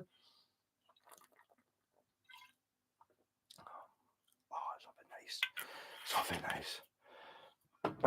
If you have seen a couple, Alex, yes, yeah, but you've only seen them in here. It's not the same. So I get the picture. I get a photo sent through when she's done one. Oh, what do you think of this? It's like, fucking hell, done it again. How can you keep fucking surprising me? But when you go around, up here, I hear it is here, and you go into the shed, and there's like the last 6 are on the wall, and it's like just fucking ridiculous. Dude in Texas sells OEM guitars, cheap copies, Atkins guitars. Yeah, you can get good ones. There was a point where I was going to try, when I was going to Civic, I was going to try and get Bucky casters made in China. Basically just a Telecaster, but painted olive green with a yellow scratch plate and red pickups. I was thinking of doing that because I could probably have got them churned out for about £40 each, and then basically by the time I imported them over, I could sell them, and you're looking at a Squire Classic Vibe level for paying £40 each for them. So it's a £300 guitar I would have if I'd bought a pallet of them. But you never know about these things. The thing is, it's not a £300 guitar that you're buying for 30 quid from China. It's a £300 guitar once you spent 2 hours on it with someone who knows what they're doing. It's a £300 guitar from a £30 guitar from China. J-Pat's guitars made in China. Well, that's the thing. If they can just churn out just black, but the thing is, they're not art then, is it? When Jen was talking about prints, she's never done prints. She only does actual art, and it's like, well, I mean, I get it, sort of, but I mean, there is a difference between having, you know, an actual guitar rather than have one that is any sort of print or any sort of copy, because it's never going to be the same. You're looking at it, and it's individual brush strokes, and there's so many variations when it comes in. You know, it's like this one's got like a really bizarre yellow stripe I keep noticing. It's just like, why is there a mad yellow stripe there? And it's just because there was a mad yellow stripe there, it became part of it, and it get thinged in. Whereas if that wasn't there, then other things would be different. It's a very organic process, which I don't understand, but I know what I like. And I think it's a wee bit the same with music as well. I can kind of tell when it's, regardless of whether it's good or not, if it's got somebody's heart and soul in it, you can tell. If it's everything someone does, you know, when you hear a guitar solo, it's not because it's a technically amazing guitar solo. It's because that guitarist has given it everything they've got. Whether they're good or not, it's a byproduct. It's everything they can do. It's got them in it. You know. Artists with John Squire, did he used to paint guitars? Actually, I have to say, I saw the Stone Roses on the Second Coming tour in the Barras, and not a Stone Roses fan, don't like them, but it was a good gig and he was fucking awesome. I don't remember what his guitar was painted like. The thing I keep getting with the guitar things is a lot of them are really bad. You see a lot of guitars with art on them that are, maybe there's a taste thing involved in it. I'm not saying I've loved every single one of Jen's guitars. Some of them I've not particularly liked, but most of them, 90% of them, how many are there? 30, 25 of them I've thought are fucking amazing. And a few of them have gone, yeah, still really good. If the other 25 didn't exist, that would be awesome, but I've seen the other 25. So it's kind of bizarre. Why was Jackson Pollock daft? Yes, I watched a film called The Accountant about an autistic guy. I know he was looking at a Jackson Pollock painting, and it's like, that's that whole thing about having it looks the same when you're close to it as you're far away to it. That I mean, Jen's guitars have that. They do. I mean, it's like, if I can put this down, pick up the bass, which is, I don't know. I even though I've had this for months now, I absolutely love the bass that it's made from. It still changes color, and I still sometimes look at it and go, nah. But other times it's just fucking amazing. It's got so much depth to it, which can't have been designed, but it's just different every time.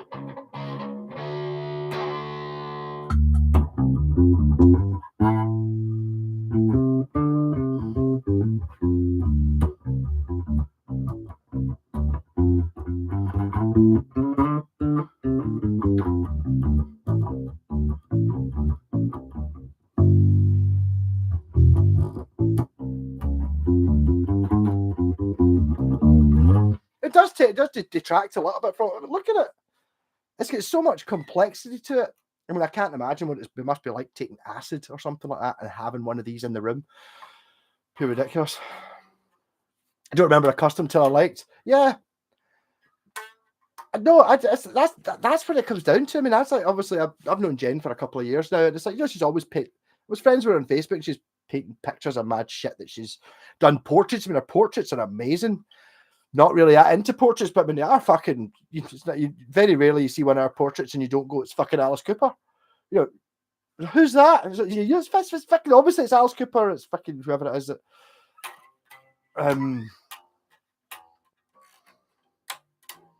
But I mean, when she started doing that graffiti thing, I saw the graffiti thing on vases and biscuit tins. And it was like pure fucking, I quite like that. And then it was like the following week I went over and did her shed, and it was like, she's like, do you want this Strat? I picked it up at the charity at the car boot sale for 20 quid. You can have this for doing my shed. So that's a £20 guitar for all day doing your shed. Fucking fine, that's fine. So I don't want me to paint it. I go for it, and I didn't believe it when every time I was like, fucking hell, it looks fucking amazing. My God, wow.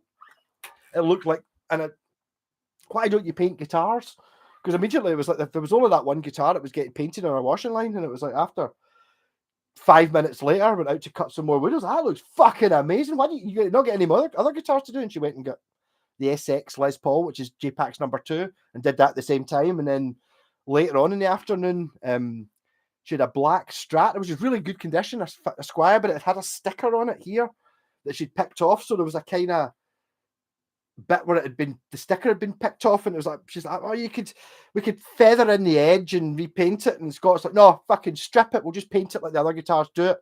She's like, pure. Scott's like, just do it. Like, fucking. So I stripped it down, repainted it down. That's what J-Pack's 3 is, or J-Pack's 4. This is number 3. Oh. Have you seen the Hired Gun documentary about the session guitarist, Malcolm? I might have seen it when I was in a band. Did they play You Really Got Me in it? Is this 25 years old, this thing? Because if it is, I've seen it. And it's like the guy's like pure, he's amazing on the guitar. He's in doing a session, playing lead guitar, blah, blah, blah. And then after it, the guy's like, you're fucking fitting in. Do you want to do, I've got a tour starting in 2 months' time, blah, blah, blah, all set up. And then obviously before the guy sets up, it's like the original guitarist come back and goes, oh, let's be pals again, blah, blah, blah. And he ends up getting chucked out. And it's kind of sad because he went from being just another session to going in, playing, knocking down some really good shit, getting on really well with the band, agreeing to go on tour with them. And then at the end, the original guitarist came back and they just went, all right, well, sorry, we'll catch you later. Cheers, here's your money. And then he went home to his wife and was like, so how'd you get on? And how was today's work? He was like, just another session. It's a wee bit disappointing. But I mean, that's going to happen everywhere. You've got to find other people to play with. Doing it on your own, you can be great, but you've got to find other people that want to do the same thing as you when you all agree with it. That's the difference in this Sabbath band. The 4 of us want to play the Sabbath thing, so we've got a very distinct. We want to sound like Black Sabbath did in the 70s. So that's the aim. There's never been any other aim, really. And we all just agree on it, and that's it. Although I do want to play.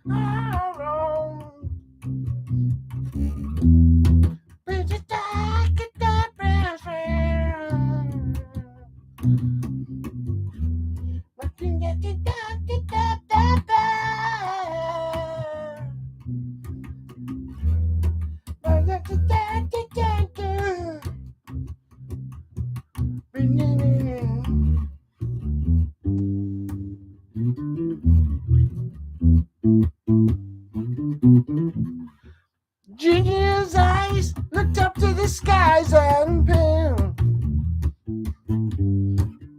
Yeah, we should do that.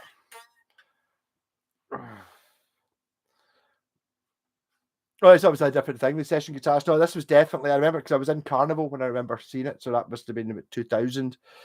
The Kinks session, man. I don't know, but then you're looking at but the Kinks session, man, you've got your John Paul Jones and Jimmy Page and Richie Blackmore and all that. It must have been a shit one when you're in a band and then you go in and it's like, no, we'll just get the house band to play it. I don't know. I mean, session people are different. I want a long guitar. You mean a bass? You should have a bass. Play them both. Yeah, honestly, Alex, you're at the point now where you need to be playing the bass because you're now probably getting to the point of almost being able to play bits of shit lead guitar because basically shit lead guitar is what you're playing on the bass.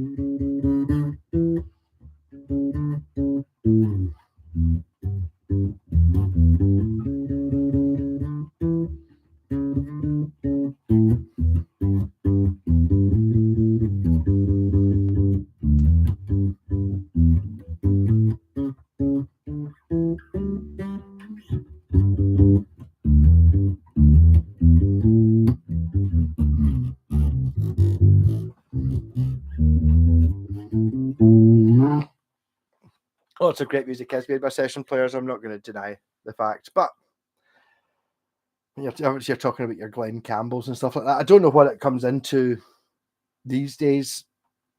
I suppose you hire somebody for what they can do. I mean, I've watched. If you ever watch Rick Beato, he does some interesting videos. I like him. He's like a producer or something from the 80s, and he's talking to like a few folk, like the guys who played bass in the Stax things and all that. He's talking about being a session guy, and it's like, they're just do what you think they want you to do. I watched this before I went into that blues band, and I was really just very much a case of it. I don't want to ruin it for everyone else, right? I'm only standing in for a bass player who's ill and needs to go to hospital. So basically, if I can make it so that it doesn't fuck anyone else up, one, object two is to make it actually quite interesting and fun for me as well. That's really it. But ultimately, to try and do something that doesn't fuck anyone else up. And that's the way you think about it.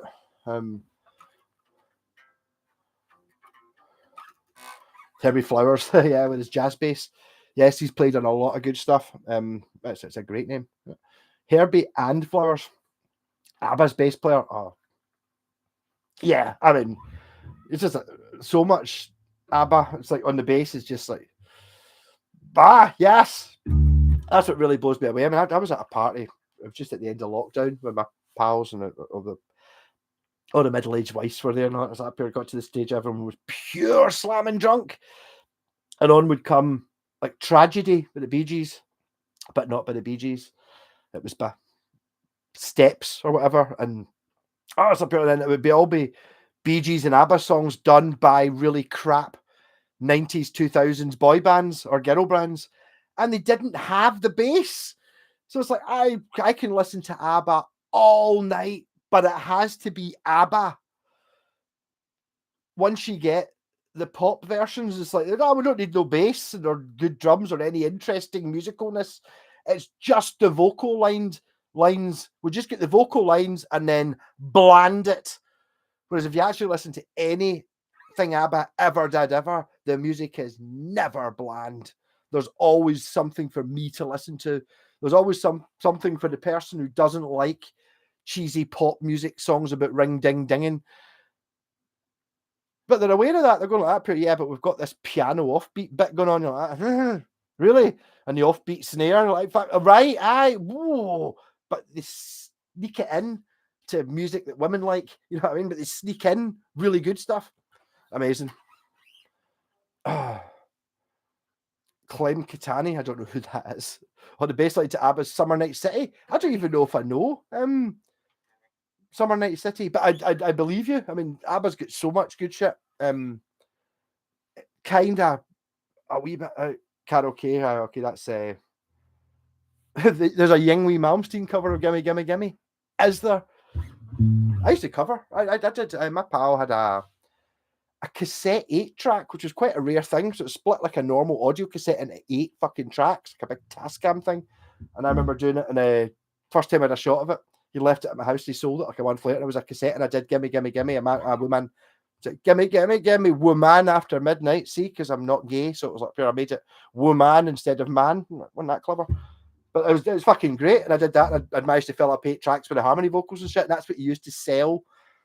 Is that up here? I sold my 8 tracks. Oh, did you? You were doing that? Is that up here? Yeah, your tape was still in it. Is that up here? All that one is up here. Yeah, I used it to sell it. The guy was pure impressed. Just from ABBA.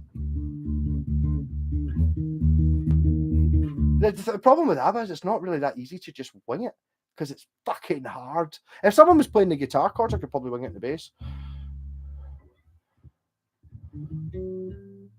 When ABBA performed at Eurovision, they were wearing Wombles badges. Mike Back gave them at the band. I'd pop, yeah, well, maybe. But that's one of the ones that's like, even it's one of the hits, it's like pure Mama with Waterloo. It's fucking yes, that's fucking musical amazingness. Fuck the rest of the song, it doesn't need anything. It's got that pure. I don't know how you play it. Mama.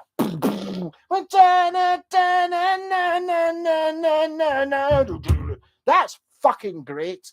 I don't care who you are for the that's fucking metal. So it is. I've done with the new generation have to dumb down a bass line. I don't know. Does anyone even bother playing the bass? It's just AI now, isn't it? I don't know. You're still going to get fucking idiots. There's the stuff that sticks out though. There's so much music from the past that took ages to find. I can't believe it. It was only. Well, I was singing at the shower this morning. The Ricky James. The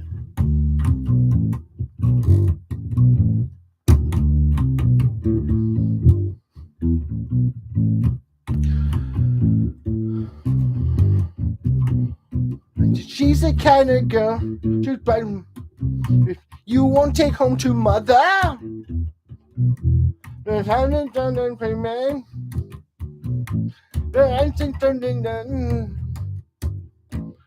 She's so fine. But I'd never heard that song before until it was Clement who's actually given up. Super Freak. Yeah.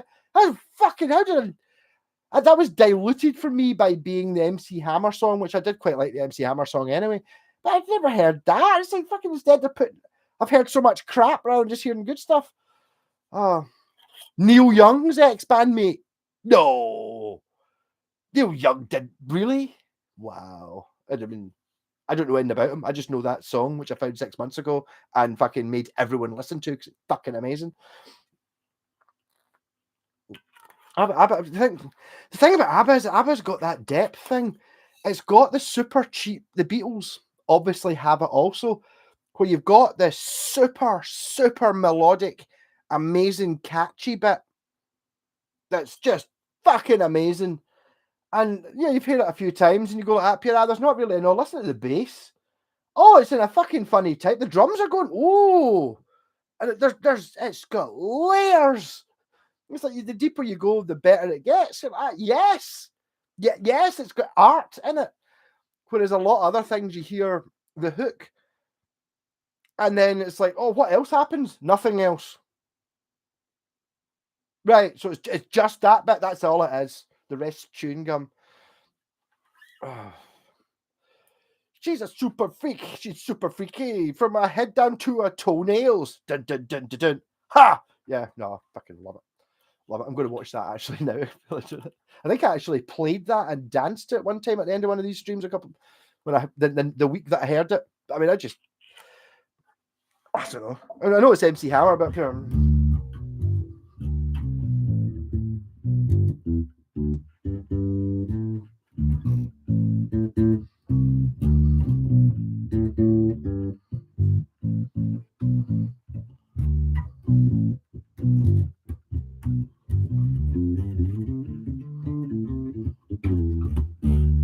since I've started watching it, I look for the bass lines and great songs. The change sticks out, but there are hundreds. The chain. I take it mean the chain. You know what I mean?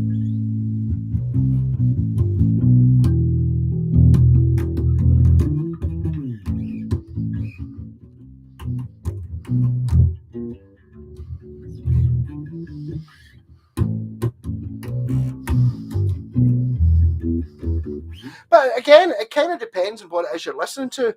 If you're really into music in an arty way or something, you're going, or in a technical way, you can listen to ABBA for 10 years and then you start playing the bass and then you go back to ABBA and the bass lines are all supreme.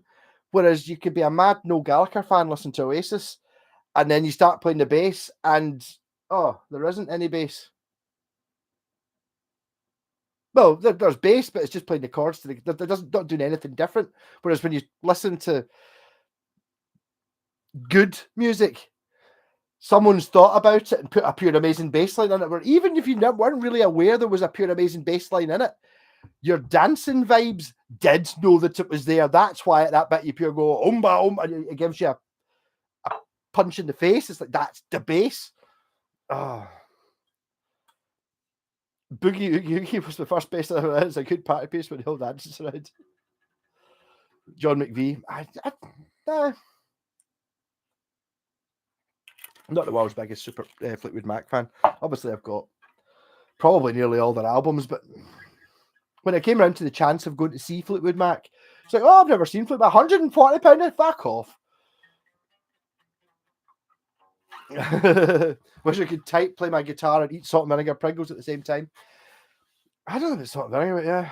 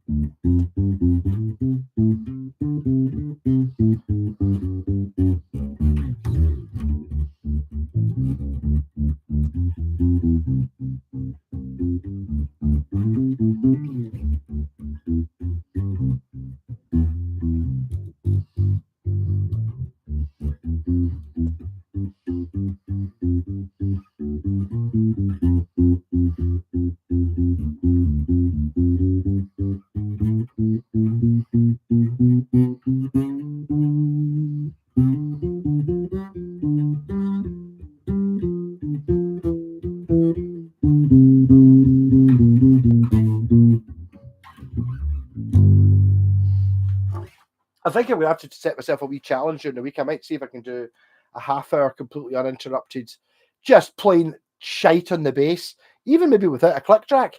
Because the thing is, it's like once you get to a point on the bass, and the guitar happens on the guitar as well, suddenly, you don't need anything. Go!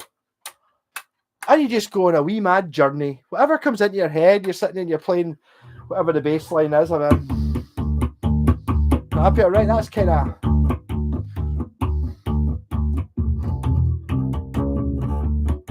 That's that now.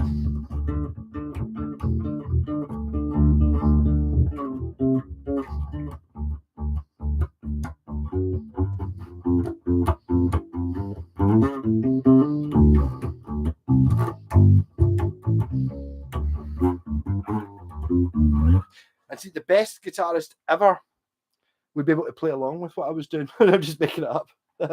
Didn't really notice bass line until I heard John Edwards. So I was maybe a wee bit the same as well. The thing that really got me, I was in a band, the Caravan tribute band I was in, the Blind Doug. We were talking about, I was like, let's do this. I was able to play it on the bass show, Led Zeppelin Immigrant Song.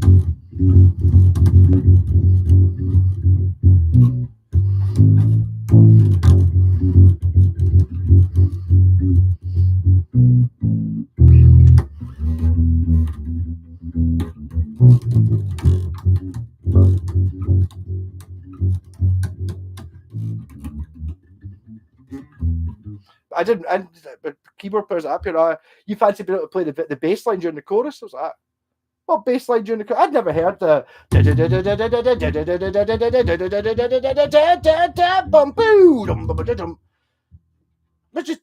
never heard it. But basically, if you want to learn, If you don't play the bass, give it a fucking shot. And once you've played the bass for a couple of hours, you'll start knowing what the bass is, and you'll start hearing it and other shit and going, oh, wow. Entwistle, just him on stage with a drum machine. He got a bit silly, John Entwistle, though. By the time you get to his later years after The Who, he is just doing an awful lot of finger tapping, and it's very...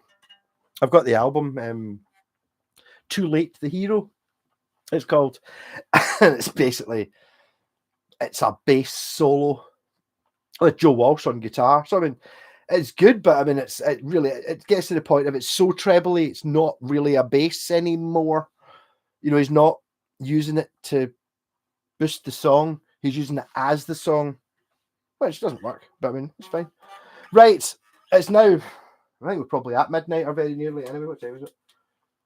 It's past midnight. I've turned into a pumpkin. I've ran out of booze. You're all fucking awesome. If you didn't, spike a like if you're one of that. If you could, that'd be awesome. And during the week, I have some interesting shit coming up. Well, you know, I've got this, which I put a coil split in. Fucking yes. Yes. That was a good idea. Put a coil split in that. I've got a Firebird. I've got another J-Pax guitar. I've got other shit kicking a bit. Make up some stuff. Oh. There's a new video up, Noel Gallagher's Rig Rundown. It's a pretty good over an hour interview. Really? Fuck's sake. I saw it was there and I was like, up here, Rig Rundown, up here, really? I mean, I saw fucking them play in Murrayfield, and it was like, oh, it's an original 59 Telecaster in Paisley pattern.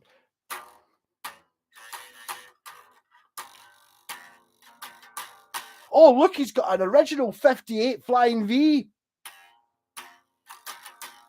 Oh, look, he's playing a Les Paul now. What's that going to sound like? Arsehole. Sorry, I haven't watched it. I just thought it was rigged, but it's basically just, you just want all the distortion, so it basically just goes so you can't hear any actual individual notes. Perfect. I've not watched it.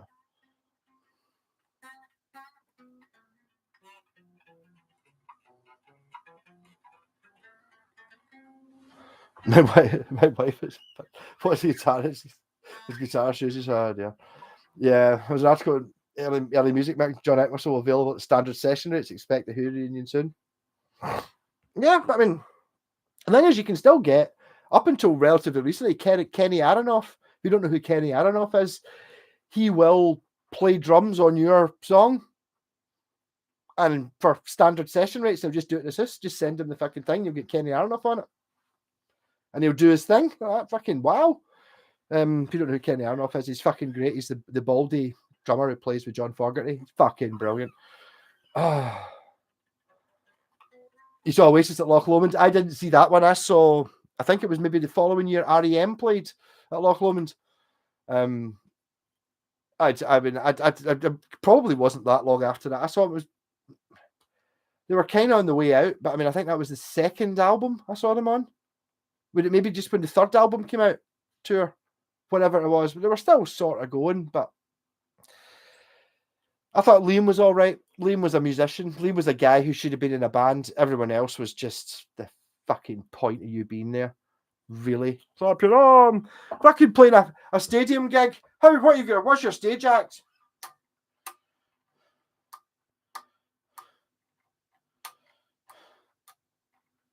Fuck off.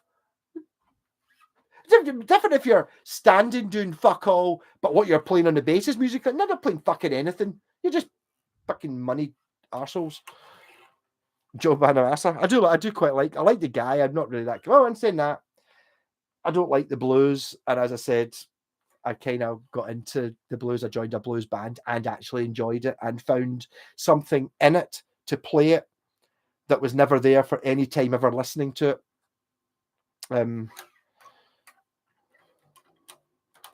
I don't have any issues with Liam. Let's know who's the cock. I like Liam. It was an early interview and someone was talking about. I don't know. It was totally taking the piss though out of the interviewers up here. Yeah, so with your metrosexual attitude. Does that mean?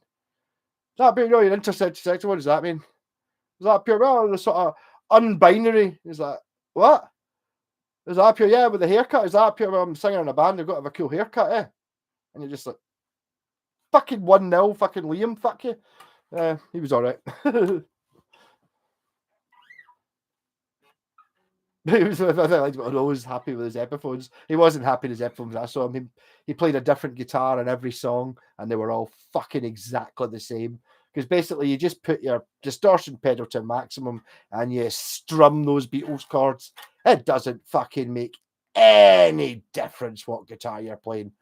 There's no difference. Yes, I can show you the difference between a Telecaster and a Les Paul by playing Telecaster things and Les Paul things, but just get that distortion up where it's just grunge and just strum that open G chord. It makes fuck all difference.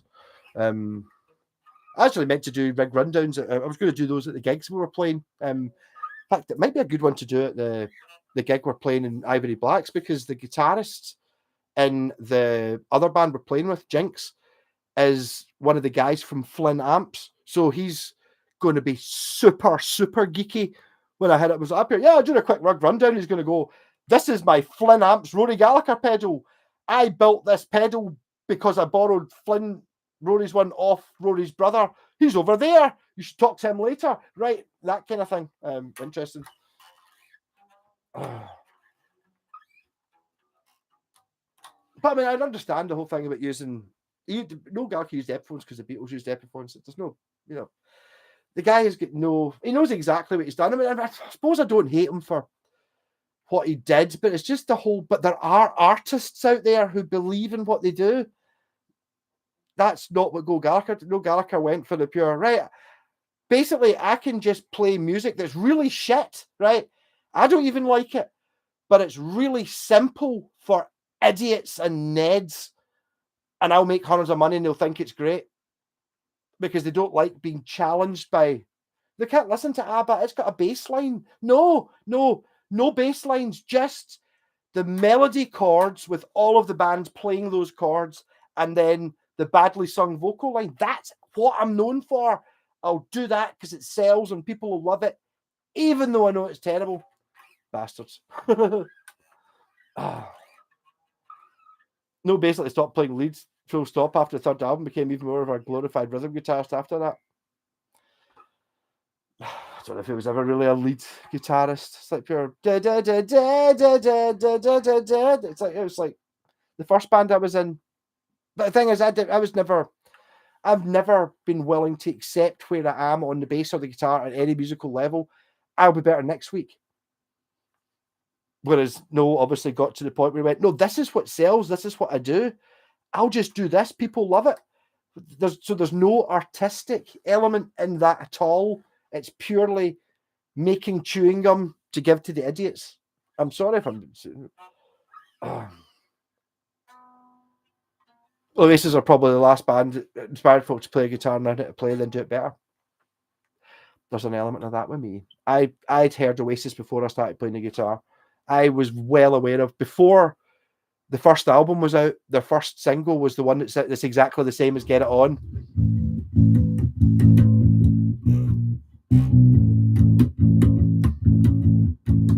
Your dirty, sweet, can I love you? It's just fucking, and I was like, this is before they did, and I fucking hated it, and I didn't even play the guitar. And when I first played the guitar, I said, I'm going to be better than Noel Gallagher on the fucking guitar, and I was, as soon as I played it. Bastards. I don't know, how did you get to the rest? It's because I'm drunk and I don't mind arguing with this. There was actually a guy who started arguing with me, one of the guys from the Guns N' Roses band, when I was at Wolstonbury. And he's like, oh, no, guys, good for learning the guitar too. And I was just like, I just put a hand on the shoulder. Look, man, 25 fucking years I've been having this argument. 25 years of entrenched. Even if you're right, I can't admit it. Fucking hate Oasis. It's absolutely shite. And it's the, if I was a Christian, it would be the Antichrist of music. Okay. I was up here. Yeah, but it's good to learn the guitar too. No. It's terrible to learn the guitar too. I used to teach the guitar. people would come and go, what's music like? Nirvana. Yes, here we go. I'll show you how to play 10 songs with 4 chords. There we go. And after 3 weeks, you'll be able to play 10 songs and it'll be fucking great. Like, oh, Guns N' Roses, right? I'll show you 10 chords with 3 chords. Here we go. You want Oasis? I'm not teaching that. Oh, how no? Here's 19 chords for this song. All stupid chords that you can't use in any other song, right? Oh, what about another song? Right, here's another Oasis song. It's another 17 chords, all from the Beatles book that you can't use in anything else. Bastards. We can't end it with no, we can't. No. Yamaha Pacifica. Oh. The first Yamaha Pacifica in 1988. Scott's got the book, the brochure, and the first Yamaha Pacifica was not a cheaper one. This is, I think the RGX range was out, where the normal ones in the Pacifica was like a high-end £1,000 Japanese made thing, and then it kind of cheaper versions came out a couple of years later to be the Pacifica. Pacificas are fucking awesome. I was playing one there the other day, just dropped it off yesterday to my pal David, and it's like, it's a fucking stunning guitar. I'm not even sure I could tell. I can't imagine what a Japanese one's like. A Japanese one would just be amazing, because it's the best guitar I've ever played that isn't Japanese is that Pacifica. Straight up. Can't even really think of, like, and I'm talking about expensive American guitars that were actually better. Obviously, offer me a Gibson Les Paul. Do you want this Gibson Les Paul standard? Or do you want this Pacifica? I'm going to take the Les Paul. Obviously. I'm not going to keep the bastard. I'm going to sell it and get £2,000 for it. And then buy myself a fucking Pacifica and have £1,700 free and a better guitar. But you get stuck with it.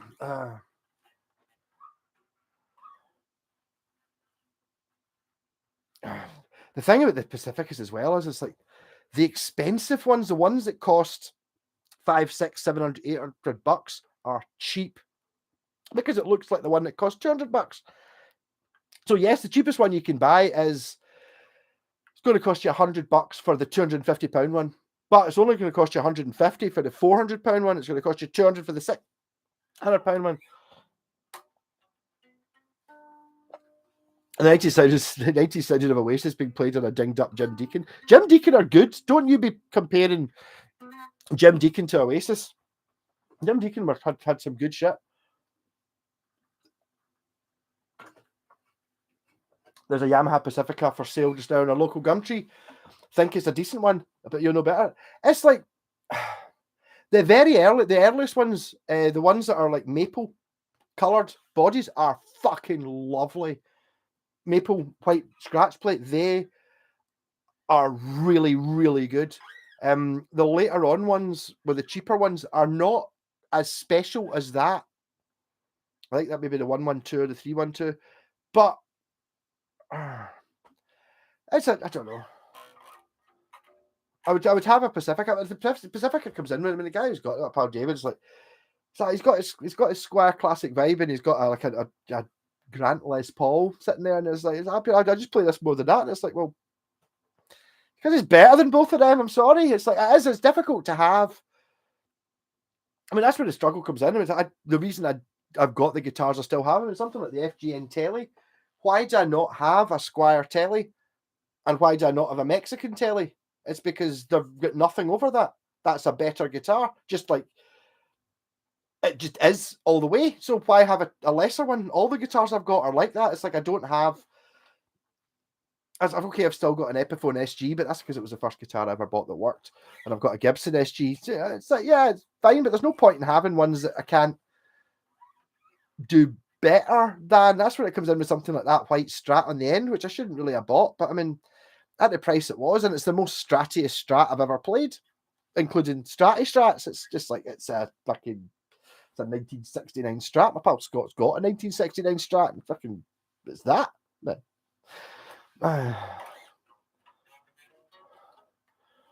see, the Fernandez the same as the Pacifica? I'm not sure. I don't know who made some Fernandez certainly were. I mean, that bass is a Matsumoku one, but later on, I don't know who they came from.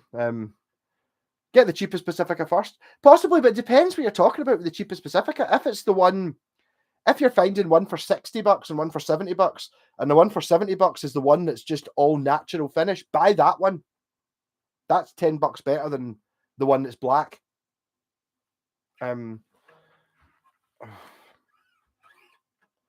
Also Pacifica style, and they make the Pacifica a certain shape to the body. Yeah, totally. And they make one that's a very similar thing. It's like the Pacifica is one of those ones that's just kind of not quite a Strat. It's just they've just made it 10% different, like modern Star Trek, when they're not actually allowed to make it the same as the original Star Trek because of copyright reasons. So you can have the Enterprise, but it's got to be 15% different. And you can have the uniforms, but they've got to be 15% different. So everyone's got to be 50. It's kind of that, where it's just to get out of copyright, you've got to be a bit different. But I mean, just because it's made in the same factory doesn't mean it's as good. I'm afraid. I mean, Samick, I was really disappointed. I remember going to try out a Samick Les Paul because I know that I've got my Samick SG or the Samick Epiphone SG. It's fucking great. A few Samicks that are really good. And I went to look at a Samick branded Les Paul, and it was fucking awful. It was like pure. It was only 20 quid, and I didn't buy it. That's how bad it was. It was like, this is fucking awful. When it was a Samick brand. Samick make fucking great guitars. Not all of them though. Depends who it is that gives them money. It does have a wee bit of a PVT series, yes. Anyhow, I'm going to go to bed. I'm fucking talking here for an extra thing. I'm going to open my window and let some fucking air in. I love you all. Lots of shit going on during the week. Give me messages when you actually like request videos or something. I have heard that the PVT series are. I don't think it's possible to look up a review of one of them that doesn't say motherfucking super heavy in massive letters at the start. It just happens to go that way. So I'd imagine they're heavy. So Pontiac, Dunkmack, and the Sloan Ranger, and everyone who's still here just now. Love you all. Thanks very much. Catch you later.